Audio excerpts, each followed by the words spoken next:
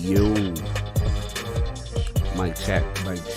It is that time again to return back to the realm. What's going on, people? How are we doing? Let's get some roll call. Let's get some mic check. See how we doing out here. Salute. My man Ham Solo, what's going on? Back for that, what's going on? Yeah. You already know, 24 hours, yes. We will be back doing the light fall. You know how we do, yes. Gerald Mack, the OG. Oh, hell, ILP, salute. Keep it respectful for sure. We got to keep it respectful. Pop Nop, what's going on? We in here. What's up? Alan Victor, what's going on? Live Supremacy, Lydian Master. He said, let's get it. No doubt. All right. Lloyd Metroid, what's going on, man? Isaac Gentry, what's going on? What's up, Lords? Mr. Ordinary, VX, no doubt. Yeah, I'm doing good. Thank you for the level check. Appreciate y'all. Black Spartan Gaming. Let's go. Why you scared? What's going on? Dead Proof, Jake Paul, or Tommy? I don't know. I'm going to ask King about that because I ain't going to lie to you. Like, I was into the press conference. I watched the press conference coming back off the plane. I just came in from Houston. And Tommy was talking that talk, like that real boxer talk. So I don't know. I got to see. I don't know enough about Tommy to know if he legit or if he just, he ain't got enough experience. But yeah, we'll see. Robert Kelly playing my game of the year. Okay, you playing that Midnight Suns then. No doubt. Edward Walton, what's up, man? Good to see you. No doubt. Dead Proof, what's up? No doubt. So yeah, we're gonna get the Dead Proof. We want Jake to win. Okay, Jake talking that talk. We're gonna see. I can't wait because if he does beat him, I guess they're gonna say, "Yo, he beat a boxer." So we see. He said, "Tommy, my Love Island boy." I can't. Kevin going in. No doubt. Yeah, these Destiny expansions need to get done. You're tired of shelling out this cash. Yeah, it's that time. Lightfall is here. Strand, The Witness. I'm ready. No doubt. So look, we're gonna get the rest of the Lords in. Running little late. I ain't see Addict yet. I spoke to King and I spoke to Solve. So I spoke to Addict last night. We were up late. So hopefully he gets it here. Then King will be here in a minute to get us a content strike with his theme songs and his uncopyrighted, his copyrighted music. So you know how that go. Anyway, good to see y'all up in here. Much love in the realm. We had some fun. A lot of topics. A lot of stuff to discuss, but I'm leaving y'all with these Dallas bars, and we will be back. Oh, hold on. Don, the games. Put it down Friday, 183rd for answers. Yeah, you can do that. You can put a link down. Again, sorry. Apologies to your family and all that. No doubt. Christopher Hart, what's up? I see you. Anyway, we will be back, and I will get the rest of the Lords, and we're going to try to start on time. So, all right, back for that. Last question. You getting on Destiny today? Only one day left. I don't know, brother. Like, my schedule is absolutely crazy. And I got Fawn's show to do today. So, I promise Fawn's, we haven't looked up in a minute. I don't guest a lot. So, this was the only day that kind of worked. So, I'm going to be on Games Talk Live. So, I got a full day. So, we'll see. I can't promise. But trust me, Lightfall, I'm in. I'll be back. Don't worry about it. Tell the clan to hold it down. All right, I gotta go. I gotta go get the rest of these Lords, and we will come back. Talk to y'all.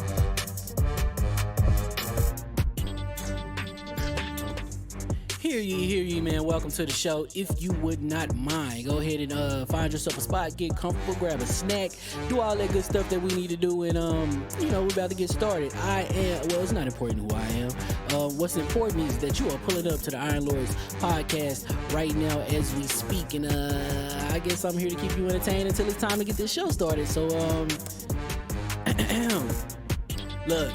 Y'all done messed up and turned me to an animal. And haters be swearing they real, but come to find out that they really mechanical. And yeah, I be eating these rappers, but that's all a part of me being a cannibal. And they say I'm better than money because you can bank on me being accountable. I know a million rappers that don't want to be on a song with me. That's understandable. I kill a beat and they want to compare me to Freddie and Jason. I'd rather be Hannibal. They be like, why use a video game? Just be original. Y'all too dramatical. I know it's random, but I am addicted to flipping the sample and making it flammable. This is that yoga, fire, flame. They think it's arson up in the apartment. They call it department and I get the blame. Still I be running, collecting them rings. You just a target when I'm in the range. I was the hardest to start regardless back when you was messaging people on AIM. Check my vocals. All on Twitter, but I'm anti-social. Love my city, but I'm still bi-coastal. I got... Now let's switch that. What is you doing? What I wanna do. Don't stop. Nah, that was dope. I'm Keep just that, super keep nervous. that, keep that going, keep that going. Nah, go ahead. Look, I guess you could say that I'm very spoiled. For them to be your dogs, they ain't very loyal. But I ain't gonna hold you, I ain't here to boil you. You ain't gotta say it, I'm embarrassed for you. Always been a nerd, never been a loser. Making Voltron with a gang of cougars, and I'm going places. Better tell a Uber, cause it's pretty hard to sleep on Freddy Krueger. That's. Whew. Let's do that again. Hear ye, man. Welcome to the show. If you would not mind, go ahead and find yourself a spot, get comfortable, grab a snack, do all that good stuff that we need to do, and we're about to get started. It's not important who I am. What's important is that you are pulling up to the Iron Lords podcast right now as we speak, and I guess I'm here to keep you entertained until it's time to get this show started. So look. Y'all done messed up and turned me to an animal. And haters be swearing they real, but come to find out that they really mechanical. And yeah, I be eating these rappers, but that's all a part of me being a cannibal. And they say I'm better than money because you can bank on me being accountable. I know a million rappers that don't wanna be on a song with me, that's understandable. I kill a beat and they wanna compare me to Freddy and Jason. I'd rather be Hannibal. They be like, why use a video game? Just be original, y'all too dramatical. I know it's random, but I am addicted to flipping the sample and making it flammable. This is that yoga, fire, flame. They think it's arson up in the apartment, they call it department and I get the blame. Still I be running, collecting them rains. You just a target when I'm in the range. I was the hardest to start regardless back when you was messaging people on AIM. Check my vocals, all on Twitter, but I'm anti-social. Love my city, but I'm still bi-coastal. I got. Nah, let's switch that. What is you doing? What I wanna do. Don't stop. Nah, that was dope. I'm Keep just that, super keep nervous. that, keep that going, keep that going. Nah, go ahead. Look, I guess you could say that I'm very spoiled. For them to be your dogs, they ain't very loyal. But I ain't gonna hold you, I ain't here to boil you. You ain't gotta say it, I'm embarrassed for you. Always been a nerd, never been a loser. Making Voltron with a gang of cougars, and I'm going places. Better tell a Uber, cause it's pretty hard to sleep on Freddy Krueger. That's. Whew. Let's do that again. Hear ye, man. Welcome to the show. If you would not mind, go ahead and find yourself a spot, get comfortable, grab a snack, do all that good stuff that we need to do, and we're about to get started. It's not important who I am. What's important is that you are pulling up to the Iron Lords podcast right now as we speak, and I guess I'm here to keep you entertained until it's time to get this show started. So look. Y'all done messed up and turned me to an animal. And haters be swearing they real, but come to find out that they really mechanical. And yeah, I be eating these rappers, but that's all a part of me being a cannibal. And they say I'm better than money because you can bank on me being accountable. I know a million rappers that don't wanna be on a song with me, that's understandable. I kill a beat and they wanna compare me to Freddy and Jason. I'd rather be Hannibal. They be like, why use a video game? Just be original, y'all too dramatical. I know it's random, but I am addicted to flipping the sample and making it flammable. This is that yoga, fire, flame. They think it's arson up in the apartment, they call it department and I get the blame. Still I be running, collecting them rains. You just a target when I'm in the range. I was the hardest to start regardless back when you was messaging people on AIM. Check my vocals, all on Twitter, but I'm anti-social. Love my city, but I'm still bi-coastal. I got. Nah, let's switch that. What is you doing? What I wanna do. Don't stop. Nah, that was dope. I'm Keep just that, super keep nervous. that, keep that going, keep that going. Nah, go ahead. Look, I guess you could say that I'm very spoiled. For them to be your dogs, they ain't very loyal. But I ain't gonna hold you, I ain't here to boil you. You ain't gotta say it, I'm embarrassed for you. Always been a nerd, never been a loser. Making Voltron with a gang of cougars, and I'm going places. Better tell a Uber, cause it's pretty hard to sleep on Freddy Krueger. That's. Whew. Let's do that again. Hear ye, man. Welcome to the show. If you would not mind, go ahead and find yourself a spot, get comfortable, grab a snack, do all that good stuff that we need to do, and we're about to get started. It's not important who I am. What's important is that you are pulling up to the Iron Lords podcast right now as we speak, and I guess I'm here to keep you entertained until it's time to get this show started. So look. Y'all done messed up and turned me to an animal. And haters be swearing they real, but come to find out that they really mechanical. And yeah, I be eating these rappers, but that's all a part of me being a cannibal. And they say I'm better than money because you can bank on me being accountable. I know a million rappers that don't wanna be on a song with me, that's understandable. I kill a beat and they wanna compare me to Freddy and Jason. I'd rather be Hannibal. They be like, why use a video game? Just be original, y'all too dramatical. I know it's random, but I am addicted to flipping the sample and making it flammable. This is that yoga, fire, flame. They think it's arson up in the apartment, they call it department and I get the blame. Still I be running, collecting them rains. You just a target when I'm in the range. I was the hardest to start regardless back when you was messaging people on AIM. Check my vocals, all on Twitter, but I'm anti-social. Love my city, but I'm still bi-coastal. I got. Nah, let's switch that. What is you doing? What I wanna do. Don't stop. Nah, that was dope. I'm Keep just that, super keep nervous. that, keep that going, keep that going. Nah, go ahead. Look, I guess you could say that I'm very spoiled. For them to be your dogs, they ain't very loyal. But I ain't gonna hold you, I ain't here to boil you. You ain't gotta say it, I'm embarrassed for you. Always been a nerd, never been a loser. Making Voltron with a gang of cougars, and I'm going places. Better tell a Uber, cause it's pretty hard to sleep on Freddy Krueger. That's. Whew. Let's do that again. Hear ye, man. Welcome to the show. If you would not mind, go ahead and find yourself a spot, get comfortable, grab a snack, do all that good stuff that we need to do, and we're about to get started. It's not important who I am. What's important is that you are pulling up to the Iron Lords podcast right now as we speak, and I guess I'm here to keep you entertained until it's time to get this show started. So look. Y'all done messed up and turned me to an animal. And haters be swearing they real, but come to find out that they really mechanical. And yeah, I be eating these rappers, but that's all a part of me being a cannibal. And they say I'm better than money because you can bank on me being accountable. I know a million rappers that don't want to be on a song with me, that's understandable. I kill a beat and they want to compare me to Freddie and Jason. I'd rather be Hannibal. They be like, why use a video game? Just be original, y'all too dramatical. I know it's random, but I am addicted to flipping the sample and making it flammable. This is that yoga, fire, flame. They think it's arson up in the apartment, they call it department and I get the blame. Still I be running, collecting them rings. You just a target when I'm in the range. I was the hardest to start regardless back when you was messaging people on AIM. Check my vocals, all on Twitter but I'm anti-social. Love my city but I'm still bi-coastal. Let's switch that up.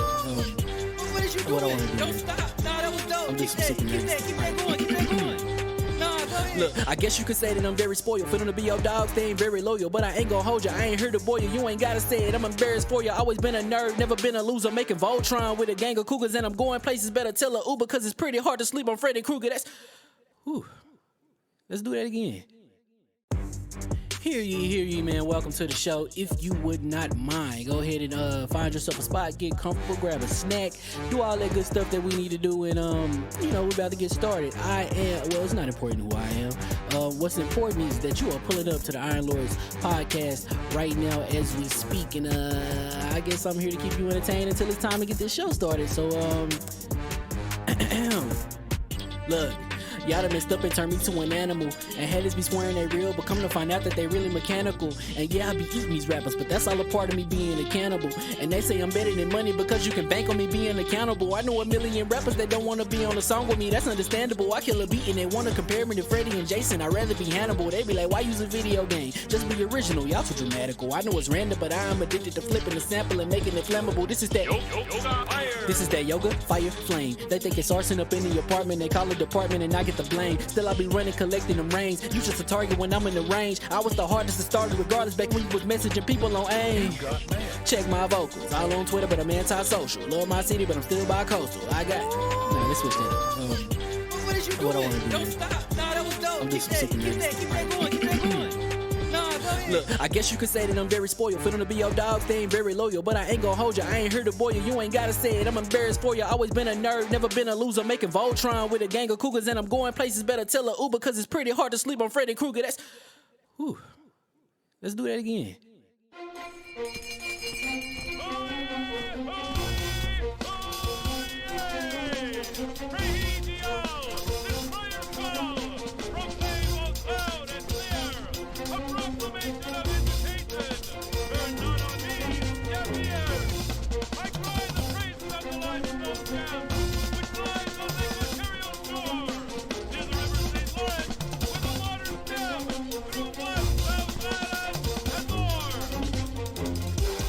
I'ma just chill and watch them and eat snacks in the attic. I wanted to chill with the pack and be like a young wolf, but then they would mistake me for addict. If I can imagine it's cool to give you some advice, then invite your girl to your squadron. Cause if you don't give her that option, you gon' be single player like Sovereign. You gon' get tossed in the bushes by King David. Royalty and not a pretender. Detrimental to an elemental, what's an avatar to a knee bender? I gotta be me though. I know it's my destiny, word to Cognito. Who cares if you fly, if you still a mosquito? You swear you ain't stuntin', but really be Steve-O. You like to collect stuff and that's cool, but I got bad news. Even if you really was that dude, King David still be the king of the statues. Since a juvenile, I've been cursed with a curse to be musical. And if you hate it, we'll meet in the crucible. Other than that, then it's cool and it's beautiful. We let you know that your dreams are pursuable. Whatever you wanna do, then it's doable. If you got work on a Sunday, it's suitable. Cause you can listen to this in your cubicle on the Lord's Day. Woo. If you got work on a Sunday, it's suitable. Cause you can listen to this in your cubicle on the Lord's Day.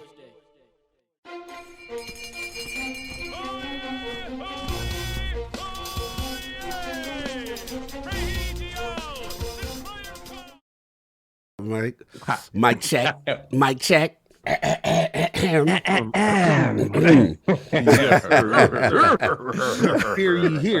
ye, and all that good stuff. And we are live, and welcome to the Iron Lords Podcast, LLC, and also live on lordsofgaming.net, episode number 293. It's another glorious Sunday. We're back at the round table on the Lord's Day, and today, got Xbox signing deals, Nintendo and NVIDIA, BaldursGate3 on Xbox, AtomicHeart impressions, excuse me, PSVR2 impressions, and Mikami leaving TangoGameworks to discuss it, so we're going to get right into it. So let's introduce, we missing one, right? One of these guys missing? Missing what? Missing in Addict, MIA. Send your love to Addict. Send your love to Addict, you know. Let's go through it now. Yes, I spoke to him. He will be good, hopefully joining in process, so salute to him. But we still got three other lords. Of course, our most technical gaming lord, the solo gamer who lives for the single-player selfish experience, and also the Sostradamus, the Lord of Clarity and Lord Patreon of the Iron Bank, who I now hate because of the LSM event. Fiasco. Lord Sovereign, how we doing, sir? I have no idea what you're talking about, sir. And you spoke to me so rudely in chat. I was like, I don't understand this behavior from you, but you know what you did. I'm just an innocent boy. You know what you did. Very spicy, sir. How we doing? Shout out to you. I know you had. I have not seen it yet. I wasn't there live this time, so I want to see. Are they uploading that to Patreon?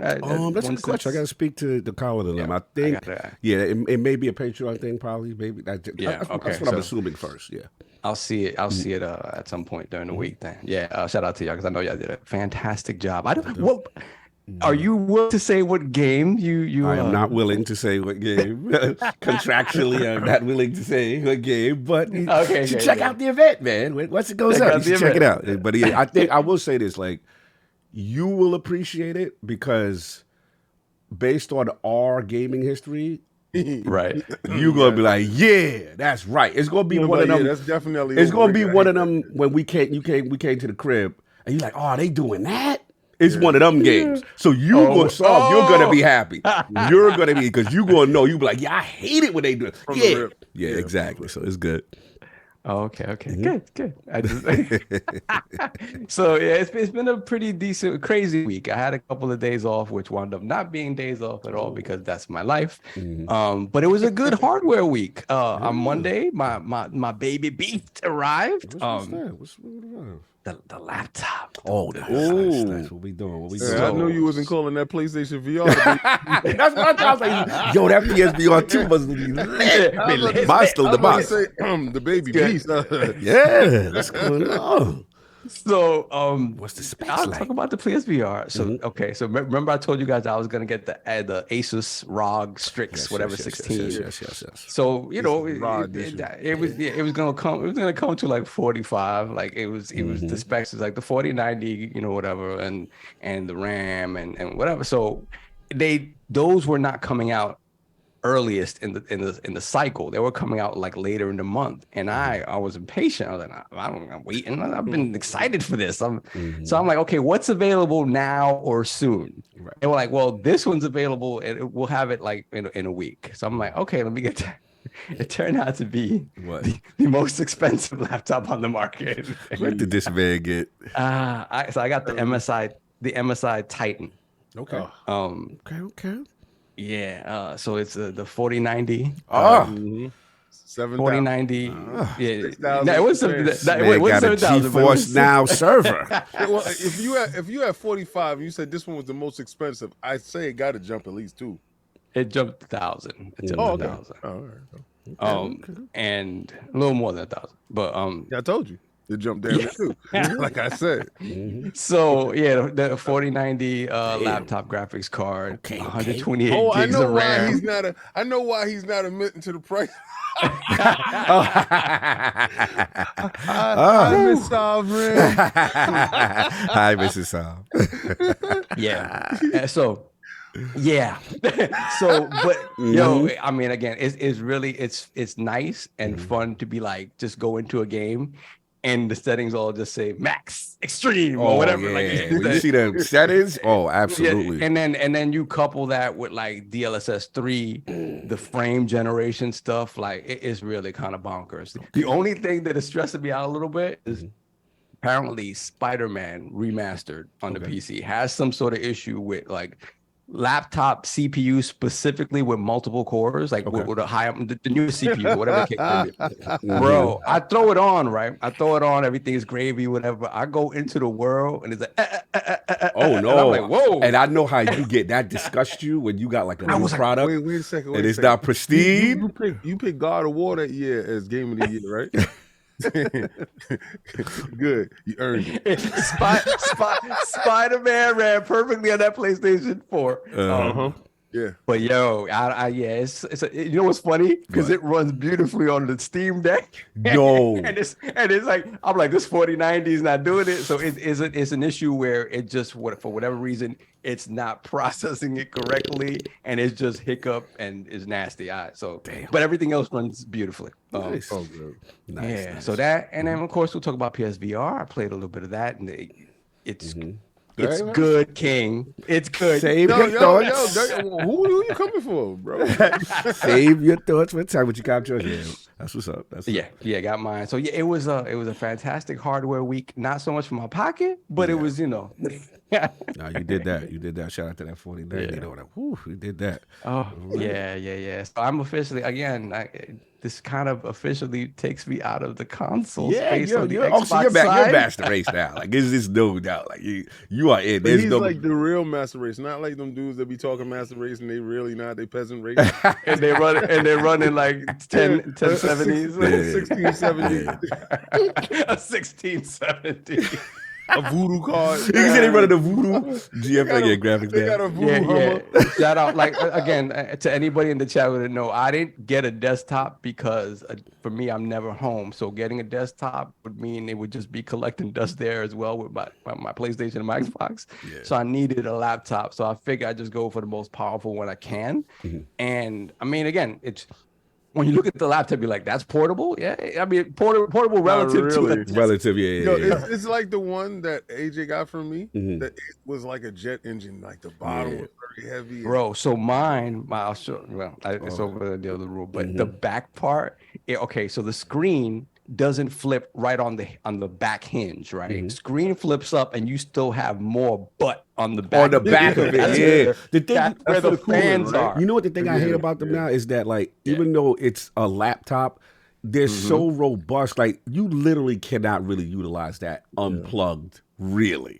No. That was the funny thing, right? Because I didn't realize. I thought the Spider-Man issues were the fact that because the battery, I have it plugged in, but once the battery reaches 100, it'll stop charging. It'll start charging, so you stop getting outlet power. Nice. So I'm like, this must have just been running on battery power. That's why it wasn't working. So then when I went in, and I went back in, and it wasn't the case because everything else was running fine. But again, that on battery life, just a solo, you're looking at depending on the game you're running. Like if I'm playing Vampire Survivors, I get 2 hours. 2 hours. 2 hours with that. If I'm playing a 3D intensive game, anything else is 50 minutes. An hour. Bro, you better keep. Yeah, that's the only thing I don't like. I'm like, this. It literally takes away. And this is Master Race. And this is Master Race. And again, like that. No, because I mean, you know what it is? The laptops, you always have to make concessions on the laptop. Because if you look at how big a 4090 is, and think about what they would have to do to pigeonhole that into a chassis. So power considerations are different, obviously. But yeah, again, maybe one day I will get the desktops set up and just put it in the living room. But again, I would need to have more time to be at home to really enjoy that. Yeah, it's what you need. It's what you need. So that's been it, sir. That's been it. And of course, we have the Incredible Hulk of this, aka the XS Gamer. Ooh. The prophet of Xbox. Swami. King of the statues, who demands nothing less than that premium experience and is the leader of the fraud alert movement. Ooh. Beloved Lord King, how we doing, sir? I'm doing fantastic. For those that don't know, go see Cocaine Bear right now. What? Cocaine Bear is that's right. Sweeping the nation. I'm telling you right now, it's a cult classic. It blows Ant-Man out the water. Attic and myself will be talking about it on All Know with the Lords at 5 p.m. on Tuesday. It is the most hilarious movie that I've seen in years. It's called Cocaine Bear. Cocaine Bear. It's based on a true story, Kai. It's a true story of a bear getting a hold of some kilos. And what's happening here? So it's a horror film, it's a slasher film, it's a comedy. It's set in 1980 something. It's in the 80s. I'm looking at it right now. What is going on, fam? Yo, it is why he got bad powder? Yo, what's going on? What's going on? If you're easily offended, do not go see it. This is not for the so this is not for you sensitive dudes out there. If you sensitive, your girl is sensitive, don't pull up. Don't pull up to this one. This is not for y'all. But for those dudes that will be looking for that offensive movie to get back to how we used to be, how we could disrespect and have fun doing it, this movie is no joke. It's the best movie I've seen so far this year. No lie. No lie. What's been going on, sir? Playing Fortnite. Okay. Playing Fortnite, getting these chicken dinners, having so much fun. Because I got this this new emote, and how many people around is how many people can join in and link up to this emote. Okay. One time I almost had a whole lobby jumping around, except for the fake people that aren't, like the bots that's in there. The bots. I had at least 10 people in the lobby jumping around with this hallelujah dance. So it's a fun thing. I'm doing that. Played AtomicHeart. Downloaded that. You guys hear me? Yeah, you good. You good. You lit. Go coming in hot. Yeah, so I played AtomicHeart. Got my impressions on that. Downloaded my Destiny again. Getting ready to get suited up and booted up. We get that jersey back. We can bring the gang back together. 28th, we supposed to be lit. We supposed to be right back in. Supposed to be doing it. Okay, that's big for you. You've been away. Oh no, not really. What happened was Fortnite took over. And Destiny got to that repetitive, season college course thing. We're gonna do the dungeon this week. Like my season pass is maxed out. Be like, what? Why? Oh, yo, they got new weapons in the lighthouse. I'm stacking more weapons again for them to go to the next game and say somebody blew up the vault. Yo, you should. I said I'm not doing it. I said, I'm not collecting these weapons to make them irrelevant because this is the hottest weapon. It's meta. It's crazy. And then I get it, and then it's useless. It's like, better than that. I did all of this to get this shotgun, and so I was just like, nope. I'm out of here. You more of an expansion dude at this point, I would say. I gotta come back when I got the big stuff to do. No doubt. So Halo got some stuff that's in there. I heard they got a nice little season thing going on right now. I gotta go check and see if they fixed up their joint because I'm tired of running around looking like a dusty Spartan. Them ashy Spartans is not a goal. Not the wave. But other than that, I'm watch the Cliffy B. Cognito paid good money not to be an ashy Spartan. Yes, I paid very good money to look back by drip. Hello. Nice. I'm hearing an echo. No, I don't. Good. I don't hear no echo. You still hearing it? That's you. That gotta be you on your side. Anybody hear Attic echoing? Nah, Attic, you sound actually good on our side. It must be you internally. But anyway, anything else, King? Nah, that's about it. Just getting ready for what's about to happen soon. I was watching. Can I ask you a quick comeback to it before our Attic is distracted? I saw the press conference with Tommy Fury and Jake Paul. It's supposed to be tonight. It was like he was talking to him, King. He is like all last. Then they made the bet that the purses, one person get all the purse on the winner. And then the father came up on stage, and then Jake Paul called him a fake Fury, and then it was on. Like I was thoroughly invested with this press conference. Good WWE. Yes. It's entertainment. This stuff is scripted, so I really don't believe anything about it. No, I do have scripted. Fun. He's talking to Jake. Like that. He talking to Jake though. He like you. He's generally an entertainer. He's scripted. This fight is scripted. Fury's gonna go out in the 8th round. Okay. Ooh. Yeah, bro. But listen, if you see what happened with Floyd, was it last night? Like that it was scripted. Come on. he took this guy, forget his damn name. He's a the MMA fighter. Yeah, the dude from England used to be. He was on like Geordie Shore, that version of Jersey Shore that's from England. And then, but he became an MMA fighter, and like he's I think he's 5-2 overall, something like that. But Floyd outclassed him the whole time, and then they get there's no decision at the end. No, what? Oh no, but that's some exhibition. Exhibition, yeah. But they say, all right, last point, we'll move on. They say that if Jake Paul win, he gonna get a ranking from the WB. Yeah. Okay. They trying to. Okay, so you know how when they trying to F up your sport,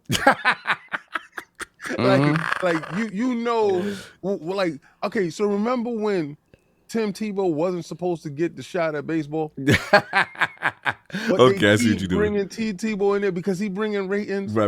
Okay, so you saying this is we okay? ain't gonna really give him a shot. Because when we really put him out there with the real people, he gonna look like Tim Tebow. So I see what you're saying. So basically, you're saying boxing is taking advantage of Jake Paul's immense popularity. Yes. So I see where you go. And so when he get in there with somebody real, so do they real? Because he sound like he a Fury. He box. Okay, so let me ask you a question. This can answer it all. Okay. Have you heard of him? Nah, I never heard. There you go. I thought you had. I thought he was an up and coming dude. No, cool. He's not. He is the Fury. He's Calvin Fury. Calvin Fury. He's like the Jackson 5, but then he got 6 brother. Because that's what Jake Paul said. Jake Paul said, you a bootleg Fury. Like, you don't even got the real name. Like, you. Nah, he the fake Fury. He spells it with an I. Like, yo. I can't. Fury. Yo, I can't. He called him Fury. Anyway. There's nothing real. No doubt. And of course, we have my co-host and the co-mouse, my brother from another mother, the difficult game conqueror, Lord of his own world, and the how of the young wolf. My man, Lord Attic, that we don't hear no echo with. So how we doing? I hear an echo. Everything I say. Well, let me leave and come back. All right, so he gonna leave and come back while I'm doing this intro. Awesome. So on. King the Conqueror laptop. You hear me.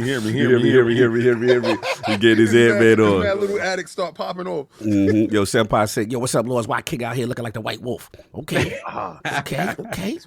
Listen, man, that's the Master Mall, some chord right there. Yeah. This one you Run Shaw. 32 Timbers. Exactly. Remember the seafood when you get the Yeah, that Kung Fu master. Seafood coming soon. Yeah, seafood coming soon. Because it's not in PlayStation. I went over there. I was like, yo, let me get a hold of that seafood. I heard you. He said, nah, you see food over there when he get it to you. Yo, shout out to Paris. He said, Brother Fury is the GoBots to the trans. Yo, remember the GoBots? I kind of like the GoBots. He's the lexicons. The you don't remember the like, when you go to Mexico, what we doing? You know when you go to Mexico and they got the different translations in the box? That's what I thought. And they got they come with wrestling belts. Yeah. I do remember. Yo, GoBots is lit for a minute. When they had Scooter Leader One. And then they had the one that stomped the foot and do the electricity. They were scared. Crasher. You know? The GoBots, they was trying to hold on though, kid. I was trying to make it work. Oh, y'all really? Nah, I was. You felt they was fake from the jump? From the rip. I was like, what is this? I remember the theme song. Kai, the GoBots. Kai tried it. I was like, you go ahead, bro. It was cheaper than Transformers. Yes. They were smaller. He was like, yo, I could get it for half the price. I got the whole squad. Nobody cares. Anyway, we're waiting for Addy to come back, but I will introduce myself, the Gamer Ninja, Shinobi, LordCognito, back in the realm of the IOP, fresh off the plane from that LS. Jay Prince said. What Jay Prince told you? Yo, I had to check in with Jay Prince. You know what I'm saying? Shout out to Jay. Watch out for Whack, because Whack out here.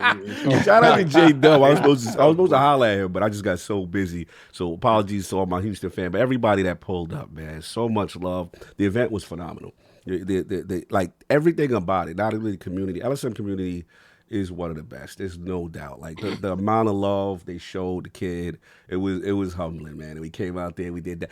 Shout out to all of y'all for y'all frauds. I'll put a fraud alert on y'all. I know what y'all did. Y'all was selected to slander me and do y'all little video stuff, or tree y'all. Listen, wait till you see the unedited version. When you see the you didn't get Can a you chance guys to hear me? Yeah, we can hear you. Yeah, Oh, we hear you. Oh, thank echoing? God it's gone. All right, cool. I'm gonna get your intro. I don't like hearing myself talk. Did you get a chance to hear my game that was underrated? Oh, I think what Overrated? you said. Oh man, I forgot what you. No, because then you didn't hear it because it's at the end of it. Because if you saw the edited joint, Oh, the you gotta edit edited it joint and don't got unedit. it in it. Oh, Yeah. no, I didn't see the Yeah, he unedited. pretty much took like all of our responses and made funny edits with all. Yeah, it's some it's some like stuff if in you there. like Soft sent me his original, it's like 8 minutes long. Oh wow, nah, you were hilarious at the end. I finally caught that joint. Saul was just straight disrespect. I was like, yo, it was so just, it was funny. It was like, yo, he in his bag right it now. was so disrespectful. I was concerned. Yeah. Like, Yeah, because he said some stuff like the hentai stuff. Yeah, I was like, dang, whatever. Any foolishness Cog puts in VR in his face. Yo, because the thing, you know what it was? Like, I think Locke knows that I'm really the only one that's kind of in LSM besides, you know, Yes. and I'm down with the Patreon. So he listen, you know what happened during the first show? Yes. And he was like, we're going to be talking about the most overrated games. He's like, Saab, you know the assignment, right? I was like, yes, I do, sir. Yes, I do. I didn't know the assignment. Oh, he knew the I assignment. didn't know it. Yeah, Attic had no idea he was lost. Yeah, but shout out to No, everybody. but it worked out great. I love the fact that you used Attic right at the end of Yes. it. That was Yeah. so perfect. It was good. Have Attic at the end of it was really good. Shout out to You know what everybody. it was is I came back in the frame. Yeah, and then you came back when you had your face doing that foolishness. I was like, all right, they gave it back. You gonna hate my guts after you see the footage. Oh, Full Lord. on is crazy. It's yeah. crazy. So shout out to y'all. And then of Jaffe and Gene Park, I see it up in there. Jimmy Champagne was up in there. You know what I'm saying? I want to give us a couple shout outs. Shout out to the homie Sean Mason. He's in our Discord. He's always comes to all the events. Yo, it was so cool to see him. That brother has been through a lot on his physical journey. He has been. And yo, it was dope. A lot of people. Shout out my man Hodge. He was up in there. Showed wild love. Shout out to my man Astro. I met that's the dude who every show he'll text out IOP without context. Yeah. I met the dude, crazy dope. So like, did you meet Don Otaku or Don Otaku? Oh, Don Otaku? Don, he in there. Don was in there in the back when he was doing questions, and they asked him, and there was a segment of the show where they were just straight Sega slander.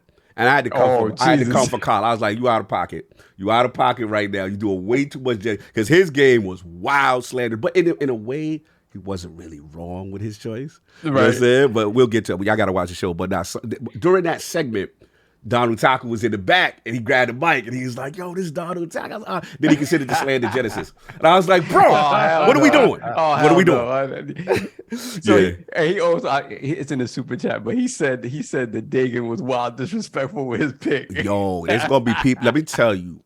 I'm gonna tell you when that show go up. People, I just spoke to Chris. I said, Chris Frank, I just hope you're safe, brother. I just hope you're safe. I hope you got because you're a full-time boxer now. You might get kicked off the show.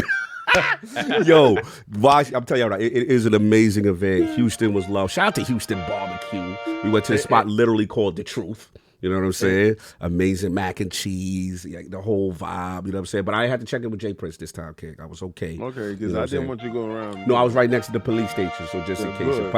But see, he owns the police, so you got it's true. You gotta be careful. You know what I'm saying? The Prince family. as long as you wasn't hanging out with Gunner. No, Gunner. What's up, man? I'll give you guys this. You know, what Chris Ray got done, I think a lot of you guys will enjoy it. Yeah, it's a lot of joy. You already know. Wow. And of course, Gaming Lord, who missed his intro right after. But how are you doing, sir? Doing pretty good. I have my my girlfriend's daughter today while she was working. So normally my mom gets here to take her or watch her during the podcast, but past couple weeks it's been like hit and miss. They get here on time. But I'm here, and then I get on and hear myself echo, and then I got off the headset, and I was hearing myself echo there too. And I was like, "What is going on?" I think it was that program. I think that's what. Oh, okay. I thought you were saying it was in your ears. So no, you got to get that checked out. What you been playing, sir? The I'm not allowed to talk about what. That's why I said it. You're not allowed to talk. I was just see if you're gonna break in the air now. I was gonna see. No, I'm not allowed to talk about it. My man, there you go. You guys will see here soon. I think the No embargo snitching on that. is next week sometime. Yeah, but no you guys will see here soon. No doubt. And yeah, for me, it's been like I said, I just brought the Steam Deck on to play Marvel. Midnight Suns runs very good on the deck. You. Yeah, got that little Demio. Unfortunately, my PSVR2 came literally the day before I'm about to fly out, so it's literally in the box. Yeah. I'm like, oh man, so I didn't get a chance. But I did test Demio console version on PS5. Okay. Fantastic job, Chad. Looks Fantastic. It looks so good. I ain't gonna front. Like, you know what it is? This is my first time playing Demio on an OLED. Because technically, prior to that, I did play the PC version, but I don't have no OLED screen or nothing like that. Yo, Demio hitting kind of different on that OLED. So I was like, I like Xbox, you need to get on this. You know what I'm saying? The resolution, take all the bags you need, bro. You know what I'm saying? So, and it don't seem like it's a marketing deal. So, Xbox people, bro, I'm telling you, man, that's gonna be one. And they got full crossplay, so I've been rocking that. And then, on the Steam Deck, I bust out the Tekken 7, bro. Did you see that it was Tekken nice, 8? beautiful. Ooh. Did you see it, bro? Did you see that Tekken 8 trailer when they fighting in Times Square when we took Attic at in the joint? It looked nice too. Woo! Kazuya looking crazy. That game looks amazing. Harada-san, I need a date. We getting it this year. When we getting it, bro? When we fighting games this year. We got the confirmation that we got, from an earnings call that we're gonna get MK. Yeah, we get that Mortal Kombat. You know what I'm saying? No doubt. But that's been it for me. You want to do the super chats, or you want me to do the Scribe now? Let me do the super chats. No doubt. Okay. We got Nintendo on the Otaku member for 1 year, $5 super chat. I just wanted to shout out Cog and LSM. The event in Houston was fire, and the highlight was me slandering Sega in front of a live crowd with Cog present. He was wild disrespectful. But you know what? In respect for him, King, you know what he did that was fun? He had one of the moments. He broke the rule that you're not supposed to do, which is, when your man get a new system and invite you over. Oh man! He slandered his man's system when his man showed him the Genesis. Oh, he didn't care. Oh, damn. He was not feeling it. He's a Super Nintendo head. You know how the Super Nintendo heads do. So yeah, shout out to him. But Genesis was out before the Super Nintendo. Before, right? I guess he just didn't have it. He just didn't have it. Oh man! Okay, that do kind of make sense. You went and brought a Genesis after you saw the Super Nintendo. you should get that work. You funny, you messy. Salute to him. Yeah, we got Nintendo the Otaku again. Remember for your $5 super chat. Also, as a moderator with 0.1% stake in ILP, I use my power to ban Dagon Moriarty from ever showing his face in the realm. Mad disrespectful. Dagon went in on Nintendo something. Nintendo slander did he drop? We can't, like I said, y'all gotta watch the show. But Dagon came for a lot of people hard. I was like, wow, he did that. Okay. Then we have Robert Kellett, $2 super chat. Did the joystick scare off Addict? No, Addict is here. No, the joysticks did not scare off Addict. He is afraid he was going to get a joystick of his own today. Somebody gonna change their name for Addict. Exactly. For Hilarious. Then we got Free R. Kelly, $5 super chat. Not a lot of news this Sunday. Hopefully the next day to play brings Sony back to standard. Ain't nobody care what Xbox and Nintendo got going on right now. You was a damn liar. Yo, Kelly, if you can you change the profile picture? You know what video I just came across that I forgot about it. Which one? It was R. Kelly with Cassidy the whole time. Yeah. Oh, but he starts out with the pink Zorro. Yeah. I'm gonna need the pink Zorro, Kelly. I'm gonna need the pink Zorro. I can't. No doubt. Then we have Corey Tidwell, $5 super chat. Y'all disrespectful calling my boy Bison Furry. Fury. Fury. Yo. He's from the Fury. I can't. Then before y'all get in the tizzy, this gentleman is already a super chatter before, so he's not dissing King. This is his own name. Yes. King is overrated. $5 super chat. Trying to come off the whiskey from last night, and the round table is gonna help with waking me up. Keep up the good work, Lord. Thank you, brother. You can get that focus. Happy to help. Happy to help. GG, if you need right the here. focus, See what it is? Yeah. And I got it in that Iron Lord's cup. Yeah. Okay. Hey, the mug, go get Put that weapon down. This is definitely No meat. doubt. Oh, well, for sure. I got 2 scoops today. And we What else have. got? Shout out to East Texas Alice. Put the crest in the chat for East Texas Alice for gifting 5 IOP memberships. Shout out to you, Oh, sir. salute, Appreciate salute. that. Mm-hmm. Then we have Nintendo the Otaku once again, $2 super chat. Hearing Saab was wild and out of character for me. Yes, Yes. that was definitely Saab after dark. Yes. Like I said, Lockmore was like, Saab, you know the assignment? I was like, yes, I do. No doubt. There we have Nintendo the Otaku again, $5 super chat. Xbox Shadow Drop Game of the Year contender. Nintendo Shadow Dropped remake of a game of all time, the greatest of all time contender. Then we have PlayStation Shadow Dropped Mass Emotional Damage. Chill. Wow. Messy. Mm-hmm. Let me see what else. Then we have Robert Kellett once again, $2 super chat. So Suicide Squad sounds more like DOA fam. I liked what I saw, but it is Very polarizing, it seems. It is polarizing. People, to me, if the story stuff is good, that the craziness of the open world, if it plays out that way, because again, I don't know if that was straight up gameplay or that was a vertical slice. We will see how it plays. We'll see. No doubt. You were saying that it was gameplay. They said Yeah. it was. Real quick, we got the legendary Lord Fromage from LordsGaming.net. Just want to make sure his mic is okay. Just give us a little mic check, sir. Yeah, you tell me. Oh, nah, you good. Yeah, you sounded good. You sounded good, no doubt. So we all set with the super chats? We have 2 more that came in. Hold on a second. Let's get Nintendo on the Otaku once again. $2 super chat. Street Fighter 6 clears Tekken 8 easily. Sadly, Jesus. Whoa, watch your mouth. We're not doing Not a that. preference, We're not a preference. We're not doing that, sir. But respectfully, that's your choice. I love them all. I love them all. I won't Thank look you. at the Street Fighter. I look good, but it ain't mess with that. That Unreal Engine 5. Are you crazy? Anyway, continue. That's what I said. That's why we had to leave the room and we had to leave Rockstar there because We're all dying. All of us are dying. I'm just saying, Rockstar got to go. Yeah, we got Drunken Ninja member for 30 months. Lord Bronze. Good morning, ILP. Robin Williams voice. Good morning, ILP. I like that.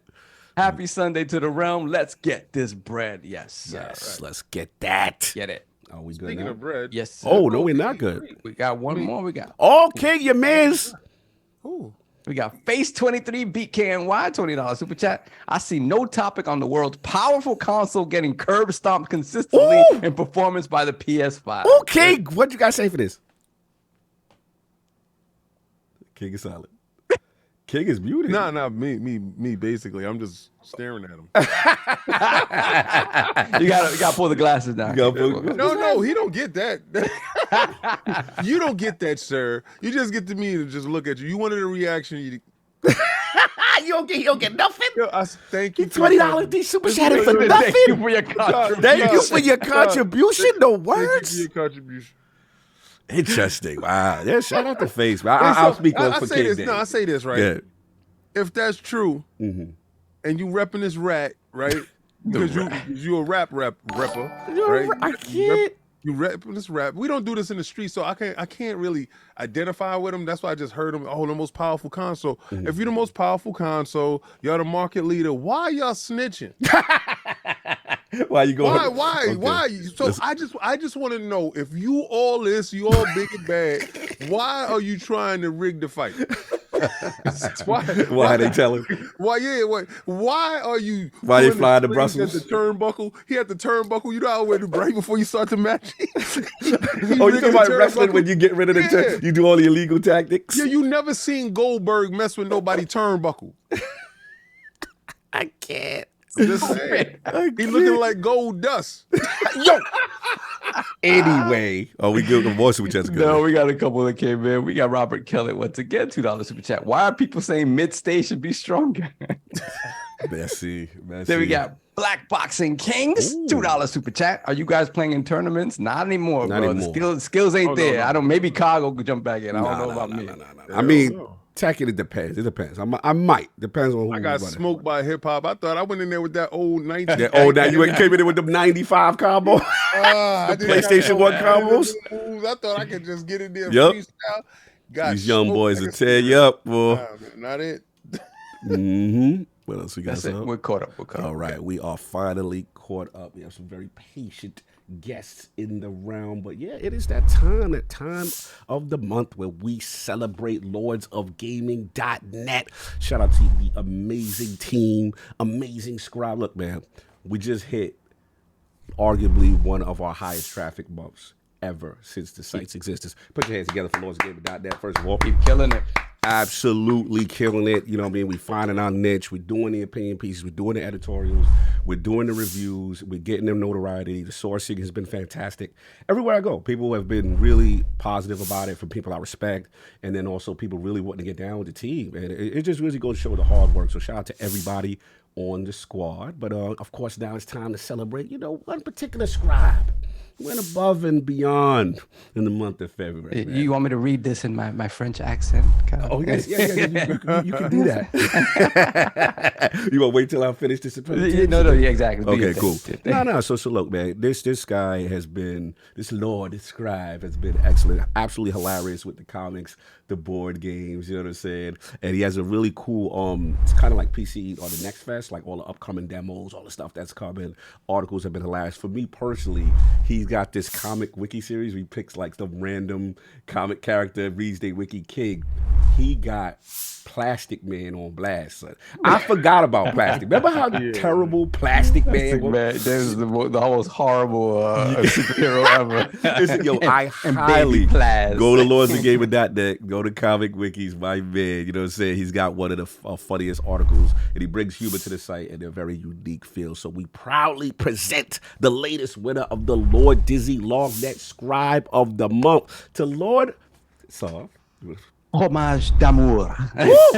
Exactly. AKA Love Cheese. Yes. AKA David Chandler. Speak. What's up, man?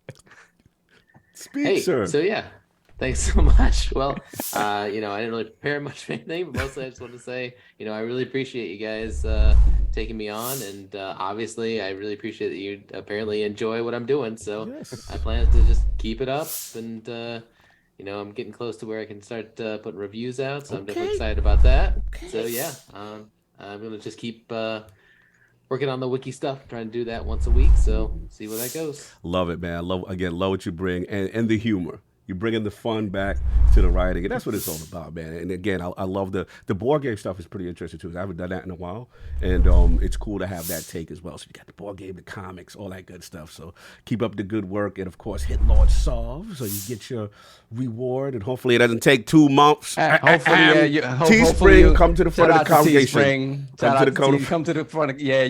We need to baptize you. Bro, apparently. How many lashes? How many lashes for? I don't know, man. It's one of those. You're gonna be walking through the streets getting stuff slung. Yeah, at the you, shame. You're gonna do the shame. Game of Thrones shame. Teespring, you making us look bad out here, man. Your shipping date's terrible. Yeah, so get it hopefully together. You'll get it by Christmas. We'll see. Lord promise, we will take care of you. We will not. You will not be lost in shipping. So. Apparently, my address has to be like a drop service, and I have to forward everything to everybody. Now, my brother, thank you again for taking the time out your day. The Scribe of the Month. Lord promise, thank you so much, brother. No doubt. And of course, we got another award that we want to give LordsGaming.net. Again, this is more in my honor of my brother Dizzy. You know what I'm saying? Like, again, he was a nurturer of talent. He was an editor. He was a person who, gives.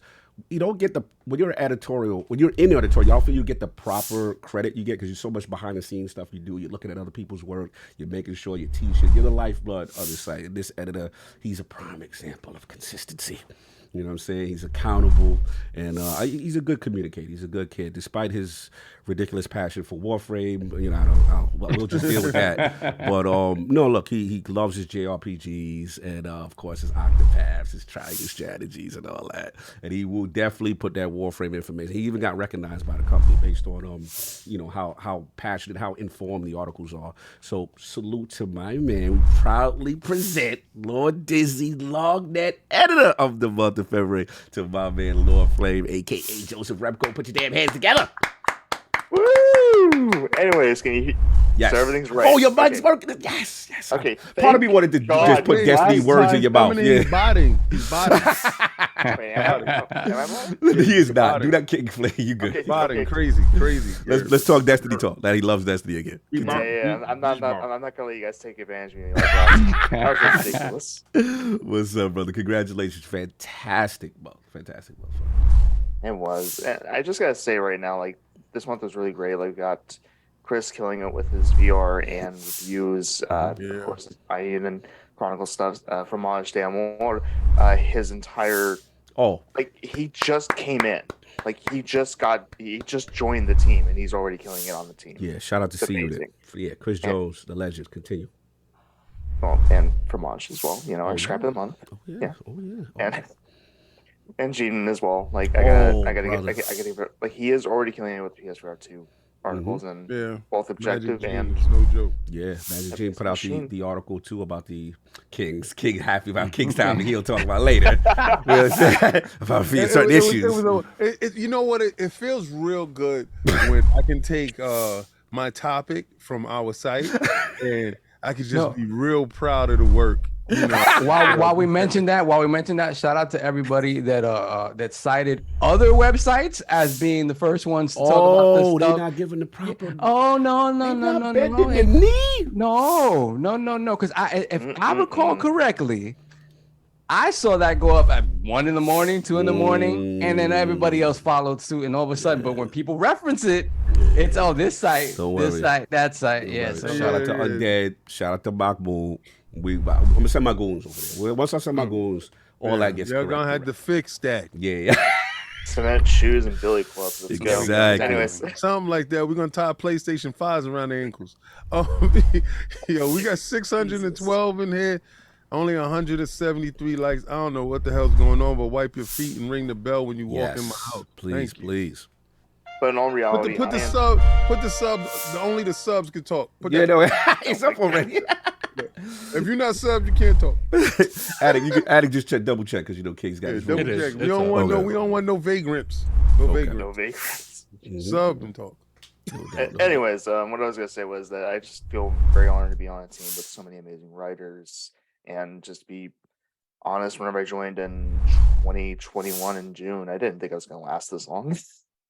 So thank you for having me on, putting up with me, and it's been a great time. Thank you, brother. You're essential to the site, and in a short time, you've been absolutely killing it. You bring the humor, you bring the fun, and he's funny as hell. Yeah, the article quality is tremendous. So keep up the fantastic work. Proud to work with you, and looking for what's going on with Warframe next month when Lightfall comes out. Actually, that's next week for you guys. Yes. But on Friday they actually have a showcase for their next expansion. So if anybody wants to keep up with that, Superior Paradox. If you all heard about that since 2019 in Warframe, because they showed it off, it was pretty major.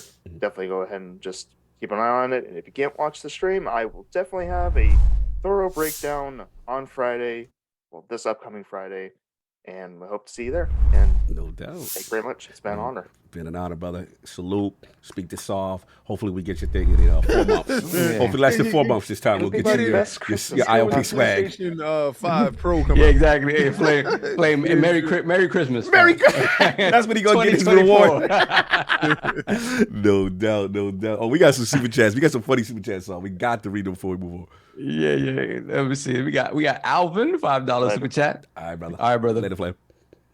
Alvin, $5 super chat. In case folks forgot, John Linneman still says Xbox has more wins this gen. That's why it's a story when PlayStation gets one. Oh, that was the face 23 clapback. Yeah, that was it. Oh, you already know. The realm is ready. They ain't trying to hear it. Okay. Then we got Rob the Don, 202, $2 super chat. Get the likes up, people. Yes. Let's get them likes up. Get the likes up, y'all. Let's get the likes up. Then we got Astro Parrot King, $5 super chat. That's my man. Shout out to Astro Parrot King. $5 super chat. Hello, beautiful lords. Thank you, COG, for making Houston fantastic. Shout out to ILP. Have a COG match my hype energy and made it my year. Hype a day. Yo, salute to him. He pulled up. He was on the line. We was doing the signings. And I was like, I already know he had the hat. I was like, oh, that's him. Yeah, he pulled up. Salute to him. The energy was positive, brother. And I saw y'all went to they had a spot. They got a spot like, you know how we got Barcade? They got a spot. Why you laughing, kid? I'm reading the chat. The chat's wild funny. They got a spot called Cidercade. So it's nothing but ciders and stuff, bro. All the classic arcade stuff. They had the Shinobi. They had every arcade. You put the skills on. You show him. Oh yeah, I had to show him. So it was funny. And then he was playing too. He showed me a picture of it. So salute to Astro Parrot King, absolute pleasure, brother. He's the dude, King, that and Attic. He's the one that does the ILP spoilers with no context. Oh, that's tweets. what's up. Yeah, that's my man. Salute. Definitely. No doubt. Let's get these super chats because they funny. And we got Slow Mo Backslap member for 32 months, Lord Bronze. You know what it is? Warframe is greater than Destiny 2 trailer, which is greater than actual Destiny 2 content. You know what I like about Slow Mo? He don't talk about Division no more. Ain't nothing to talk about. Yeah, you know what I like? I like now that he got to get a new champ. I like Destiny kills all their champions, and then like now they get behind the new champion. No, so I like that. They turn them into apps. Yeah. Did you see that? You're right, Slow Mo. I saw the video. I saw the trailer, and I was like, it's like our end begins. I was like, thank God. Did you see that? They had Astro Cross had a video where he was ranking all the Destiny killers. Yeah. Oh, he had to. Where was Division? Yeah. I don't know. I didn't watch it. It was like 40 minutes long or something. Yeah, I'm gonna go see the ranking for my man. He was ranking the Destiny killers. Yo, it's beef in the chat. Yeah, they got beef in the chat right now. So we gotta read this. Go. Yes, let's start off with the initiator. Shout out to the homie. Yes. It's been a minute. It's been a minute since we talked to him. Yeah, he wasn't talking for a long time. When the Horizon Forbidden West came out, he was forbidden to talk. You ridiculous. We got Jay Barry, $10 super chat. What up, Lords? Don't it feel good to be a PlayStation gamer? Woo! Put your nose up high and smell the PlayStation fragrance. Woo! Can you don't smell that? Nobody want to smell that funk. It smelled like rat. Oh, King. It smelled like snitching. Don't do that. Nobody want to smell gunny face. Don't do that. Don't do that. Then we have Nintendo the Otaku with the clap back, $2 super chat. Ain't nobody trying to smell that nasty stuff, Barry. Oh, that's why I said that, because I read it. Yeah, man. Shout out to PlayStation Nation. They feeling good this week. A lot of good stuff. Barry with the $50 clap back. Thank you, Barry. Appreciate it. Nintendo, step it up, bro. You saving a lot of money with Game Pass. Bless my guys up properly. Yo, now you pocket watching my man. Don't do him like that, Barry. Damn. Yo, that's Barry was able to do the $50 because the PlayStation VR ain't had no games. You got what do you got? He got Horizon Dawn, Call of the West, Call of the Wild, Call of the Mountain, sir. It's not. There's no Call of the Wild, sir. Call of the Wild featuring Aloy. You put the VR on, you be like, yo, don't. You stupid. You're stupid. Continue. Then we have Smelly Wrestling Geek, $10. After that state of play, PlayStation smelling kind of foul right now. Yeah, for real. Then we have Nintendo, the Don, the Otaku, $2 super chat. I gotta pay $70 for Zelda. I'm budgeting. He kept it real. He said, look, Barry, you ain't getting more than this. Tears of the Kingdom come out this year. I feel that. You budgeted, brother. I feel that. Set aside you gotta set aside. Exactly. It's a rough month coming up. March is gonna be crazy.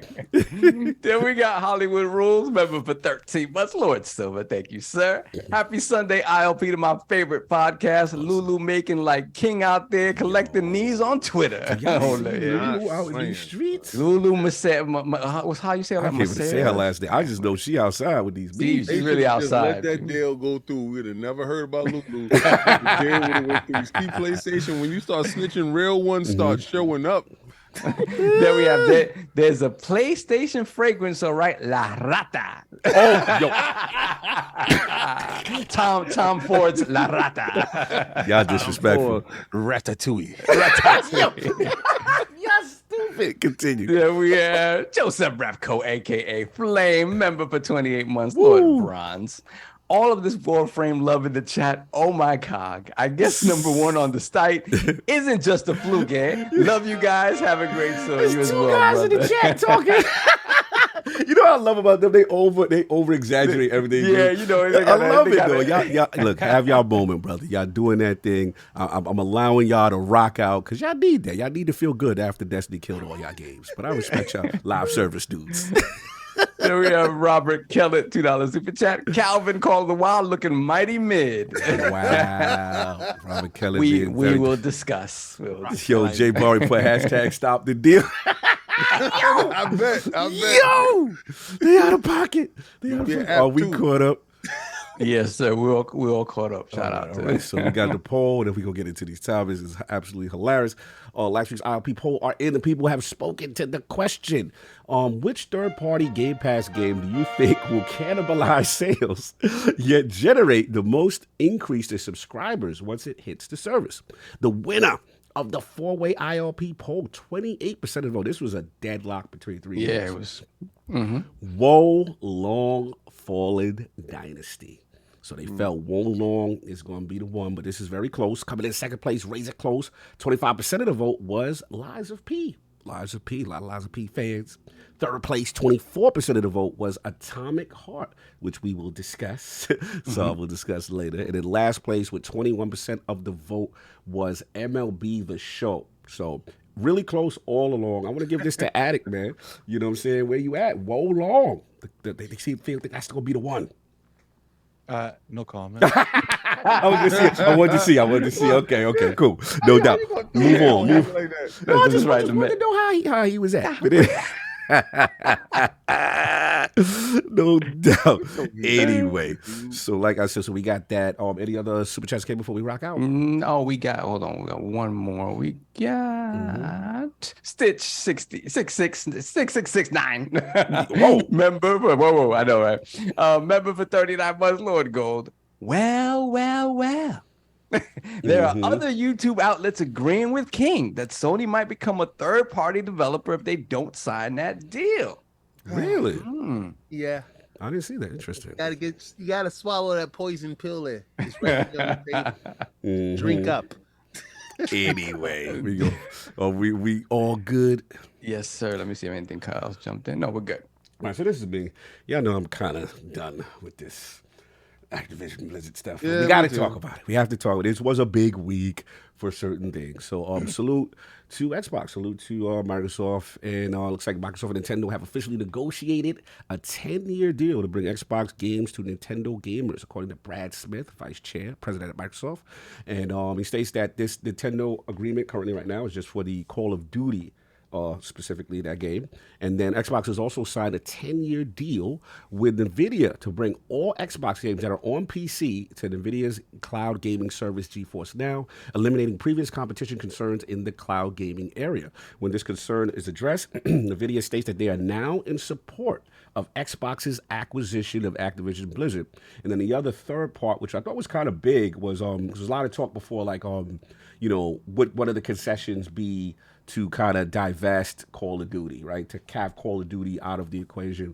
So not according to Brad Smith. He said dropping Call of Duty was proposed by UK's regulatory body as a possible way for the acquisition to go through, but it looks like Microsoft is not interested in the option. When asked about the possibility of divesting from Call of Duty, Smith commented, "We don't think it's feasible or realistic to think one game or one slice can be carved out from the rest." So Microsoft has made it clear that they are interested in Call of Duty being part of this deal, including King. Call of the Duty? Yeah, Call of the Duty. I guess it's more than mobile now. So they made it very clear they look like they will walk away from that. So yeah, this is the hot one. So let's bring it across the board. Lord Attic, man, how did you feel now that you heard this news? What do you feel about them signing a 10-year deal with Nintendo, signing a deal with NVIDIA, Call of Duty's part of it? What do you feel about all this? What's that, the dude that's on ESPN or something? He's like, I don't care. I'm going to be real. We don't care. Oh, Stephen A. Smith? Stephen A. Smith. Yeah. Doing your Stephen A.? Yeah, because they're like, oh, we're going to bring Call of Duty. I don't play Call of Duty. I don't care. We're going to bring Call of Duty to NVIDIA. Okay. I don't care. I don't play Call of Duty. Like, I've never really been a big Call of Duty. There was a time in my life where I played a good amount of, I think it was Black Ops 2, but that's it. That's the extent of my Call of Duty life. I might play some zombies here and there, but that's all. Now let me ask you this: you can bring that to Windows phones and it wouldn't bother to me. Like you can bring that on the refrigerators where it's touch play. The stuff just doesn't matter to me. Let me ask you this: I totally get you on Call of Duty. I think me and you agree that I've kind of like, as big as Call of Duty, I've kind of fallen out of it. But I guess my question is, you like a lot of Blizzard titles. You got Diablo in there and stuff like that. But you play Blizzard games. So what about that aspect in terms of the deal going through, and then just like, for example, I mean, Nintendo's not getting Blizzard games, it seems. You know what I'm saying? But just like it going to other platforms. Like, how you feel about that?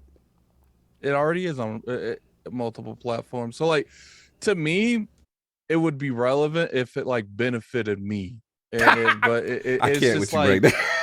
To me, it'd be just because it goes to NVIDIA. Okay, like to me, what like in the grand scheme of things, like what does that offer me as an Xbox gamer? Nothing.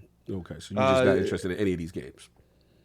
I mean, I've been very vocal since day one that I wish it was Sega. So, like, because I don't mess with Activision games like almost at all. Like, I'll play some Blizzard games, like I like Overwatch. Overwatch.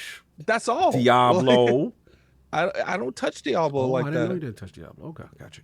I think I played the third one once. I actually have a couple videos that got some viewership from the third one, but like that's all. Like that. That's what I've always said. Like this deal is mainly for like a casual audience to get the masses into Game Pass, and that's cool. But like they ain't me. So no, I got you. No, I respect that. You basically say like, regardless of this deal get blocked or not, you good regardless. And last question for you, I know I got a funny one. So let's just say it get blocked. What do you want Xbox to do? I want to buy Sega. Okay, that's interesting. What you with this Sega love? This is okay.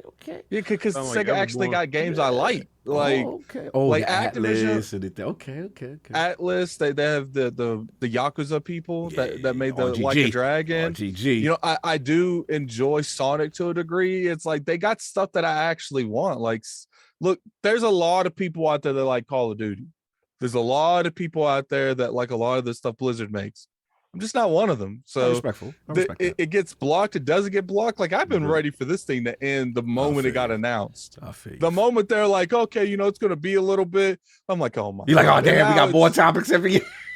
Yeah, it's literally like I told Cog after one IOP, I was like, man, we can't talk about that unless it's like huge growth. Absolutely. And Nintendo and them obviously they pretty much vocalized that they were going to make an agreement, but this is them actually making the agreement. It was worthy of talking about, but it's just like, as far as like the overall perspective of them buying it, I understand why they're doing it. I just don't care they're doing it. No, I respect that. No doubt.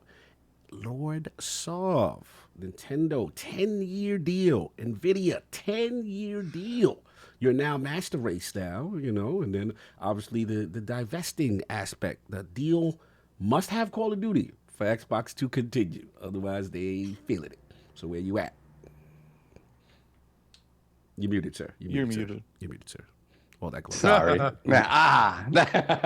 you go. The divesting part. Let's get it. Come on. Like that was never going to happen. Like, listen, as much as the acquisition of King is huge just because of the underlying current of just free money coming in all the time with minimal work being put in, right? Compared to a big AAA game. The star of the show is Call of Duty, right? The reach, Call of Duty, even kind of more than mobile games in a way, has shown that it has this ability to thrive year in and year out with a new product, even when products are kind of mid, right? And not up to the level of what people expect from Call of Duty every single year. I kind of don't understand it, but I see it and I can't deny that it exists. So this is a star of this show, regardless of all the underlying things that make it viable and make it worthy of doing, that are just smaller in scale. Nah, you can't do it without COD. I'd walk away without COD. Hey, pay that $3 billion. Hey, it's not gonna work. I'm sorry, but I'm not doing it without COD. Devil's advocate, real quick to interrupt. What about prior statements that the deal was solely about mobile? We can't exist without the mobile market in our foot. So that's the real. I think what we've all seen, and this will go into my next point, is the fact is because of the pushback on this deal, Microsoft has been forced to show their true hand, which is up front earlier than they would have liked to, right? The fact of the matter is, and not to say that they've been hiding this, but when you look at Game Pass and what Game Pass is, they've always touted Game Pass to be. It is about getting the Xbox ecosystem onto as many platforms as possible. Correct. Right? Even the resistant ones, right? Would they love to have it on PlayStation? Yes, they would love to have it on PlayStation. If Jim Ryan says, hey, put it on PlayStation, Phil Spencer will put it on PlayStation. So the Xbox, the thinking of Xbox and what they want with Game Pass is, the truth of it is that, you know, Xbox really been for the streets. This is they all of this. Yes, they're going to continue to make a console. And if you love Xbox, they you know, hey, be there, fantastic. But they've made it known we are for the streets. We want to be for the streets. Anybody who wants some of this can get some of this. We have no issues with it. Statements, but continue. It's just the truth. I mean, if you think about what Game Pass is and what they want it to be and where they want it to be, that's just the truth. Now, the out and out truth, like the hardcore Xbox console guys, yes, may not be happy with that, right? But in the long term, what's good for the goose was good for the gander. If we're telling PlayStation, hey, you got to do this because you gotta spread the wealth. This closed ecosystem is not gonna help you in the long term, right? You need to be on PC. You need to be on these other platforms.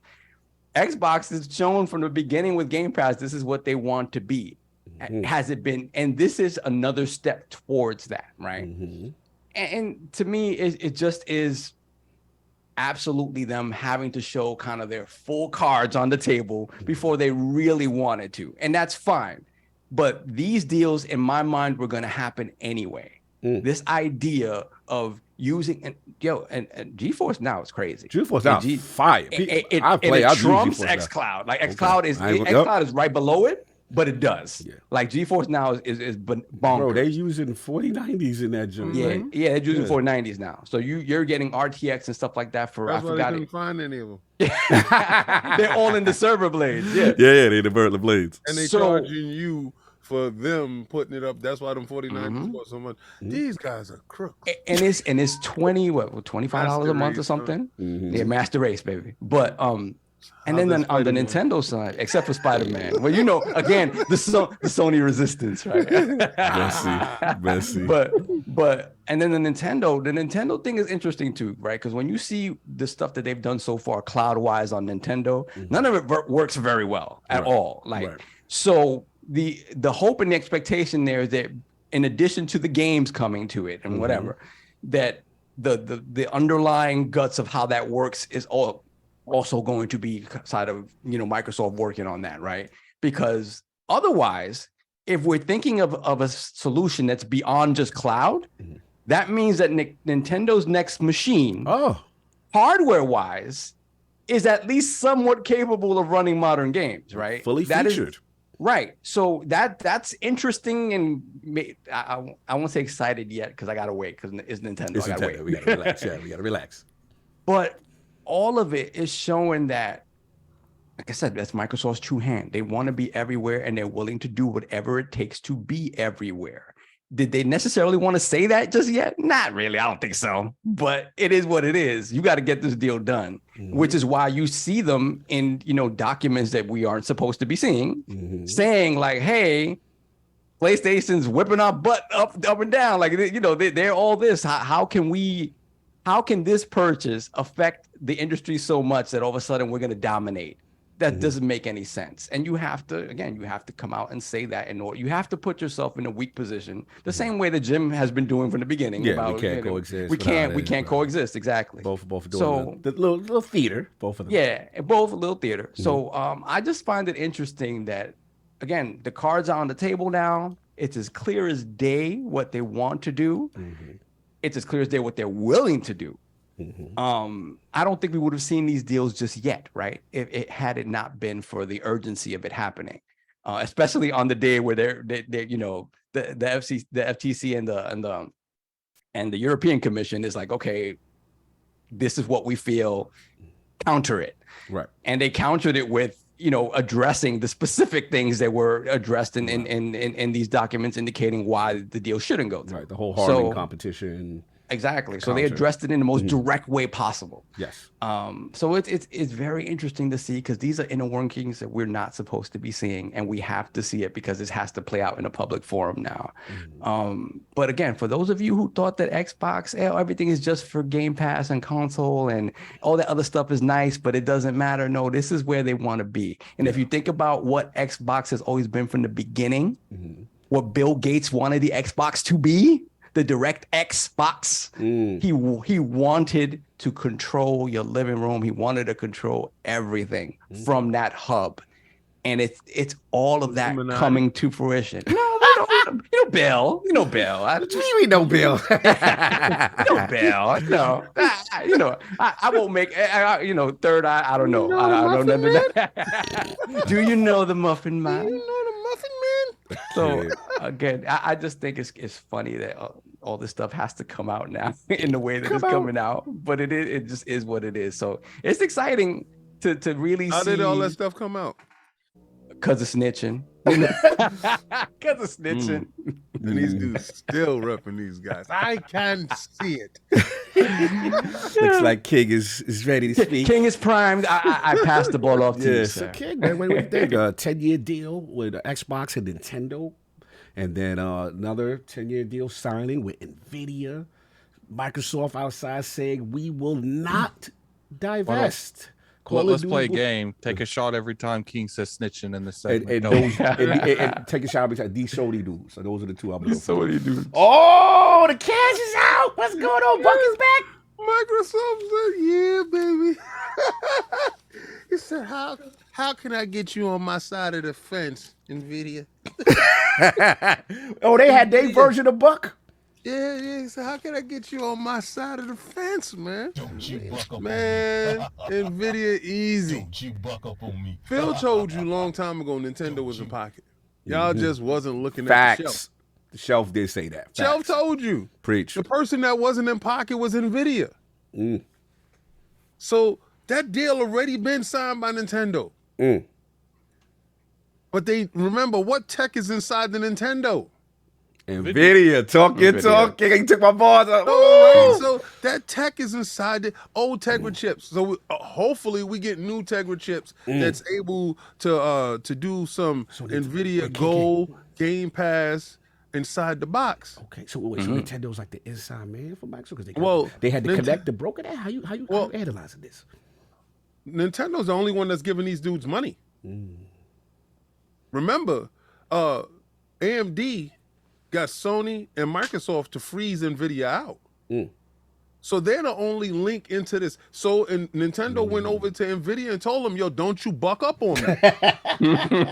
Don't mess up this bag. We need this. Don't mess up this bag. If you think about it, if the Nintendo can now run through the cloud with an extra chip that's inside, you could get the same console, the OLED same console with an upgraded cloud chip inside or whatever, something very minor, and it can play Call of Duty. You can't do it now, but now if you can do it, if it's able to do that, because my phone can play Call of Duty, so why can't my Switch, right? So if the Nintendo Switch can play all these games, all these third-party games, and this is what they was lacking, third-party game support. Microsoft just gave that to them in the bag. Signed, sealed, delivered, gave them to them in a bag and told them, listen, this is how we can work this thing over here. But you got to get your homeboy over there to get on board because he's over there talking crap over there with Google and these dudes. So Nintendo said, who? Sony, the dudes that try to finish us off? The dudes that snaked us in the back with the square? Deal? Nintendo had beef. So they said, okay. They was holding on to that? Yeah, because they backdoor Sega. Sony backdoor Sega and knocked Sega out. Boom. Nintendo was sitting there. they tried to do the same flim flam move on Nintendo and backdoor Nintendo with the GameCube. So, I don't know that happened that way. yeah, but listen. I'm just looking at it as Let King tell it, son. Listen. I'm just looking at it as a Fortnite fight, right? Okay. You see, what we do is we sit on the hill. We Sony, we sit on the hill. So we watch Nintendo and Sega fighting down there. So we see Nintendo getting the best of Sega. Yeah. So we just snipe Sega. Bye. Okay. And then they have at it with Sega, Nintendo, right? All right. So they said Sony's doing this. So what we need to do is we need to go and backdoor Sony. They sitting there at the congressional joint. They all come inside. Sony thinking they feeling really good. All right. So we got video. Nintendo's here, so we already know now Nintendo gonna rock. All right, we got these dudes over here. Oh, Tencent mess with us. We all good. Oh, so you thought Sony came into the room overconfident? Yeah, they was good. We all our snitching stuff is in plan. All right, so we got our informants, then dudes turn gunny on them. Yeah, it's those dudes right over there. We gonna side with them. We signed a contract. What you mean you signed a confidential agreement with my man? So you think that NVIDIA threw Sony off? Yeah, it threw it off because the whole big problem is the cloud stuff. Oh, so if these dudes don't got a problem with it, Google don't matter. Stadia dead. You know what's crazy? Shout out to Just Gordon. If Stadia was a live song, most likely they would have benefited from the deal from Microsoft. Yep, 100%. 100%. They died at the wrong time. Like if they was alive, they literally could have been part of that. Stadia as well. Stadia was up there in terms of the actual tech. Yeah, they could have had Xbox. But the thing with that is they don't have the fortitude. You know the individuals that you're dealing with, so they don't have the fortitude to stick around. Now the divergence thing, the thing is separating Call of Duty from the deal. You ain't telling me what to do with my money. Like, you're not going to do it. You stop acting like you really got power, though. See, this is the funniest thing. I want y'all to really look at it. How the hell you going to give deals on something you don't own? That's impossible, right? You can't go get a contract to nobody. How is Microsoft giving a contract 10 years for Call of Duty and we don't got it yet? You're stupid. If you're not looking at it, it's already a done deal. This is just popping circumstance. Okay, this is just theater? That's what we're doing? This is just making sure dudes get the proper overtime at their job because everybody want to get their palms greased. They saw $70 billion come across the table and say, how can I get some of that? There's nobody out here. Not one of you dudes right now can tell me something that y'all can sell somebody else and you don't own it. So when I saw giving a 10-year deal, I said, oh, that's in the bag, dude. I said, y'all gave Sony a 10-year deal. Shut up. But what Sony is like, because, all right, in Europe, they have an 80-20 split. Sony has the majority of the monopoly out there. That's their battleground. That's their home turf. Oh yeah, that's what Jim. Right? Because they killed Japan off. He was in the streets out there. Jim. Yeah, Jim killed off Japan and made the EU the battleground. So he strategically placed all the people he know, all the friends, everybody out there. The world out there is PlayStation. Who said? I just got to give my. I told with Barry. Everybody was like crying, Ryan, and being disrespectful. One Lord said, "There's a reason that man rose to power." And you can't tell me he ain't got influence in his home turf. But continue. Yeah, but that's what it is, right? Now think about it this way: if Sean Layden was still in place, none of this would be happening because they were weak in Japan and they would have been weak in the EU. They wouldn't have had the ties in the EU to put this deal up and have this collusion going on. Right? So yeah, it's collusion. You don't want to lose your 80% stake that you have over there. You know right now, with one game, it can flip on its head. You did it with Final Fantasy. One game flipped Nintendo on his back like a turtle and it could not get up. That one game seemingly buried Nintendo and gave Sony the opportunity to become number one, to fight. They fought. You don't want Microsoft to have that same goal because think about it this way, right? They don't care if you got a Call of Duty over there. They don't care if you got it in PlayStation Plus. Yeah, please, they will want you to put it in PlayStation Plus because you know what you have to do? You have to give them a bag for putting it for lost sales or projected revenue of that game. They will go back to projected revenue from last year, and you will have to pay that bag at potential loss. So you're paying that bag for them to put it in PlayStation Plus, and then you still got to pay them for 10 years. This ain't we giving it to you. We ain't giving you nothing. We giving you the opportunity to pay us. You have the unadulterated opportunity to give us money for 10 years. They put you on that's like somebody coming to your house and giving you a lease that you got to pay them for 10 years. How stupid is this? And they fighting for this. No, but King, in their defense, they getting free money for Call of Duty as it is, just being on a platform. Right. You know now that's over. It's over. You see, they don't want to make Microsoft strong by paying them. Could you imagine the dude that you would have? I don't even think it's the money. I think it's just the bargaining chips. You know, when that 10-year deal is up, the amount of especially if Call of Duty goes up from where it is, the amount of, influence and the amount of bargaining chips that Microsoft would have over Sony. Oh, you like that billions you make off us a year? What you want? What? How much you want that money? Like, listen, Microsoft want it over there. Please have it over there. They're gonna buy it. They're gonna purchase. It's fueling their war against the same individual. So could you imagine me and you in a war, and I'm running low on bullets, but your check came in, so I'm able to buy more bullets. Thank you for financing my war against you. And this is the best part about Sony knows we can't give these dudes no strength. It's good and fine when they're giving money to Activision. Right? And Blizzard, oh good, we can give them money because they don't have a console that can put us out of business. They just helping us. They giving us good, we got a good game over here. We the leading platform on the marketing deal. We control the narrative. People think Call of Duty only resides over there. When that changes and is in Game Pass, dude's gonna be like, why should I spend $70 to $100 when I can just go over to Game Pass? Mass exodus is gonna start happening and going over to this place. That's why Microsoft's like, yeah, Call of Duty, we're not divesting anything. No, the deal is done. They're giving up. How they gonna look you in the face? King, they can have a conditional deal beforehand. This is a condition. The condition of 10. Nobody can walk up to you and say, here's 10 years on the Brooklyn Bridge. You don't own the Brooklyn Bridge. But if you plan on owning it, you can have something conditional in place before to give people who walk across the bridge confidence that you're not gonna snatch the bridge and go. Come on, kid. That's the flim flam. They're unconditional. That's not how it works out here, son. You negotiate after you acquire it. You can't because if you buy the Brooklyn Bridge and then you be like, all right, everybody for the Bronx can't use it. I got this. I got this.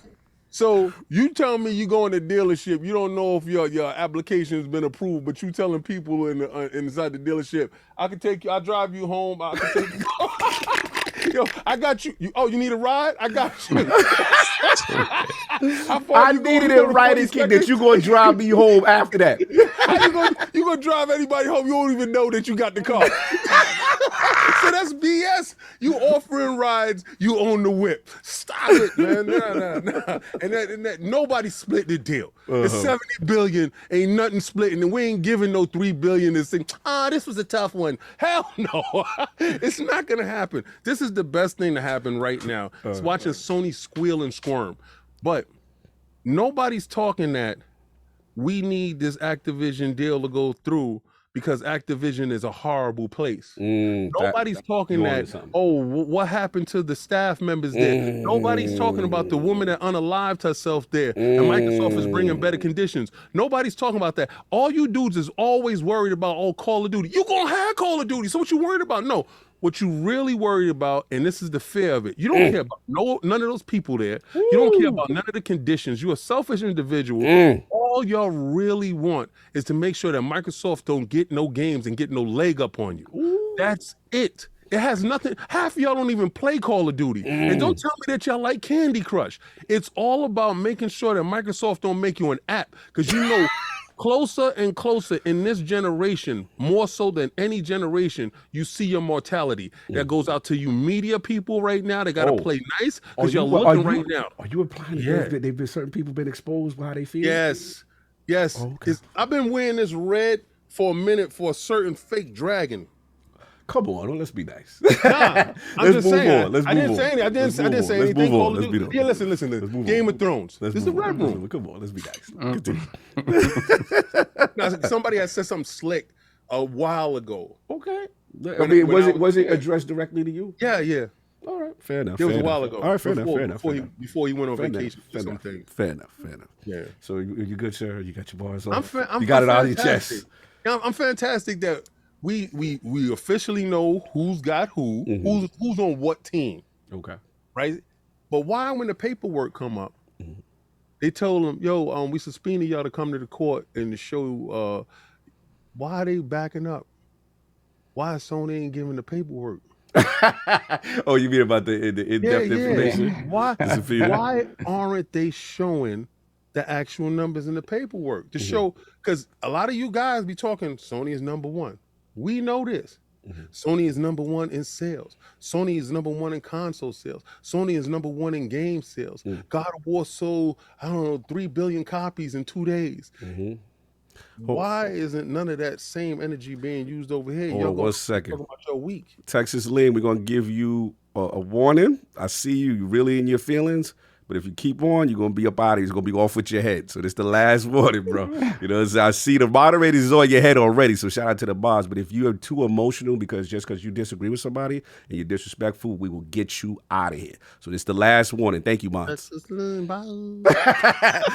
Texas will be linked out of here. I don't play that disrespect and telling nobody to shut up. We don't do that over here. You disagree, that's one thing. But yeah, you do something else, you're out of here. Anyway, continue, Kate. Put it in color, Texas. All right, cool. Yes, good. He out of here. Yes.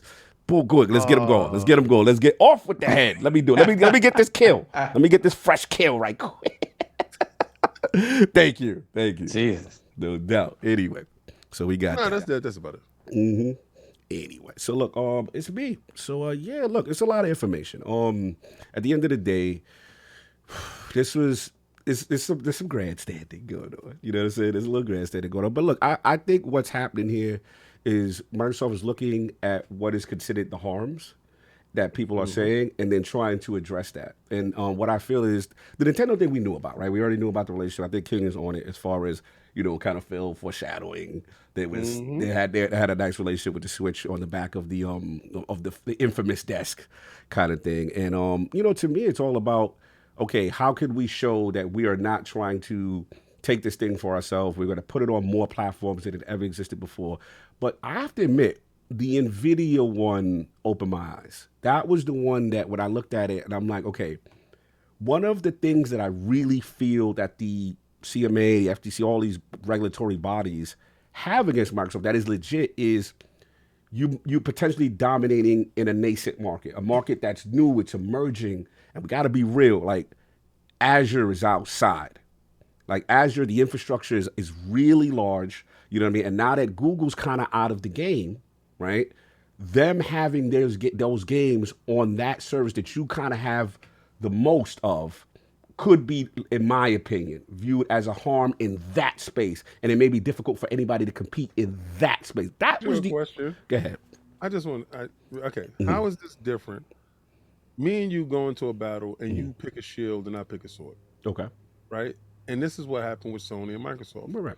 Microsoft decided to pick Azure Cloud. I know where you're going. And Sony decided to pick VR. And then you say Gaikai and them failed. Okay. Right. And they did this. Right. Sony right now is 100% alone in the console VR space. Okay. Right? Not talking about Quest. I'm talking right. I know in the console. So you like, yo, where's the energy for you not allowing nobody to compete? That's what you're doing? Well, it's not that. Okay, what you doing? It's that everybody's business model is singular onto themselves. Okay. Right? So Microsoft is not precluding Sony from jumping into that space. Actually, they help them in that space.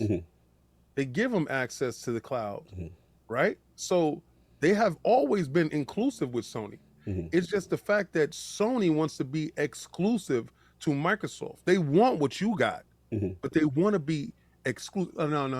No. We want to be above it all. Right. You understand? And You try to say it's a double standard.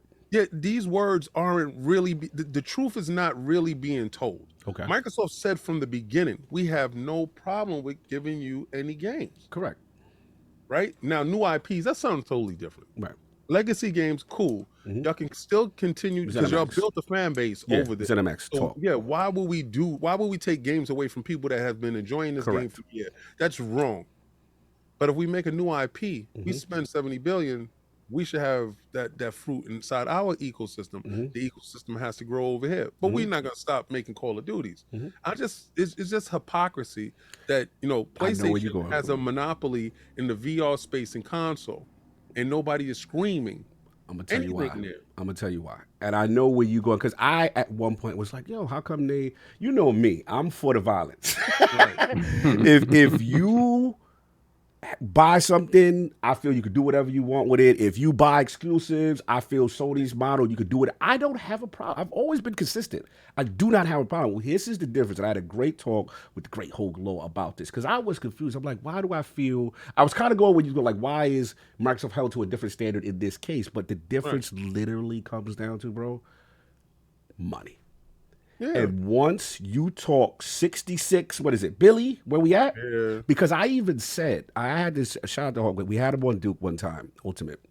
And I said, okay, let's say the deal goes through. Now, like, yo, they got to stop, right? Because they done bought 66 bill and Microsoft's going to, and I was like, that precludes them. They can't buy a Sega, right? They can't buy another publisher. And Hogue was like, no. And I was like, well, why? Like, what's the difference? It's the same thing with, when you say, like, how come no one's screaming that Sony bought Bungie? Right? Yeah. Millions versus, but once they hit a certain threshold, that's when the flags go off. That's when, so again, it's not about, fairness and apples to apples. It's really just about the scope of it, and that's when the FTC jumps in. Well, that's when everybody wants bread. Yeah. I mean, you see 66 billion come across the table and you have problems paying the mortgage. No. I need overtime. We need to hold this bill up. We got to scrutinize this. Look, at the end of the day, I thought the NVIDIA thing was very interesting because, again, Solve said it great. I'm going to be real with y'all. Like, I've used GeForce Now. Shout out to Kaibatsu. It is amazing. I use it for all my shields. And, bro, I'm going to tell you right now, the latency, like, it's low-key. It's 4090s in there. That's more than a Series, Series S, Series X.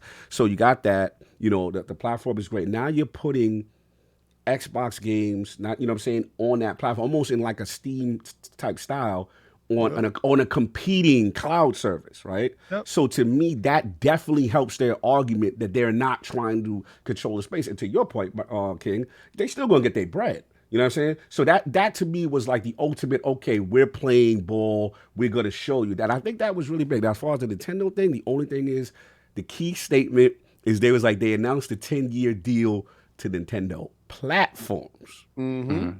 So, because let's be real, in my opinion, you talking fully featured Call of Duty.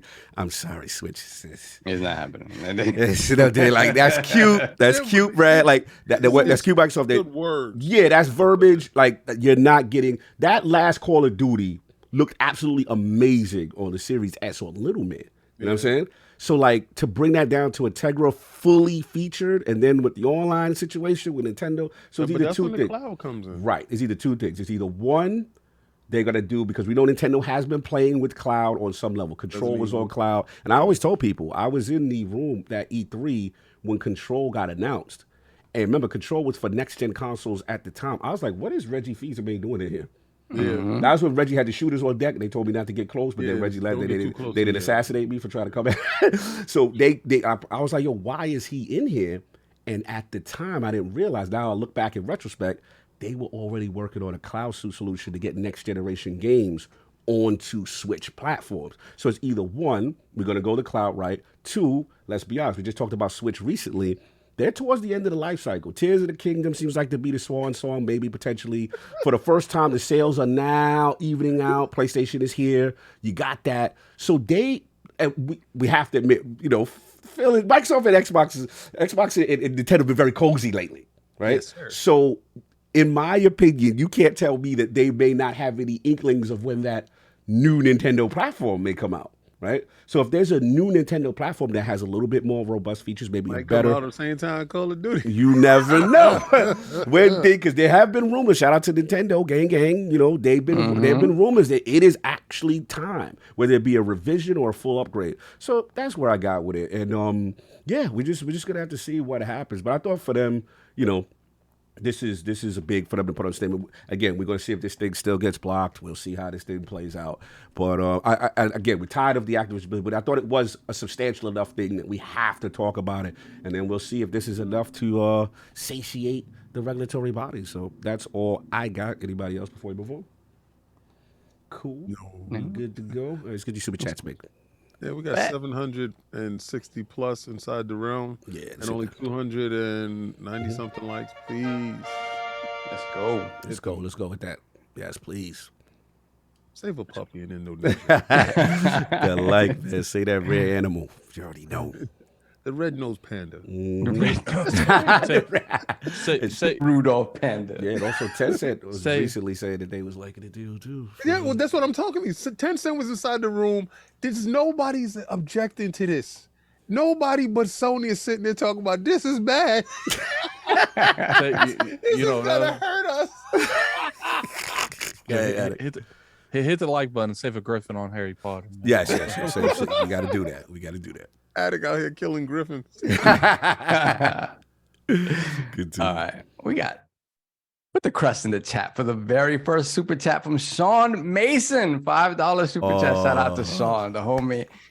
Sean, I think hopefully we'll see you at PAX East. He said, he told me straight up to my face. He was like, "Yo, I'm coming to PAX." Cool. So yeah, gave a homie a hug. It was good to see him. It's good to see him up and about. You know, last year was not an easy year for him. So yeah, to see him up and about is great. We got God Emperor Sofa King, $2 super chat. Sony is on life support. Damn. Oh, okay. Sales would differ, but okay. Yeah, well, I mean, here we go. Future prognosis. This is the moment in time when you look back and say, this is what happened to you. We didn't know really how big the Final Fantasy VII. Well, we did know because it blew our mind because we still had the Next Gen magazine with the Unreal the Ultra Nintendo Ultra 64 Final Fantasy in there. We still saw the demo, and then it was just the next E3. Sony came in, swooped that with a totally different looking game, but it was still Final Fantasy. And that really swayed your decision in purchasing. They became a real fundamental threat in Japan. If and I want y'all to look at it. If Call of Duty is mainly played in Europe, if the sales is there, just look at the sales. I don't know yet. That's a huge threat because that's taking the battle right to their home. Look, we it's like Attic said. You know, we can't minimize. That's why I was interested that they were like, no, we're not divesting any Call of Duty because we know what Call of Duty can do, and that's the casual market. And then you have that brand, like you said, that brand association. You have a Series S, you have a digital console.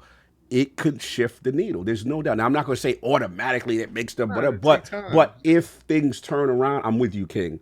That could be a signal because again, you have literally the number one most legacy dominant game in your service.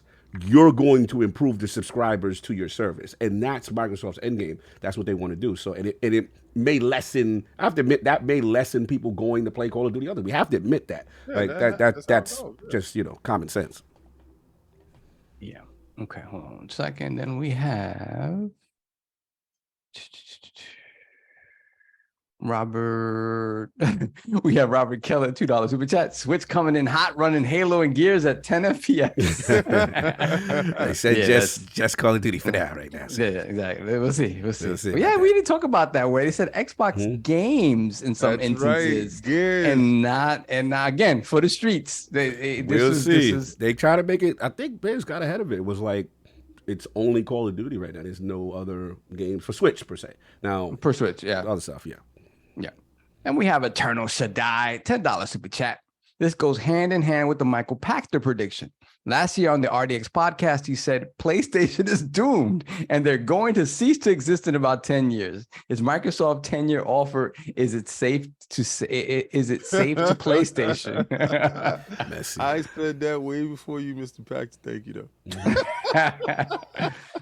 Then we got Stitch, member for 2 years, $5 super chat. By the way, it seems very apparent now that the relationship between ABK and Sony is not going to end well if this falls apart. We did talk about that, man. It would be if the deal got blocked.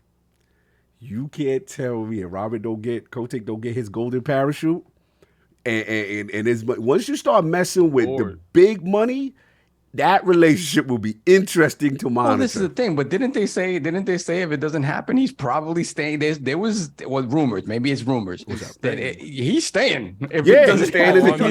Listen, he gonna stay there to hate on Sony for the rest of the day. It will be very interesting when once he gonna be like, I could be on the Bahamas right now, but no, I don't know, bro. That bag. Do the staff walk out? Right. That's what happens. Is there going to be some sort of revolt there? I'm not saying that the relationship will be like, oh, we're going to rip it off PlayStation. Right. I'm saying that there's going to be bitterness there that are like, look, you guys are still going to get our game because you're going to pay us for that money, but you ain't getting the marketing anymore. You ain't getting anything extra anymore because you cost us $69 billion. Like, it's not a little bit of money. Sure, I think eventually they can repair that relationship, but it's going to be, I would say if this doesn't go through, PlayStation's gonna have a lot of headaches with Activision until there's change of leadership there. Yeah. But remember, if it doesn't go through, there's still a contract in place, so they still will be getting that marketing bag for whatever. The contract is in place right now, but they haven't been returning phone calls since. I mean, a witness protection program. Like we're laughing, but like I'm serious. Like here's the thing, even on multi-billion-dollar corporations like that, they're still ran by petty people. And if you cost people billions of dollars over nothing, because at the end of the day, like, it would be different if it was something significant that's stopping this from happening. Like there's like lots of deals that's in place between Sony and Activision. Sony is stopping this off of their own personal interests, and they should. But you're gonna have, regardless, you still have the consequences of that. And I would not be surprised if there are people there, because what's funny is this isn't gonna affect the people that are at the bottom, because they weren't really getting cashed out anyway. These are gonna affect the people that were making the decisions for Activision. Yeah. Oh, for sure. Yeah, we gotta see. We gotta see how the fallout happens. Either way, like I said, if it does get blocked, like you said, what happens? Robert Kotick's still in charge. Sony relationship, if it does, what happens? You know what I'm saying? How's that going to play out? It's a lot. Hopefully we're getting closer. It's the never-ending saga, but let's see. No, on this road to E3, where are we at? Road to PAX. Where are we at? We're almost at the halfway. We're almost at the 50%. I'm talking about at the goals that we hit. What? Yeah, it's at 43% right now. I'm looking at it. I'm talking about on the sword. Yeah, that's what it's on the tray. You don't see it? Yeah, I see it. No, I'm talking about where. Okay, so at 43%, what did they get? Oh, you talking about the graphic that Attic has? Yeah, right. Community stream.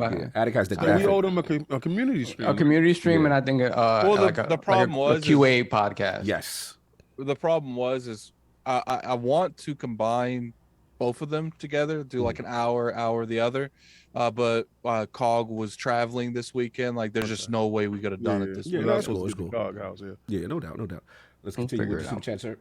Yeah, I want to know, because I'm looking at the the road to PAX, and they're helping us achieve our goal. Oh no, for sure. No, we're gonna get that straight. Again, I was traveling, and then me and Attic didn't get a chance to talk. We'll get the graphic with the sword, put the actual individual milestones that the realm has hit, and what we owe the realm for that. So good call out. Next, we got Tom from Toonami, $5 super chat. NVIDIA was literally the Boltons at the Red Wedding taking the deal at the meeting. That's fire. I like that. That's actually funny. NVIDIA looked at Jim and said, Microsoft sends their regards. Yo!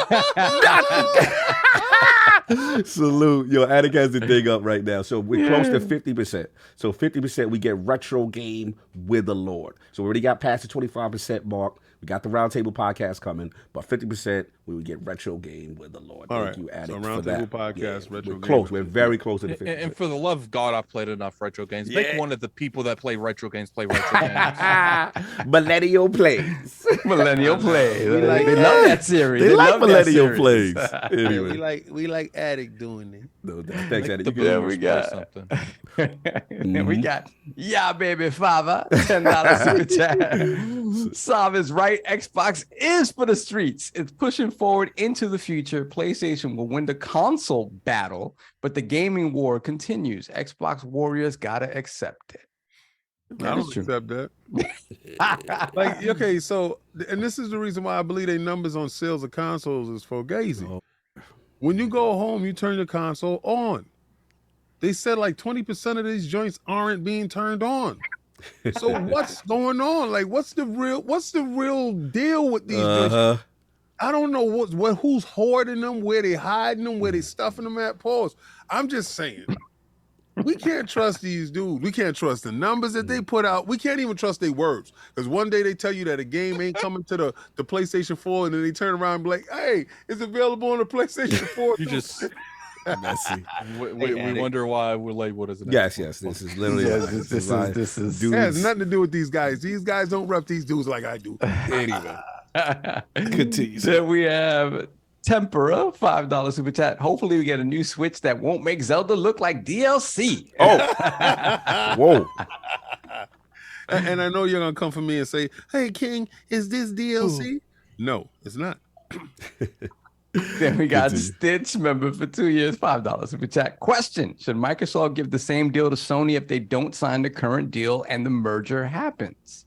No, they get Popeye biscuits. Popeye biscuits with no milk. If the deal goes through, right? And Sony still didn't Yo, the super chats is wow. You only get 1 year. And we see you every year like a report card. See where you at. You on the naughty list. I can't continue. Santa not giving you no call it. Then we got Lady saying $50 super chat. My contribution to PAX 2023. Shout out to Lady saying. Thank you so much. The thing. Just switch it back.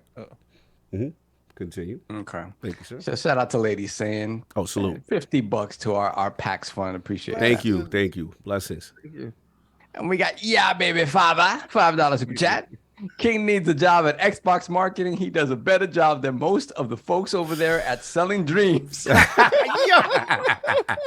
Salute. You got Game Pass, don't you? Let's go. Then we got Smelly Wrestling Geek, $10 super chat. Why is Sony scared though if Microsoft is for the streets? Mm-hmm. Yeah.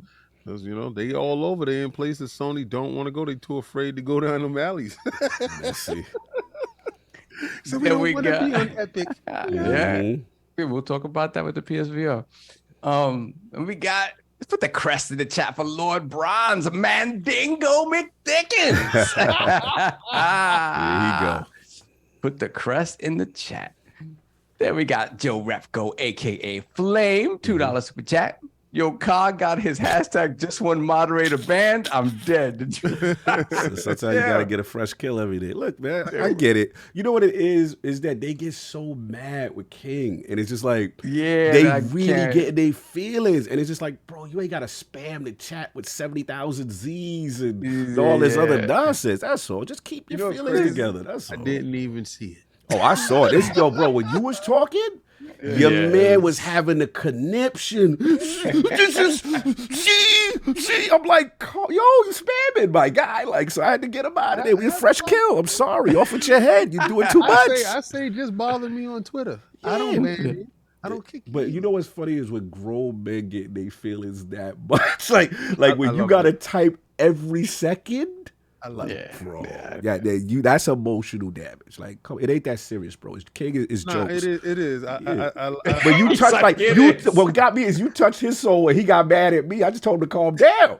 Like, just don't. He's like, don't you tell me to calm down, bro. Don't you tell me to calm down. I'm gonna put Z's in here all day and tell him that King is a fraud. And I'm like, all right, what he said, got it. I done dance with big dudes in here. Oh yeah, but that's the dudes get scared. Yeah, you already know. I like that. I touch like your nerve. Yeah, you get on people's nerves, bro. Like I'm like, I seen it. This man melted down on a live show. I'm like, wow, King is in his head right now. I love it. Let's be civil, people. That man was ruined. Or not and get booted. Yeah. Like, I ain't got no problem off with your head. Man. We ain't doing it. We gonna be respectful. What it was is you just telling people to shut up and all that. That's what he crossed the line. Yeah, to be real, that was what it was. I got him emotion. He didn't take his meds this morning. He got kind of loose. King triggered him. That's all. It's called a King trigger. We got Eternal Shaddai, $5 super chat. I wouldn't be surprised if NVIDIA implemented their cloud tech into the next Nintendo platform, since a lot of rumors about NVIDIA being part of it. Yeah, I mean, if they go with Tegra 2 or whatever because Tegra 2 been around forever. So if they go with the evolution of whatever Tegra is, yeah, and that would be crazy. Because again, the possibility that GeForce Now tech could be in a Nintendo console, Didn't think about that. Yeah. And that relationship was really good. Yeah. Exactly. They're the only people there with them. Although they are kind of getting pissed with them already. Because again, if Nintendo turn around and walk away and go to AMD, you know what it is? Because you got to think about it. Like NVIDIA, do they really want to be manufacturing Tegra 1 chipsets anymore? No. Only Nintendo's like, are we gonna need a million more of these? Like, the money's there. I'm assuming they're charging them even more now, because of the fact that they're on a different development pipeline. So that's just funny to me. Hold on. Then we got, brother, hold on. Let me roll back a little bit. We got jumped a little bit. We have JD Gamer, $20 super chat. Current PS sales don't reflect the underlying feeling in the community. Sony is vulnerable, it's losing. They know it, and they're scared. Yeah. COD will just be the first major domino to fall. After that, it will be a quick, painful death. Jesus. It would be a long, drawn out death. I like to see, like in karate movies, when they get kicked in the chest and they flip around for a little bit. The extra extended death scene. Yeah. Facts. There we go. Hard Geek Today, $2 super chat. Salute to my brothers. Have a wonderful Sunday. You as well, brother. Appreciate it. We got to address this chat real quick. What's going on?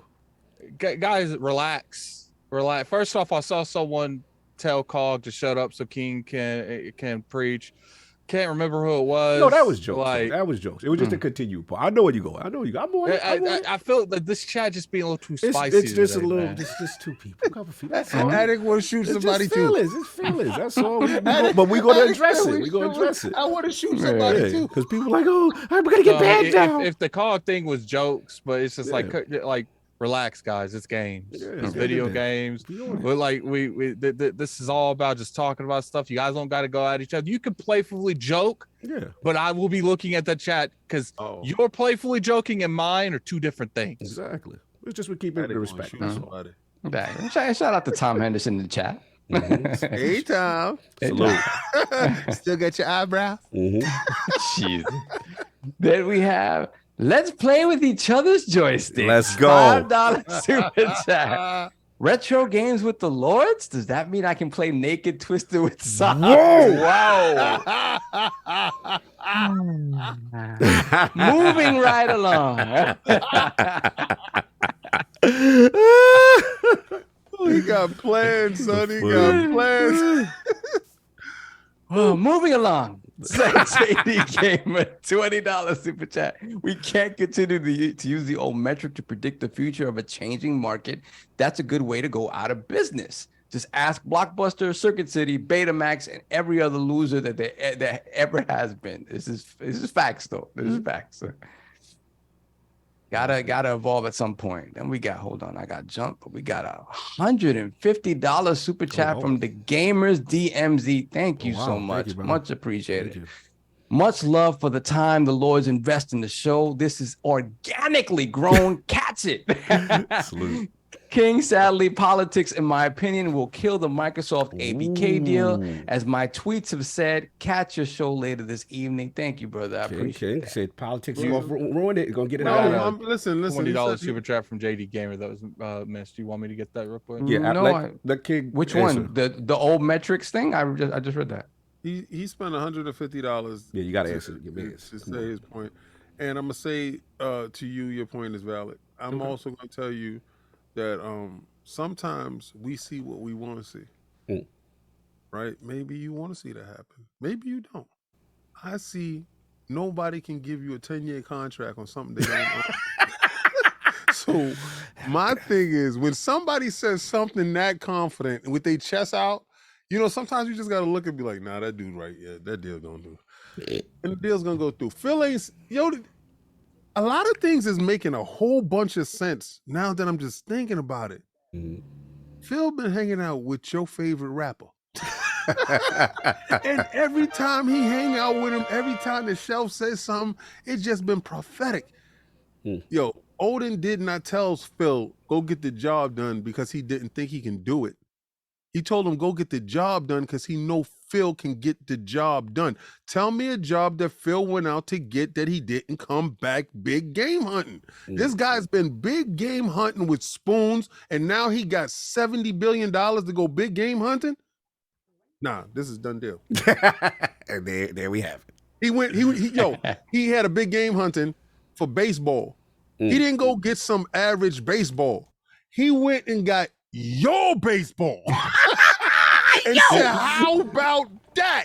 And day one, he playing your baseball and you paying $70 for. I don't know who this man is, but I'm telling you, if he taking your joint, you got the best, right? You know what we could do? You know what we could do, King? Now we're gonna get more Z's in the chat, bro. Calm down. This is how the angry chat start, and then they throw it on me. King, if you truly want this deal to go through 100%, just bet against it with me because you got a good record going right now. You know? Listen, I'm not betting against anything with you. Leave me alone.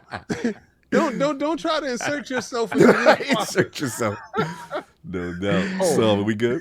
Yeah. Which is the one you thought that I missed, Alex? Let me scroll up. JD Gamer. Something about JD Gamer. It was JD Gamer. We can't continue to use the old I read metrics. that. Okay. I read that.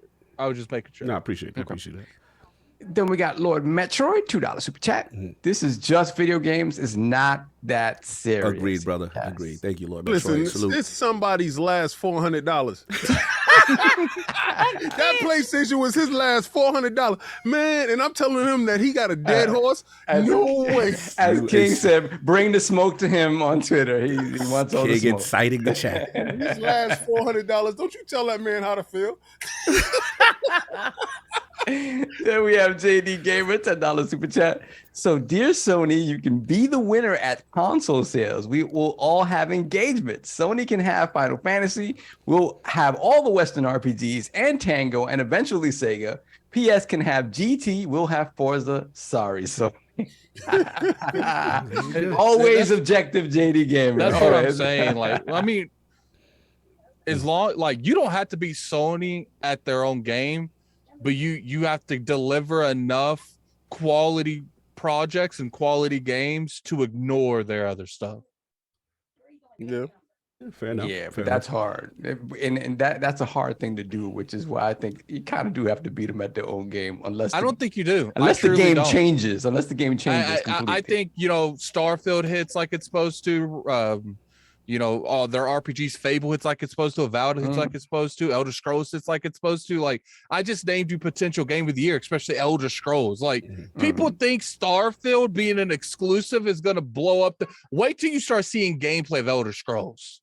Yeah, that's going to hurt, right? Because Starfield's a new thing. Elder Scrolls is the thing that's like, is quality, though. If the games, like, we see how when you have a quality game, like when Hi-Fi Rush comes out and it changes the conversation. Yeah.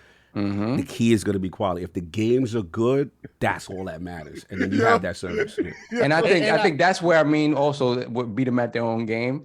Everything they drop is the perception is quality, even if it's just like surface level. Oh, it's beautiful, it's gorgeous. Hashtag just one third person energy. it maybe underlying isn't the tightest game or whatever. But it hasn't really been the case, right? So when Cog talks about quality, that's what it is too. It has to look the part as well. Yes, absolutely. I guess to me, He's scared to death. the Rush came off the bench and hit a besides from the Fable, corner. They because said, we don't really know a lot. Like I don't see Avowed in Outer Worlds 2 not hitting, because that's from Obsidian and they have a really, really good track record. Besides Fallout 76, which was made by another team, all of Bethesda's software studios have either been Game of the Year or Game of the Year contenders. And that's literally 4 games right there. Yeah. It's execution. That's what it comes down to. Yeah, What else we got? to execute them. Yo. Stop inciting the chat, bro. Yeah, he said is execute them. This guy right here. This guy. There we go. Let's put the crest in the chat for Erodimus. Shout out to Erodimus, Lord Silver. Then we got JD Gamer again, $10 super chat. Sony is out here as the old guard, and they were good, really good. Then somebody shows up with something they haven't seen before, Southpaw. How do you do with the Southpaw? But Xbox is not just Southpaw. They switch it back and forth. Yes. Say they like Bud. Oh, I never seen this before. The guard wears Southpaw. So they Marvin Hagler. Then we got Robert Kellett. The beast. Yo, you stupid. Robert Kellett, $2 super chat. King looking down at trolls and laughing. Yes, this is what King loves to do. Very spicy today. He was trolling himself because he didn't put it in color, so I don't see it. Then we have. I would have literally just left him to his own devices.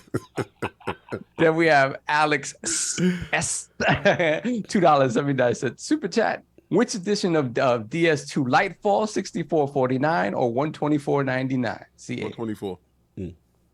It We depends. already had the discussion. Remember, Brian? I mean, it just depends. Like, I was like, what? It depends if, like, when it comes to Lightfall, like, how committed you are. Or do you know you're going to play every season? Then you probably want to go ahead and pick up the one. Where is the Bush's edition? Of Silence. Give me the cardboard. Damn, we gotta put the crest in the chat for Gamers Play HUD Zero. I got it right this time. HUD Zero. Shout out to you, sir. Lord Bronze. Put the crest in the chat. Then we have Woden's Throne. $5 super chat. Okay. Xbox Series X/S console shouldn't have issues to develop games for. Like, what was it with AtomicHeart running better on PS5? Is it the API? Nope. What it is PlayStation renders at a lower resolution. Oh boy. Xbox is rendering at true resolution.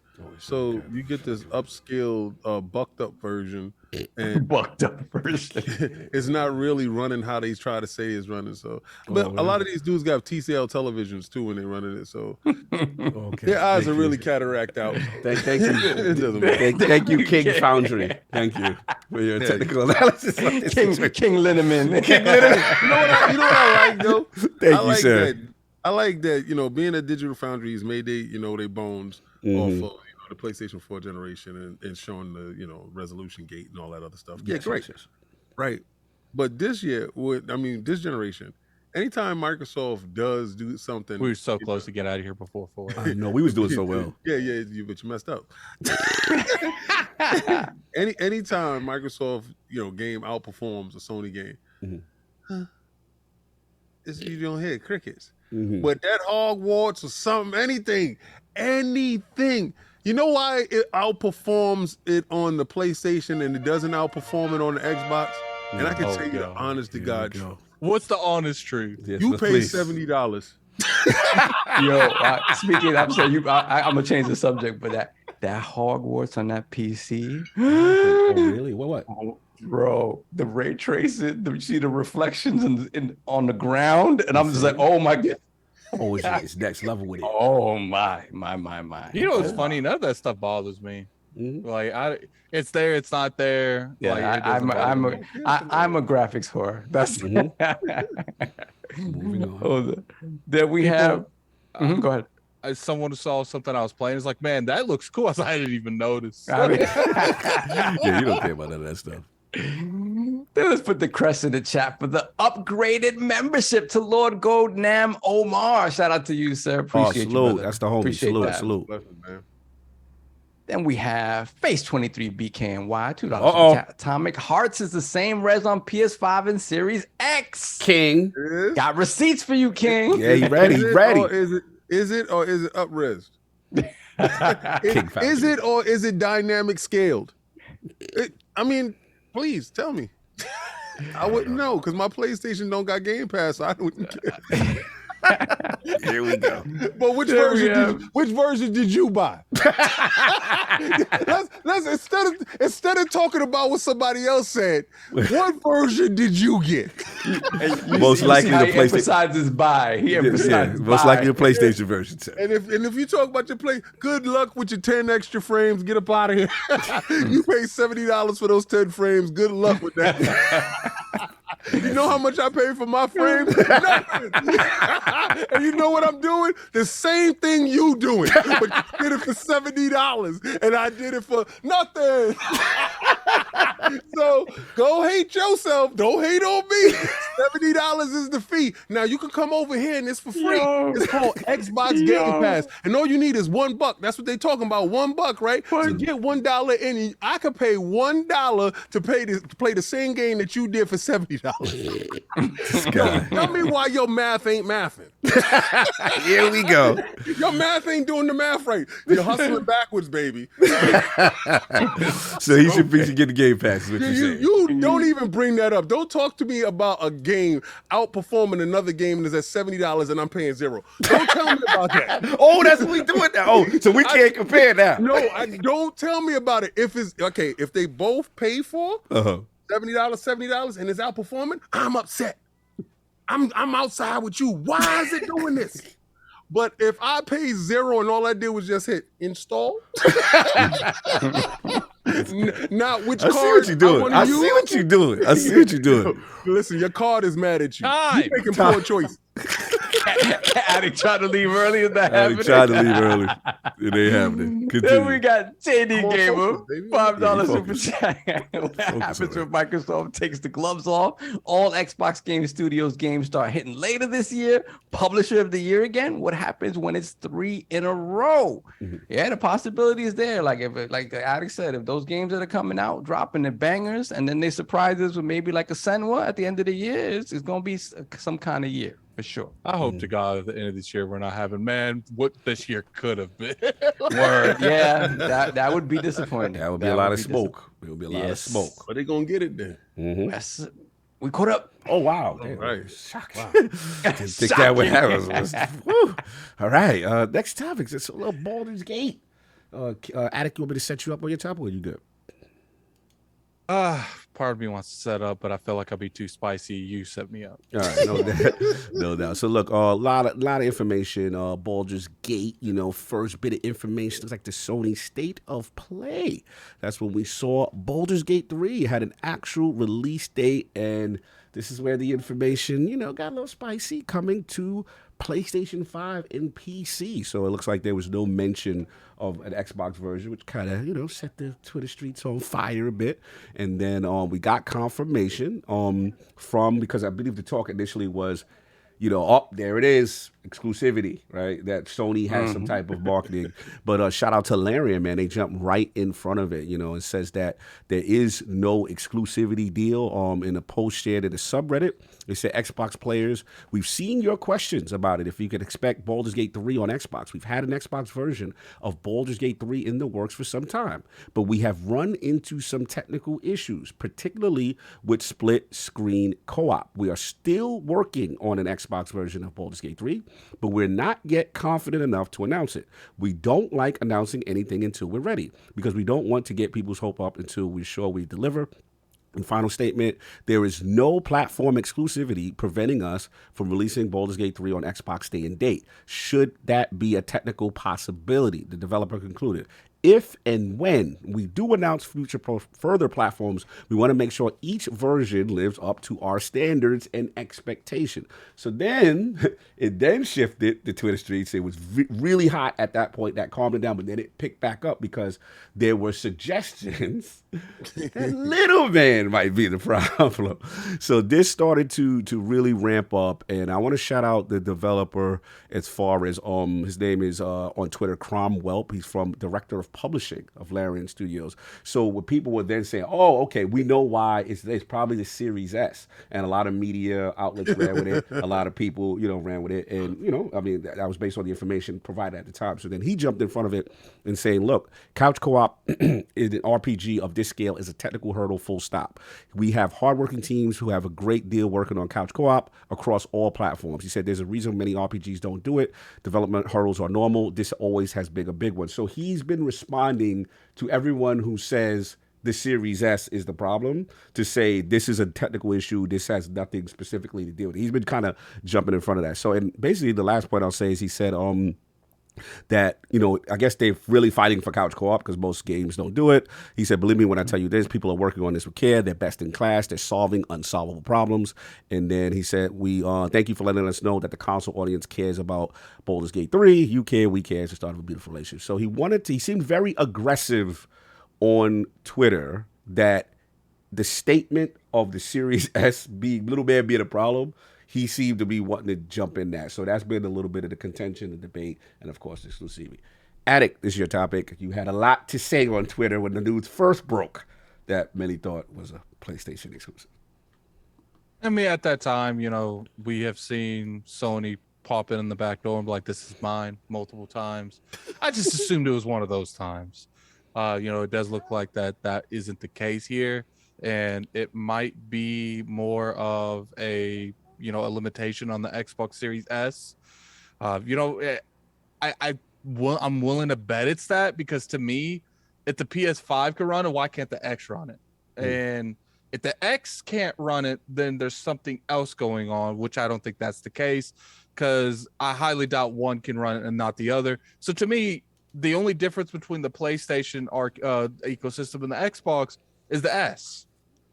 Because they got that mandate where you have to have it run on the Series S to release on the Xbox believe it when he says platforms. that, basically what he said, it's not, you don't necessarily buy, you're not buying it is what you're saying. Yeah, I think that's PR. They don't want to upset anyone at Microsoft. Okay. They don't want the heat being on them for anything. Then they get this developer is a good developer. They've always made good games. Divinity, Original Sin. I love those games, and if the S is doing it, then it's like one of those things where it sucks. I have to see a little bit more. Like, I guess to me, the only other thing that would make sense is they were working on the PS5 before the X version. Right. But then once again, like, does that really make sense? Because you don't see other games having this issue where they got to delay the Xbox version because they had to get the PlayStation version out. Like, to me, it's got to be a limitation issue. And the only difference between the two variables is the S. The only because thing it seemed like they got the PlayStation 5 one running just fine. Mm-hmm. No, I get where you're going. I guess the only question I have for you is, what do you say for people who say it can't be the Series S because it's coming to PC also, and there's less configurations worse than the Series S on PC, and that it's still coming to those platforms? Well, it's been in those platforms for a while. Like they're making these current ports right now, and sure, there's different configurations on that. But have you ever tried to play a PC game under the recommendations? Yeah, it's not a pretty time. It's not pretty at all. And we got to remember, sometimes when we talk about that, it's like you still have to, when you're developing for a console, there's a certain level of polish that's kind of expected. Whereas when you're on the PC side, that's a good point. All of these specs are tested for, not as thoroughly as a console release, right? Yeah. It's there's so much of it on the PC that you can't possibly hope to get every little thing. When you're honing it to a specific spec on a console, that's where, again, the smaller details of things not working properly and exactly as you want it to, that's where it really comes up. So to me, it is something that it could be an issue that on a PC spec that's similar to the S is passable, but for the S per se is not. Right. So it to me that's the thinking. I think. Okay. Attic, you finish? I'm sorry, I want to interrupt you. Yeah, it's just one of those things where, if it is the S, I low key would have preferred them just to leave the S out of the SKU, like, because I said it from the start. At the beginning of the generation, there weren't going to be a lot of issues, but we've seen multiple times games coming out in 30 and they had a patch later to make it at 60. Like, it's clearly S is an issue. Sure, there's some developers that could do it well, but it does look like a lot of developers are having challenging issues developing around the S, the PS5, and the Series X. So, your thoughts on Larian, Baldur's Gate, first exclusivity, non-exclusivity, first Series S, people blaming, and now Larian really coming hard at all media outlets. Said some very thing. He going to people articles that say Series S in it, and say, "Hell, that's not true. That's not true." That I've never seen this aggressively against people with that. Go with the technical limitation. I mean, it is. It's again, outlets editorializing and sort of filling in the blanks themselves, and not kind of stating it as not stating it as fact, right? But it comes off. You have to be clear when you're like, this is an opinion piece. My opinion is blah blah blah blah blah, and so when it's coming off like that's the assumption and everybody's kind of saying it, you got to be clear about what it being an opinion. But I agree with Attic. I said, it just seems like when you're developing for two different SKUs, and again, the issue that we've talked about with the S, it's challenging, and the RAM issue on the S is challenging, right? The GPU stuff, the CPU stuff the GPU stuff obviously it's lesser, and the CPU stuff being faster helps with that type of bottleneck. But if it's not a game that's CPU bound, the bottleneck's not going to matter, right? So it's just one of those things where when you're developing like that, it is going to require more work. And we talked about this last time when the issue came up about the Series S. It's like, well, it's the amount of work that goes into it. Sometimes when you see these arguments about the Series S is the albatross, whatever, the work that has to go into making it good is the albatross. It's the fact that, okay, how much is it going to cost us to put the work in to get it to where we need it to get? Is it worth it to us? And sometimes that's the discussion, and it comes off as, this machine sucks. No, it doesn't suck. It's just work. You know what the interesting part is too, Solve? Like normally in the past when because it's all about time. They can get this game running on the S. It's just time. And the time to get this game running on the S, because we don't even know if it's the S, but the time to potentially get this running on both consoles is going to take more time than it is for the game to come out. So obviously it's been pushed back. But it's just like, it's interesting because like Dying Light 2, I remember that was 30 frames on the console for like a month or two, and then they got the 60 frame patch. Normally they just dial stuff back on the S to get it running. But if it is the S in this particular moment, they weren't able to do that. So, they're being very, very adamant that it's not the S. I still think it's more of a PR thing. But if it isn't the S, I just hope the game comes out relatively. Are we looking at like a 6-month delay? Are we looking at a year delay? I got an interesting question. I don't think nobody's ever asked this generation. Let's have some real talk. Do we think, based on what we're seeing now, granted, to King's point, not every port, the Series S or X is losing. I would say, I'm putting up a theoretic. I'm just going by, what I see anecdotally. So let's just say it's 60% the Series XS version runs better, but there's a 40% where the PlayStation 5 version runs superior, right? What if, I want to ask you guys this, the Series X and S is just hard to develop for in general, and the PlayStation 5 is an easier entry point, just from a development style. I mean, we come from the days of the 360 and the PlayStation 3, right? You know what I'm saying? Like I remember Bethesda ports being a problem on PlayStation. I remember 360 being the easier console. So do we think, as much as Kick, so the Xbox has been talking power talk. What if it's a hard to develop for a console? That would be so weird because I again, think everything it's mainly is just splitting your resources between two platforms and not yeah, just one. I think so. I think I'm with Addict. It just everything after the Xbox 360 and the PS3 it's just x86 based. It's just easier across the board. I don't know the ins and outs of it, right? Maybe we can have Jason Ronald on again to talk about it or whatever. Yeah, absolutely. We'll get the Ronald in. But it is a thing where I don't feel like these things feel like they're programmed like PCs. So you can have that sort of ubiquity when it comes to the development pipeline across all the platforms. So it would be weird to me if there's something there that's so bespoke that is like, let's be real. Like there's been a certain lore, talking about the console of the PlayStation 5. It's unstable, but let's just say the genius of Mark Cerny. He's the reason we consider an Xbox podcast. Let's just say the genius of Mark Cerny. To talk about this. I got you, King. I'm gonna let you get your balls up, but I want to agitate you a little bit. So my thing. So let's just say the way the PS5 is designed with the the CPU and the way it's fluctuating, like King said, this is ideal for developers so that they can just get to the metal, and boom, it's an easier shot. And you throw that on top of an install base that's already high. What you going to develop for? It could be. I mean, we're gonna now, right? This year. This year. Oh, he focused? He got the focus. You got to take a swing. Put it back on the screen. Put it back on the screen. He focused. Put it back on the screen. What you did real quick. Oh, you about to come with me? You focus. You focus? He not feeling it. I'm just saying, we. Okay, got it.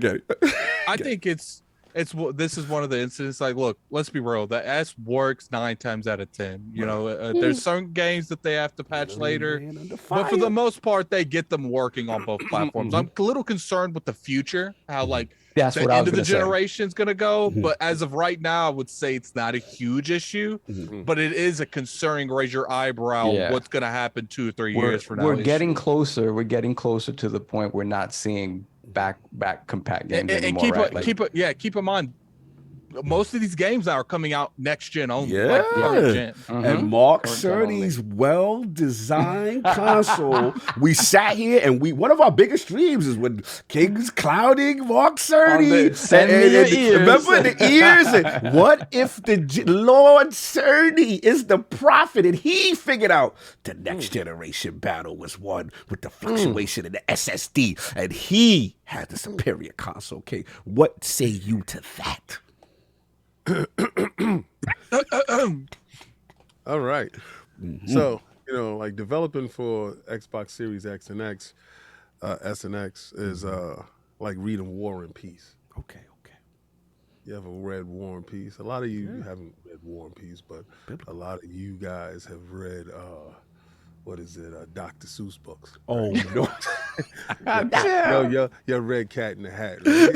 Not the cat. Your Red Green Eggs and Ham, right? Oh man. Yeah, but a lot of y'all can't get through War and Peace. It's a thick book. So VRR, full RDNA 2. Stuff like this. These are big words when you come to developers, right? So a lot of these developers is like, all right, well, let's get the one that we can get out the easiest, the fastest one right now. The one without all the bells and whistles. Let's just get this one out. Because they have TCL television. Oh, God. TCL. We're familiar with these dev kits because they're PlayStation 4 dev kits. Right? They just up-res. You wanted PS4 dev kits. You see what he's doing? I'm going to let him cook. I'm going to shut up. The cat mad at me, so let me let him cook. Just real quick, I'll stop you for a second. Jonathan Roberts already posted his ILP without context. So he already in it? Yeah, we didn't even finish. All right, continue. He didn't even finish. Continue. I'm going to hit it. Let me hit King get out of this one. Let him cook. All they doing is giving you up-res PlayStation 4. and it's really cool because what are they doing? Has any of them used that fast SSD yet? Has any of them did anything that the PlayStation 4 cannot do? Nobody can, right? It doesn't happen that way. All right, so now we already know that the Xbox One is gone. These dev kits is what we're talking about here, Series X and X. So a lot of these developers say, let's handle this first. But not even going to talk about that. Let's talk about Baldur's Gate. Let's get it. Because we're not going to talk about the unstable box and the PlayStation 4 is really the real version and the PlayStation 5 is just an up-res mess. That's all that is. Okay. But we ain't going to do that. We're going to talk about Baldur's Gate. Where was it shown? It was shown the State of Play, right? Yes. Wasn't that a Stadia game? I don't know. Before it was exclusive for Stadia. It was announced originally on Stadia. On Stadia. It was an exclusive. Well, I don't know if it was exclusive, but it was first announced it was at the Stadia reveal. Yeah, and it wasn't announced for nobody else. Right? 100%. So when they showed you, Lorena showed you, whoever announced first. Just to be transparent, that game is on Steam right now, early access. Good. Let me hear this. Nobody care about PC. Okay, continue. I want to hear this. So they showed it over there. We didn't hear about no Series X. We didn't hear about no PlayStation 5 version. Okay. Stadia showed it first. Okay. So we heard that it was Stadia exclusive. It was Stadia and Windows. Yeah. Okay. That's it. Hey, PC Okay. and Stadia. Fair. History repeats itself. It's shown on the Sony stage. Yo, shut up. Don't tell them that it's coming out for nobody else. All right? We giving you light right now. Let us sell ours over here first. Let us get our pre-orders here because we ain't got no Game Pass. So they ain't dropping in no Game Pass.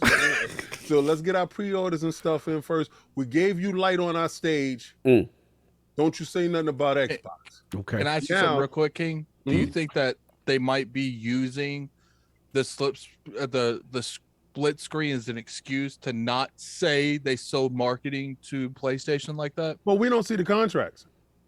Right? We only hear, you can tell somebody, oh, that's not true. You don't got to tell anybody the truth. It's contracts. Okay. This is a need to know basis, and you don't need to know.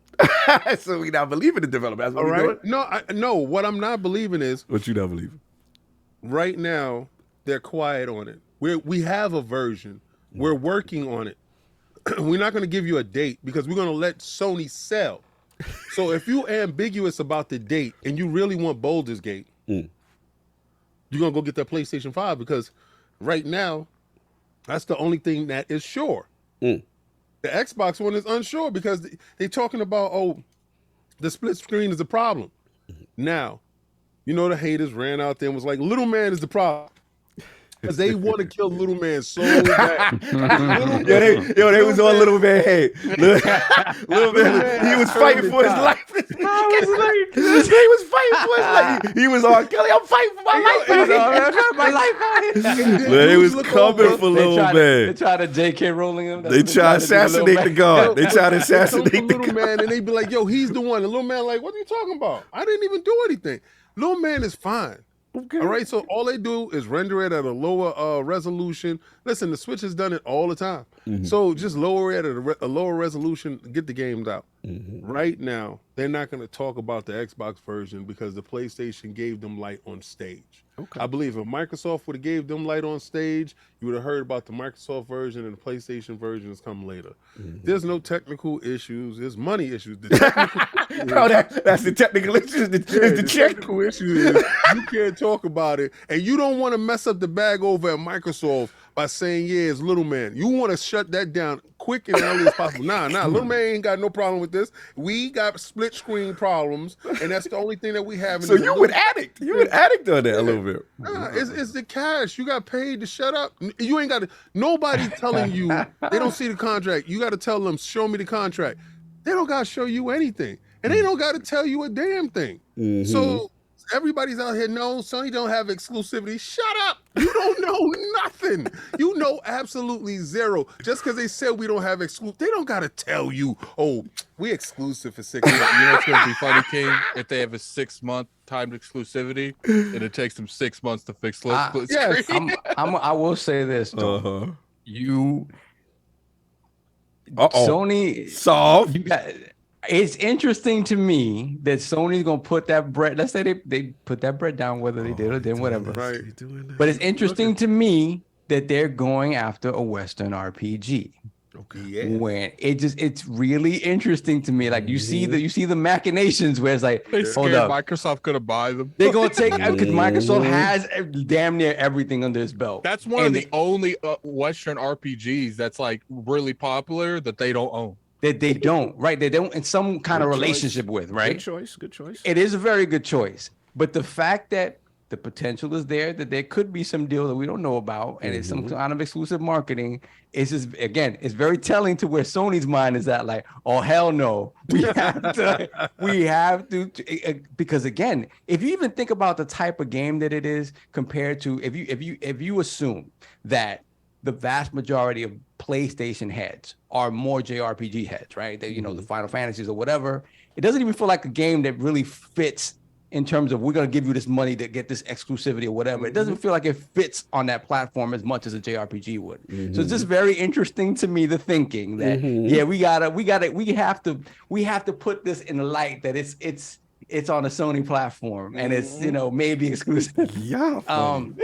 It is that thing of like, hey, we can't allow this narrative to get out of hand where all of these types of games is Xbox games. Like it's not gonna happen. Wait, but who can't allow what narrative to get out of hand? Who? PlayStation. Here's the thing, that though, narrative. Cog, the reason that even though that might not be true or might be true, you have to at least say it's possible because of their history. That's the sad part. They've been so like very aggressive with marketing and stuff like that. I mean, we see Destiny where they couldn't even mention that the game was on the platform. We've seen time and time that they have been very, pushing time exclusivities past their normal date, locking down whole franchises to their franchise. Like, I don't know if it's the S or it's PlayStation, but the funny thing is, as much as I think it might be, some of the limitations with the S in some degree, it could easily be the PlayStation thing because that's just how they roll. That's just how they roll. And to me, it's just weird to me just because when you look at it, like that's a CRPG. That's straight up. That's that PlayStation does not feel like the platform that would be like, here, take this money. You're gonna be here. It's just. And for them to be announced on their platform coming to the console. That's what I'm talking about. Times are changing. It can't be that. They don't want, and Sony said, yo, whatever you do not say that we got exclusive for any type of months because we with the EU over here. Yeah, we can't be having that conversation. We can't be having that conversation out right now. So what about we dating you, but we don't want nobody to know. But in the past, in fairness, with those conspiracy theories that y'all talking about, in the past, you couldn't even the developer couldn't even say that an Xbox version existed. The developer is coming out full blast and saying, "No, y'all good." Okay, this is part of the deception. What is the deception? Because they told him, yo, listen, you cannot say we got anything exclusive right now. We gave you light on the stage. Hold on. I'll let you hold off for a couple of months. This is a bro man handshake. Don't mess this up for me. We trying to get these dudes out the box. Don't you buck up because the next time we not gonna let y'all in. We not gonna give you no light. This is the thing. I'm gonna read this. I'm gonna jump and read this last super chat from Dave Ramos, $2 super chat. Any games yet confirmed Series S couldn't handle. And I think that speaks to the point of like, it can handle it, right? Yeah, it's just time. It's just a matter of time. Like, look, even if it's the S, this game's gonna come out eventually. But it's just the funny thing is it could be either one of those. It could. There's a variety of things. It could be something as simple. It could be something as simple as they had outdated dev kits that they got updated too late. The libraries. Ah, man, we all know it's Sony. Y'all just don't want to say it. So this is when your heart pump cooler. You don't want to point the snitch out. So now, see what you is like, King don't believe the devs. Yeah, like it's just funny to me because it's like before, according to the conspiracy theory. How many times has a girl told you, man. I ain't cheat? All I'm saying, sit there like, now she ain't got to tell you the truth, man. Listen, all I'm saying is, according to y'all theory, in the past, when there was an Xbox version, right? It wouldn't. If there was no Xbox version, it wouldn't even be allowed to even be talked about. Because if the money exchange hands, like y'all said, right? And they like, yo, don't you're not even supposed to say that Xbox even getting anything. Kind of like the Final Fantasy VII remake situation. Cool. But nah, this is different. The dev is literally. No, this is like when you hanging out with your. Go ahead. I'm gonna tell you, it's just like this, right? Mm-hmm. You got a girlfriend, but you hanging out with your cousin. Mm-hmm. And y'all over there, but she really ain't your cousin. And your girl say, what cousin is that? And the girl go, oh, you know the cousin from the auntie from over there. She got to lie too. The EU is watching right now. Oh, well, listen, man. Microsoft will point over to them and be like, see, they doing it right now. They're doing the Baldur's Gate to us right now. And they don't want that. So just to clarify, just to be transparent, 100%, you don't think there's a shot in hell that this could be anything on the technical issue? You think this is entirely... I think it's mainly it's marketing. No, it could be, but I believe that Sony is more underhanded than I do believe in technical issues. So if we're gonna balance the reasons why this could be, I'm gonna always shift towards the Sony. Wow. It's like, all right, so I listen. I trust a snake to be a snake. So I don't go inside a room with a wild Bengal snake. King, you know what it is? Bite me. You know what it is, King?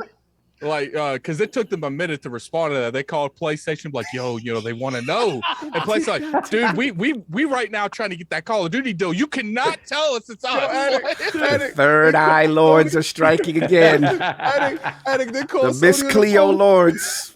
Outside. Sony said, how you got this number? So my thing is, this is my thing, Cog, right? My thing is this. Why not, like, if you're confident that there's no issue with this machine, you just announce it for Xbox as well, right? That's right. And that's the thing about it, right? Are you so what happens if they can't, let's say it is the technical thing they don't want to tell you, and they can't get it to run on a satisfactory form on the S. Are you just not releasing it on the X? Because of this directive? What if they just a smaller studio that has the resources to develop one at a time? Hold on. What's this podcast? You did say, hold on. You did say, y'all did say, right, that this game was a Stadia game first, right? Then it shifted, right? And if we talking business, what's the platform you need to make it go first to the one for? who's gonna show me So now you do the PlayStation joint, right? So if your resources are there, why can't it just be, yo, we just got the resources to do this one at a time. Y'all gonna get y'all joint. When we get it to a satisfactory state, because again, they said technical issue and they said couch co-op. Hold on, y'all. I'll let y'all cook on y'all conspiracy for mad long. Like I ain't never get a chance to talk. According to Google, this company has over 250 people as of 2021. Fair enough. All I'm saying is when you shift development, if you come out for a console or a platform that now no longer exists, you can't tell me that they didn't have a whole bunch of resources invested in Stadia. You still have to shift, right? Hold on, they did, but it was PC as well, right? Okay, so and PC, right? A lot of configurations, right? Then you get PlayStation. I will give y'all this. I'm not full with y'all conspiracy, but y'all all the way with this joint. The only thing I will give you is, yes, if you're on the Sony stage,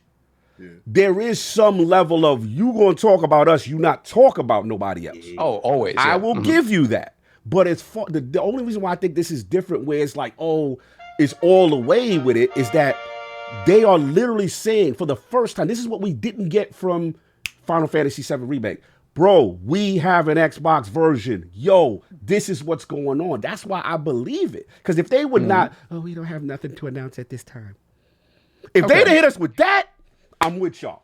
They did have we don't have nothing to announce. Final Fantasy. No, but it was never no official all the way. And then when fans put the pressure on, like, yo, Final Fantasy, where you at? The year's up. And then you know when you get that, we don't have, these are the platforms that we're ready to talk about at this time. Yeah. That's what I know. But they didn't say that. I think there's a different microscope going on right now. To be honest. But all I'm saying is this, right? Yes. Microsoft had a show this year And in their show, they was very buttoned down with what they wanted to do. They didn't want a game to come in to overshadow Hi-Fi Rush, right? So Hi-Fi Rush is pretty much stealth drop, boom, bang. Right. Sony had a state of play, right? Now, I believe that Baldur's Gate went with whoever was going to show them off in the best light, give them that period of time to sell. I honestly believe that there's a deal in the background, right? Okay. And I know you said before there was transparency in certain deals. Certain deals, people can go through and they'll come out and say, no, we are, or yes, we are.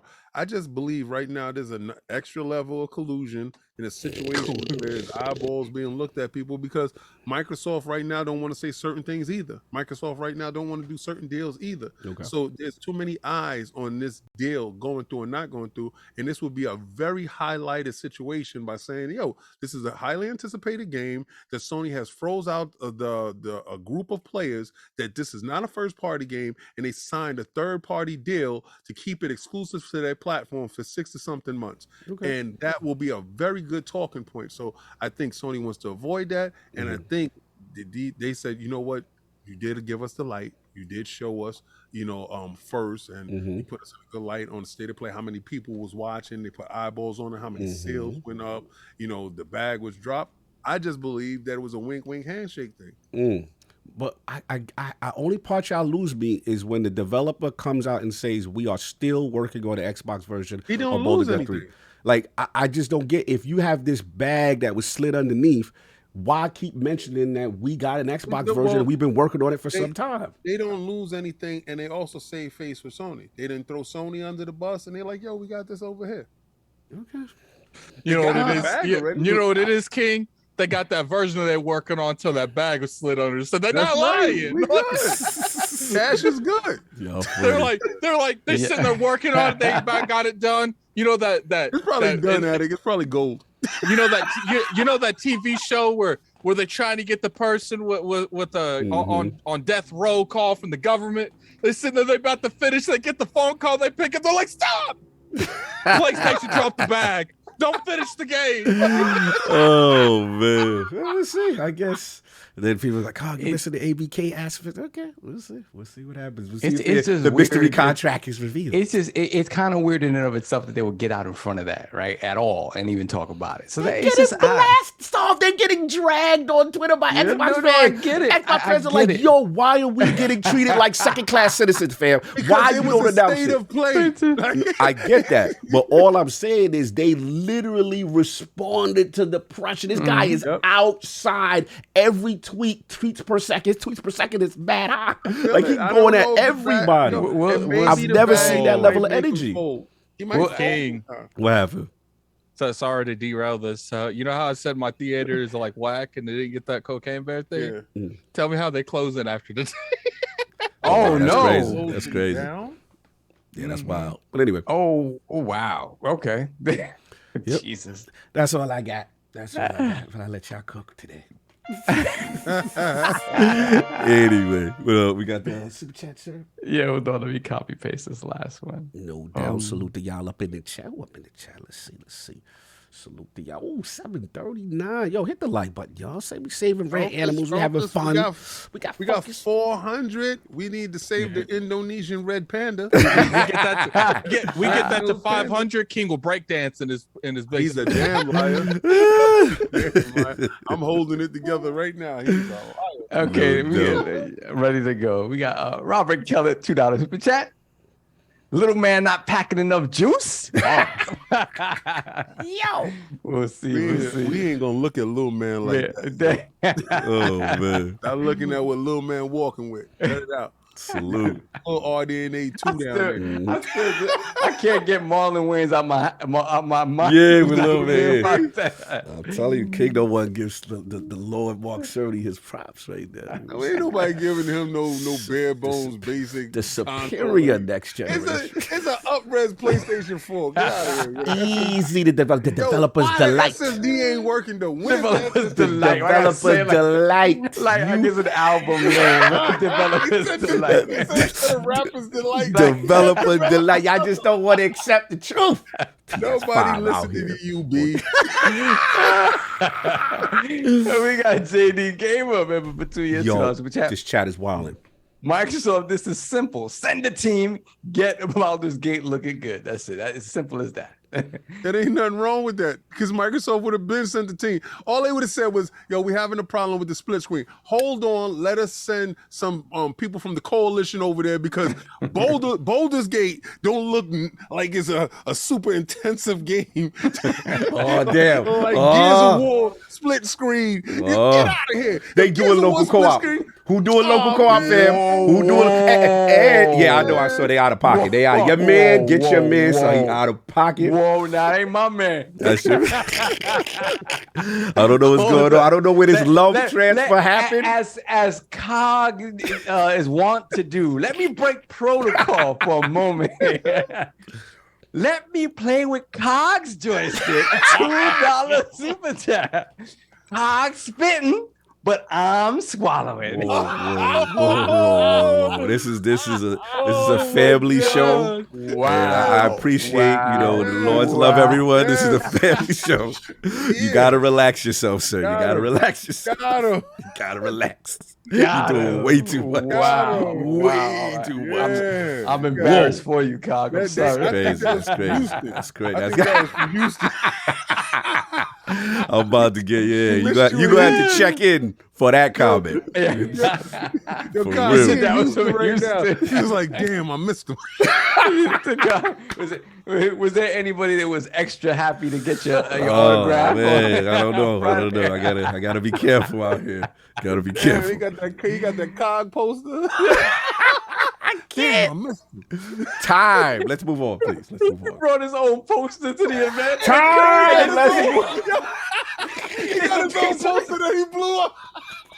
And it's a picture from COG's window. And he's like, how you got this? Yo, I'm out of here. Yo, they got him at the light driving. And he's got like one of those voice boxes that says, not telling what you want here, Yo! telling what you need. Yo, y'all see. Yo, I'm gonna go pee. I gotta go. He said he got a COG plushie. I'll be back. Yo. The host left. We got first time in history the panel makes the host leave. The host left. He said he got a plushie that said, it's not what you wanted. And then he presses it again. He squeezes it. And then he squeezes it and it says, are you implying? Are you implying? He said, also will you squeeze his tummy? Are you implying? Whoa. Oh my God. We got Forza Legend. Hold up. Imagine he presses it and says, just one hashtag. just one energy. Oh my God.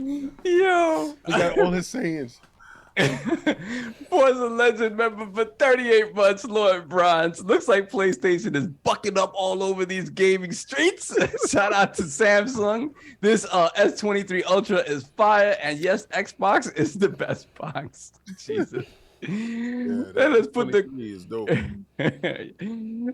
crest in the chat. But Lord Bronze back from the dead one. Shout out to you, sir. Appreciate your support.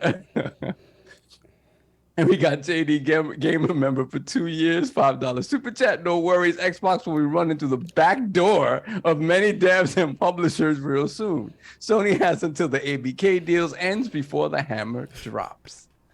We shall see. Somebody said introduce. Yo, y'all out of pocket, bro. Yo, that'd be dope, right? The little plushie goes, introduce it. That was disgusting. Yo, they go, my man. Yo, y'all wildin' right now. Oh Lord! You press this to solve. Read that. Stop reading that. Oh, yes. There we go. Super chats are back on track. Let's go. Let's go. Yes, let's get to that. We have, I don't know. I can't see. The super chats are back on track. Thank you for making it right, brother. Thank you for making it right. We have the rubber knob. Let's get to it. Let's get to it. These in order, sir. There's protocols. What are you talking about? $5 super chat. First, Halo has issues with couch co-op, and now Baldur's Gate. Maybe there really is an issue with the split screen on the ass. We'll see. Then we got the rubber knob, $5 super chat member for 2 years. Devs are locked to feature parity between the PS5. They can't use the extra features on the Xbox. Could be. Never know. Dave Ramos, I read this one. I couldn't read this respect one. to Mark Cerny. Go get him on the show. Let him spit the You king. gotta take the time thing off. Okay, cool. Yeah, I was affected. And we got Robert Keller, $2 super chat. People act like Lil Man be like the Saturn. Hey. What the hell? What's going on here? Yeah. Hey, chat. Let's get mods. Let's get this guy out of here. No doubt. Sorry about the overlays. I was triggered. I left the time on. I wanted to leave it on to cool off. We got Tom from $2, $5 super chat. Gray Hill Incident Marketing, PS5, PC, and other platforms. Mm-hmm. Then we got Pixel Bit G member for 38 months. Lord Bronze, thank you, sir. How many gamers on Mac? The game is coming day one to Mac. Great chat. Yo, is it day one to Mac? See, that's foul. Foul. That's how you know the bag was slid. If it comes to Mac, that bust the back. That's what you do. Slid. Oh man. Then we got Callian Brown member for 1 month. Lord Silver on FF. Hold on a second. This thing scrolled over. Damn. On FF14 Square, and Phil said they had a finished version that they went ghost. Don't underestimate Sony. Yep. You never know. You just never know. Hold on, let me scroll back a little bit. Let's get done. We gotta get the super chat. You're not on it right now. I don't know what you're talking about, man. I got There's one in there. Mm-hmm. I don't know what you're talking about. Let me see. Yeah, Let's play with each other's joysticks. Super chat. So many fakes, but only my love for Sav is real. That's right. Exactly. You already know what time it is. He put his flag back down. Nah, not put flags anywhere. Let's not do that. Yeah, he put his flag down. Yeah, that's the truth. That's right. Jigga said he got a Valari pillow with Cog's face on it. What's he saying? He wants to sit on Cog's face. Whoa! Shout out to let's put the link to Valari in there. Yo, Lord Metroid, $2 super chat. Cog, the Lord of Spitting, my man, Lord Chip. See, I know what you're doing. See, Cog, relax. Cog, you shouldn't have made it such a big deal because now they go come at you. They got me out of pocket. I was in my feelings a little bit, so I had to cool off and get off the screen. Anyway, we caught up with all this? Yes, sir. We're caught up. All right, solve your topic, sir. AtomicHeart, man, what's going on? Yeah, so I got to play maybe like 3 hours of AtomicHeart. This is the new game from the new developer coming out of Russia, Munfish. Mm-hmm. It at first glance, everybody look at it and be like, "That's BioShock," and it wears its influences on its sleeve for sure. It's definitely BioShock at a look, right? When you start playing a little bit more, you realize it's BioShock, it's Wolfenstein, it's new Wolfenstein, it's arcane games a little bit, right? It's a little bit of immersive sim stealth stuff going on. And I think as a first effort, this is really impressive to me. Again, I'm only a couple of hours in, but it's super impressive to me. So like general overview. So the game is essentially about alternate history sort of Russia, 1940s, 1950s, where basically Russia, a specific scientist in Russia has come up with something that they call like a polymer, right? And essentially is something that you can inject into your body, right? And this is like a futuristic world, right? One of those futuristic utopia worlds. World War II. They talk about the Nazis and they talk about how they came out of it. You know, they talk about atrocities. Like there's this one scene where they have like a monument and you see like, you know, the fake accomplishments and stuff like that, but they intersperse real stuff in there as well. So coming out of that war. Oh, you read The Wall? Yeah, I read The Wall. I read The Wall. Yeah. So you coming out of the war, right? It's like, okay, the scientist comes up with this amazing thing. Supposedly the Nazis put out some crazy virus that kind of killed a whole bunch of people. And then post that, the scientist comes up with this thing. They automate all of society basically. So robots are integral to this society. And it's funny because you have different types of robots, right? You have like these ballerina looking female robots. Then the general male robot looks like a dude with like a porn stash. Like they all have like these weird 70s porno stashes. And then you have like robots that really look like industrial robots, these big bulking sort of hulking things. Right.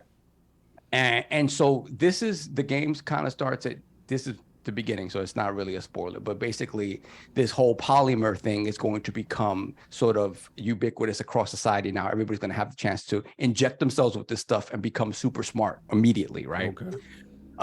Something happens and the robots go haywire because the robots got a little taste of that polymer and they're like, oh, we got smart now. Yeah. So a lot of Skynet type of stuff happens, right?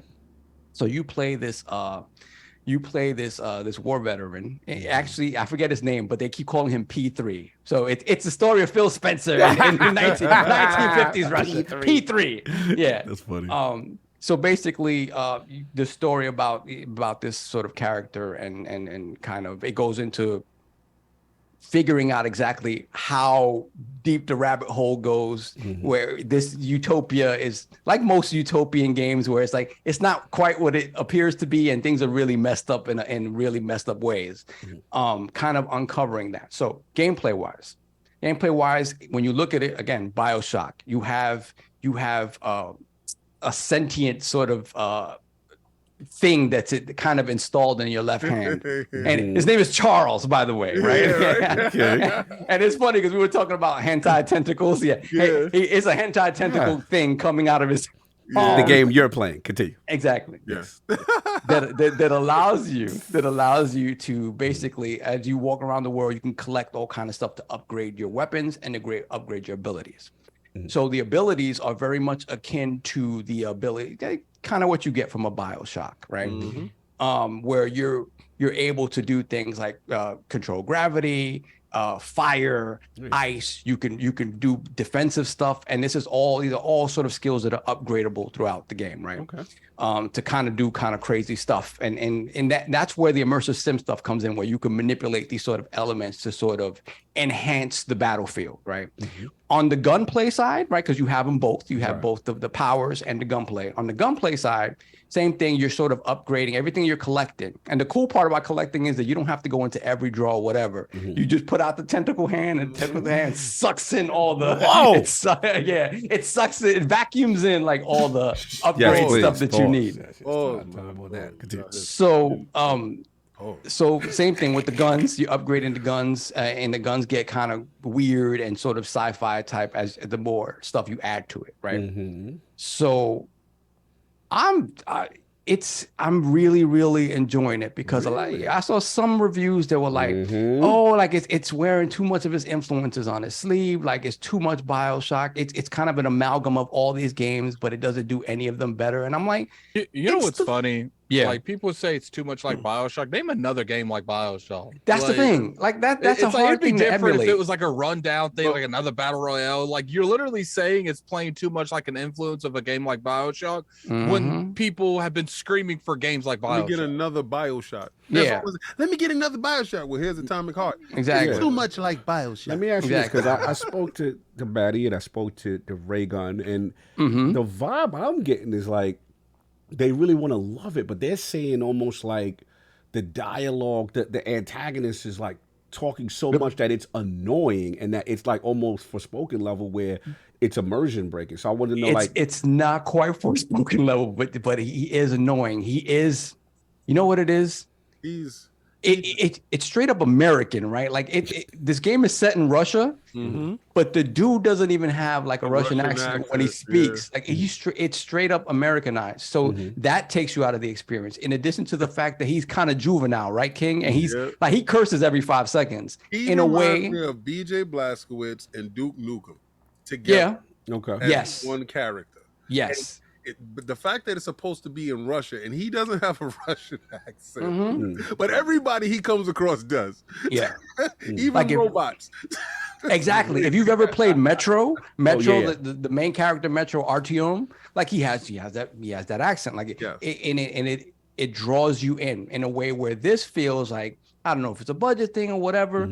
It does feel like a miss that this actor doesn't utilize a Russian accent to kind of create more immersion. In addition to the fact that the script-wise, the script in some ways is kind of juvenile, and just his conversations and the way he speaks, and then especially how he interacts with the sentient hand.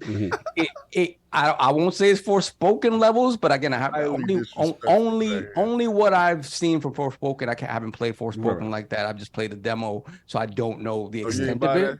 Nah, that I will be getting that on sale at some point. But yeah, I've seen that and I get it. It's not as, to use the word cringy, it's not as cringy to me as Forspoken yet. And I just think the rest of the world makes up for it for me, because it is one of those things where it wholeheartedly buys into the world it's created. Okay. And everything in the world fits within that. Whereas like some things you find is like, oh, they're not really selling it here.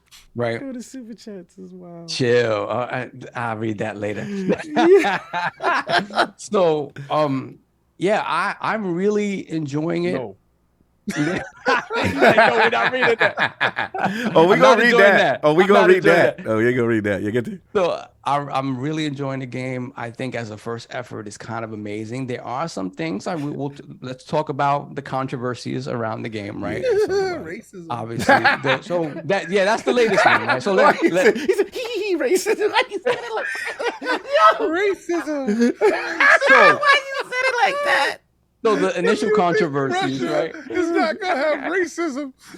Okay, continue. Yeah, it's kind of it's go. asking a lot, but this is it, right? So let's talk about the initial controversies. Obviously, the Ukrainian government is kind of lobbying against this game because they feel they don't want Russia to. This is a Russian team, and they don't want Russia to. They don't want any products out there that feels like it's kind of giving a sort of elevating the name of Russia, especially in light of what's happening in the world today, right?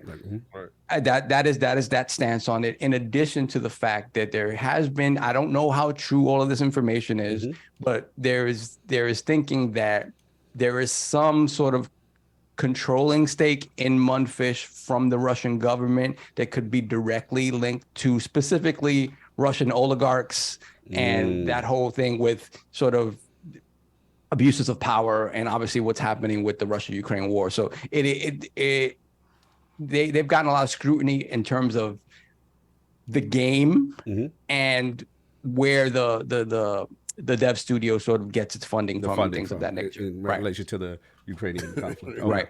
They got drugs. Now, yeah. So that's one aspect of this controversy around it. Boycott the game, right?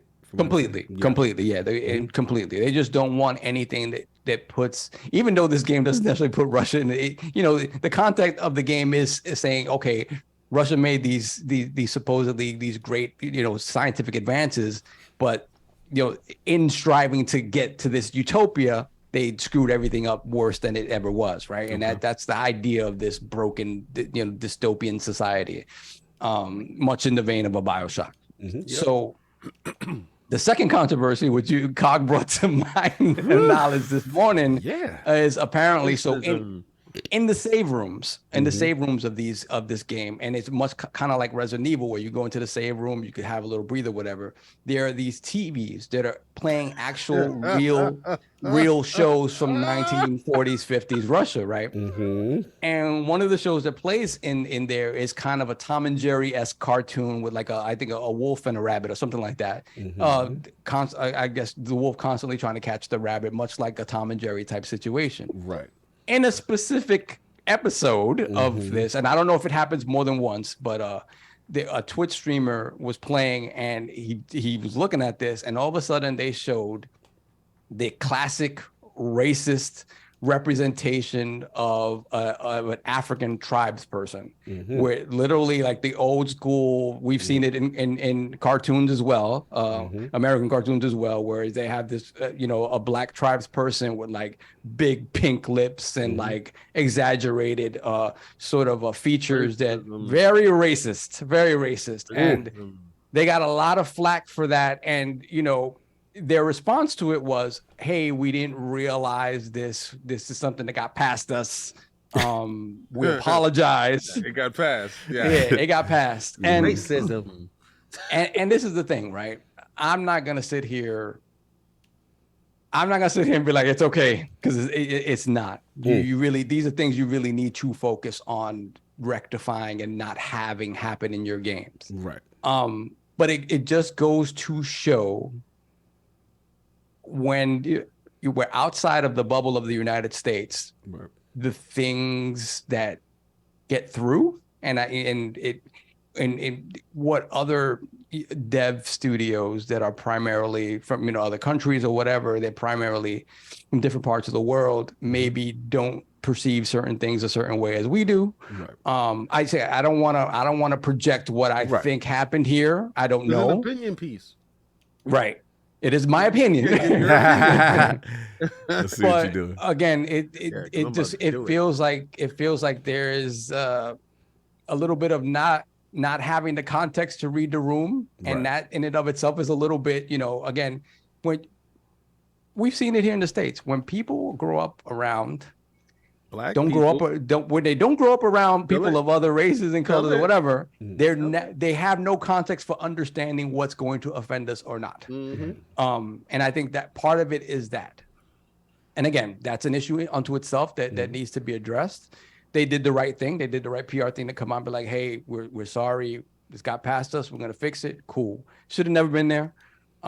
Please, they put it in there. They saw it. Somebody went and put it to the television. Yeah, it ain't just pop up in there. Exactly. Ooh, racist cartoon just popped up out of the blue.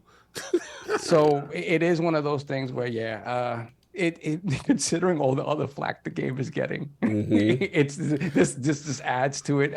Again, they addressed it quickly. I think they're gonna fix it quickly. Right. I don't even know if it's been fixed already. I'm not gonna update my version. You want to keep that? You want to keep that? I want my game with the racism intact. But in speaking about the product, the game, yes. I think as a first effort, and attempting to emulate a beloved game and multiple beloved games, right? When we talk about the new Wolfenstein games, we talk about arcane games, it does all of that pretty damn well. And the level of quality in terms of how the game looks, in terms of the art style and design behind it, I really do think they have something here. Hopefully these devs get to, whenever they make their next game, to get to make it removed of any BS. Hopefully the situation in Ukraine and Russia hopefully is resolved, and they can just focus on making games and learning from the mistakes that they have made. And in addition, to be able to improve upon the game that I think is, as a first effort, is really, really awesome. It really is. Cool. Yeah. And King, I know King played as well. King sound like you ready to talk, or Attica? Yes, sir. Okay. Let me go first, because I don't have a whole lot to add to this game. Okay. I didn't play it. Unfortunately, I've been putting a lot of my time into another game. He said unfortunately, no, it's not unfortunately. It's just unfortunately, since I played this other game so much, I couldn't put time into that game. No, I get it. Because it's engaged. I'm gonna be there for you. Yeah, I'll probably get to it. I don't know. I got Final Fantasy. Shout out to COG after this, because that's getting beat like fast. So unless something else comes out that I gotta review, I don't think I'm gonna review too much until like probably the mid of next month. But I mean, when it comes down to it, like especially like the racist stuff, it's like, don't sit there and say, yo, it got past this. Like, no, we got it past.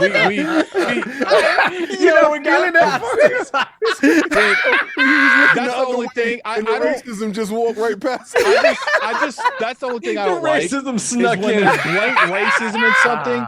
It's not the ownership. Look, we'll figure out how this got into it. Don't sit there and act like someone snuck in. So I got on a computer and put some racist thing in the game. Like, no, one of your peoples did that and take ownership of it. Like, oh man, they're like, you know what? Let's put some racist stuff in there. I bet you they'll never even see. This is my favorite cartoon. It was mad racist, B.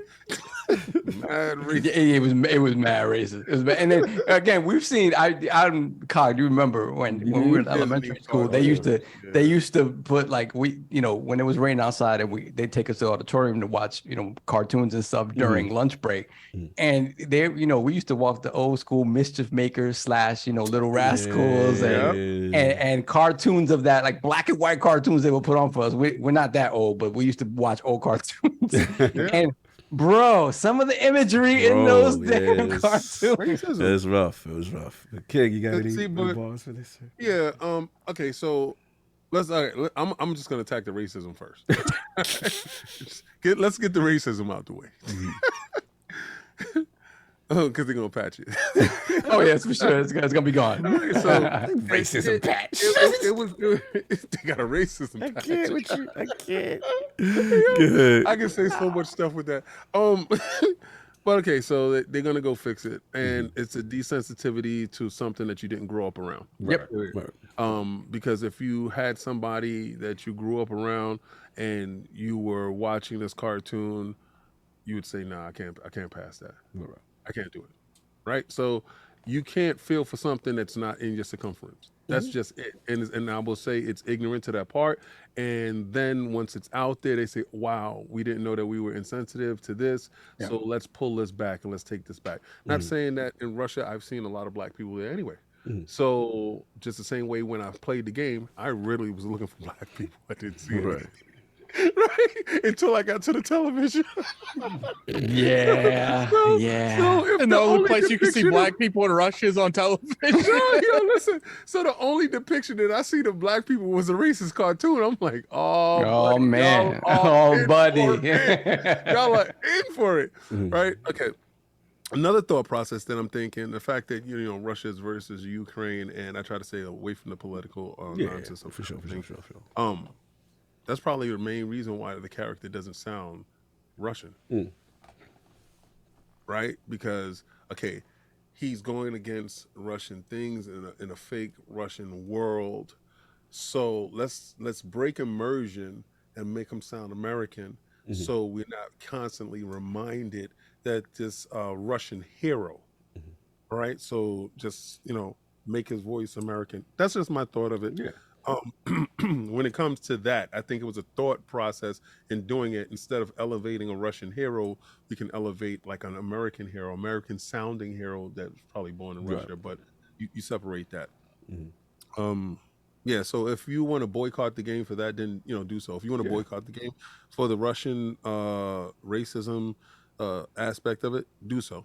They got past the screen racism. But see, I didn't know none of this stuff was a thing until I saw the cartoon myself. Yeah, I had to watch it. But I didn't run out and say, because I didn't run out and say, oh my God, they got racism in it. I saw the cartoon and was like, yo, these dudes wild crazy. Wow out. Like, I said, they're wild crazy.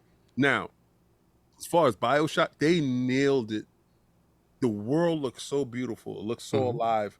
It's so creative in this thought of what it could be like, how all the robots is helping. It feels like, have you ever seen the Stepford Wives? It feels like that type of world, right? Where all the automations and stuff. And there's another movie that's going to come out. I think it's like Go to the Moon or something like that, where they're living in a separate world, a different world changing events happen. They have cars that don't drive, but robots come and take the cars to where they gotta go. It's just little things, and the world is just so beautifully done. And I've played it on my Series X and my Series S. I haven't seen any real differences, to be honest with you. Maybe I wasn't really looking for it. I try to do it all the time just to see. I'll run downstairs and play, and I go upstairs and play. It felt very polished. And for a first run on a series on this, I can see this having legs. Yep. Like it's we need another BioShock. We haven't got another BioShock, and in this stead, we have like a Duke Nukem, Wolfenstein, BioShock amalgamation of a game. I like walking around doing this on the screen. Like so in doing the X-ray stuff, you're scanning things with the glove in your hand. I gotta play this game. And to be honest, it's not as smart as BioShock. Like BioShock is a masterpiece for a reason. But it emulates it very well. And again, as a first effort, it's very good. I like it when you run up on Granny. When you run up on Granny, you're gonna love Granny for her candor. I love the candor of the characters because they pretty much say the stuff like how the real world would be. I love is a little secret about somebody inside the toilet bowl. Screaming, come help me. When you get to the toilet bowl, you go find out what's really going on. That's what I love about it, right? When you make the Wolfenstein comparisons, right? It is that feeling of it's a lived-in world, right? Yep. It's very much lived in. And when I say they go for it 100%, there's nothing about that world that feels like they didn't go in on, we're all in on what this world is and how it operates. And every little aspect of it is true to it, like in a way that doesn't feel like they cut corners anywhere, really. Yeah, it's a very well-made game. So when they first showed this game and I was excited for the game, I'm still excited playing the game.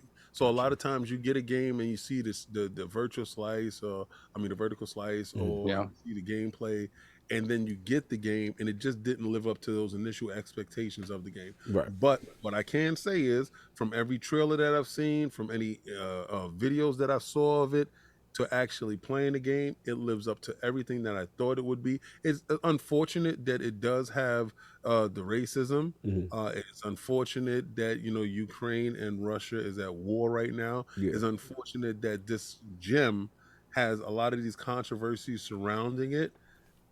If they didn't have these controversies, I think this game will be very up there. What, a 80, 90 Metacritic, like 85, 90 Metacritic, I would think it would be. But then the controversy will probably drag it down to some form.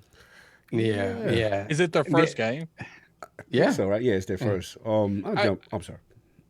I was gonna say, have you guys noticed that, like, there's a lot of first games going on that's actually really prominent games, really solid first experiences? I feel like in the next like 5-10 years, we're gonna get a lot of good experiences because like these studios are coming out with really solid first experiences. Yeah. No, and I'm sorry. Real quick, so this game has some pause moments too.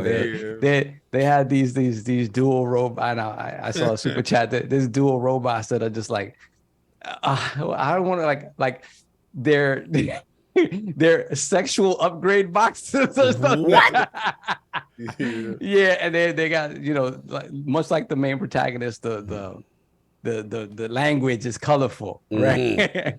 And then there's also, I haven't gotten to this point myself, or maybe I've missed it. There is a basement scene where there is like these turbines going, and one like a turbine straight up looks like it looks like a phallus, and it looks like a masturbating phallus, like straight up. Wow, this got a lot going for it. There's some pause moments in this game. And shout out to Xbox too, because they I will say that Game Pass day one games sometimes is a hit and miss depending on what type of gamer you are, but this game and another game in the future, I think they're finding their good home strategy when it comes to getting these games, because sure, these games not be timed exclusives, but the fact that you could pop in there if you have an Xbox Game Pass subscription or a PC to some of these games and just download them and try them out, like especially AtomicHeart, that's their first game. Their second game might not be in Game Pass, but what's going to be in that second game. Your experience for low entry going into your first game makes you more probable buying their second game. Yep, sure. Yeah, no, it's a big get for Game Pass. Obviously, we wait, Addict. So, are you saying that people that have Game Pass buying more games? I'm just okay. So I'm saying in certain situations they buy more games. No, it's a big third party get for them. Obviously, You know, I spoke to Maddie about it. I mean, he was very strong about the dialogue, which is interesting. You know, but it is conflicting. I'm seeing people on the other side of the fence as far as like the actual people love the world building. People love again that BioShock type vibe kind of thing. Gotta be honest, I think I'm good right now with the situation on the cartoon. So, you know, but again, this is not COG grandstanding, you know, and saying, yo, if you buy it and you play it, you enjoy it, you're evil and you support racism. No, I'm good. You know what I'm saying? Like that takes me back to a certain era of cartoons that I grew up with that I didn't really relate to that part stuff. So hopefully they correct it. It looks like they try to jump out in front of it. But by no means am I judging anyone who's having a good time in the game and all that. But let me ask a question of you guys. You know, being the demographic that affects, like, because you see a lot of people doing stuff like this and trying to, you know, make it right. Yeah. Like, to me, I don't think there's any way to make that right. Like, what could they do? It's personal choice because I know where you're going. There's a part that's like, yo, they jump in front of it, they correct the mistake, right? So no harm, even no if foul. it was a joke, a mistake, dumb joke, and why did you do? Or ignorance culturally, right? Sometimes it's cultural, and the things are lost culturally, right? And I get that. Yeah. But then there's also the standpoint where some people feel like, yo, like once you got that in there, that already identifies yourself on how you truly feel and who you are. Sad too, and I feel, listen, that probably just got a bunch of cognitos not wanting. Yeah, and I'm gonna keep the same energy that I've said with Hogwarts and everything else. Like, I don't judge anyone that's like, yo, it's not that big a deal, and I'm good, and I'm having, yo, power to you. I ain't got no hate for you. I'm just saying, for me, I'm not rocking with it. You know what I'm saying? But it's all good. It's whatever it is. Let me read the super chat, and because it gives a little context. Lawrence Davenport, $5 super chat. As a black man who lived in Russia, I would put it more to ignorance than bigotry. Yeah, and again, I'm not calling them out. Well, you know what I'm saying? Like, yo, what that? Yo, everybody got to get in front of the line and we got to stop. You know what I'm saying? I'm not. Like, remember, I always said, this is always personal. It's a personal choice, right? It's a personal decision. It couldn't be more personal, to be honest with you. That's all it is. And everyone has the right to feel like, and everyone has the right. As long as we all respectful to each other with where we at with it, I think we're fine. So that's just where I'm at. Cool. Anybody else? Yeah, let me get these super chats. Yeah, if you like BioShock, you're probably gonna like this. Yeah, it definitely does. It definitely is. It's not as good as BioShock, but it's very polished though. It's definitely polished. And for their first joint. Yeah, I was afraid that it wouldn't be polished, and it was the first time I went swimming in the polymer. Yeah. I was like, oh, snap. This is dope because it looks like a barrier at first, and then it's inviting, and then the character tells you, oh, I've been swim through polymer before. I've never been hurt. Right. So you don't have any fear after that. You're like, oh, okay. And by all accounts, it looks really nice. It looks really nice on the Xbox. I was going to say, how's the engine like? How the engine is? Oh, I mean, it is beautiful because you have parts of it that are very kind of industrial, right? And then once you go into like government buildings and you have like these lavish sort of like crazy elaborate offices, like decals and stuff like that. When in the beginning, right, when you go up to the head scientist sort of office and you go up in this elevator, this glass elevator, kind of reminds me of when you're dropping down in Rapture, but you're going up, and you're immediately met by these two female like robots, and you go in and the dude has like airplanes, literally. Airplanes are like kind of like, it's almost like they crashed into his office, so they're kind of like jutting in through the window, but it's part of like the decoration. It's really ostentatious. Giant 747s. Exactly, it's giant. That they're real giant life-size 747s inside of his main house where he lives, and the big robots block you from going in, but the giant planes are there, right?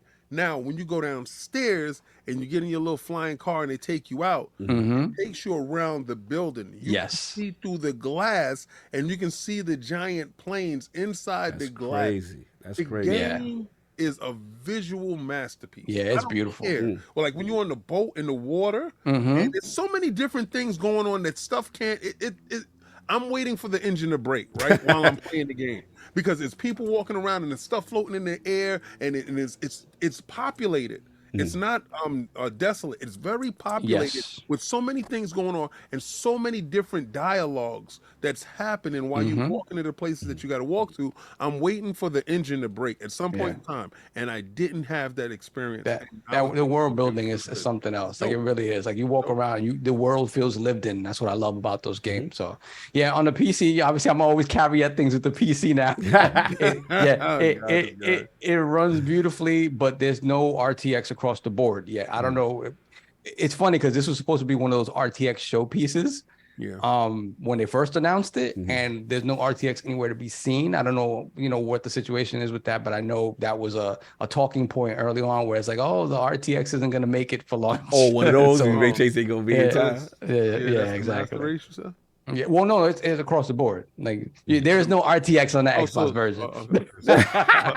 But I was just saying, so you have. Well, yeah, the master race as well. They're having the same experience we are. That's all you want to know. No doubt. For considerably more money, yes. And some people pay $70.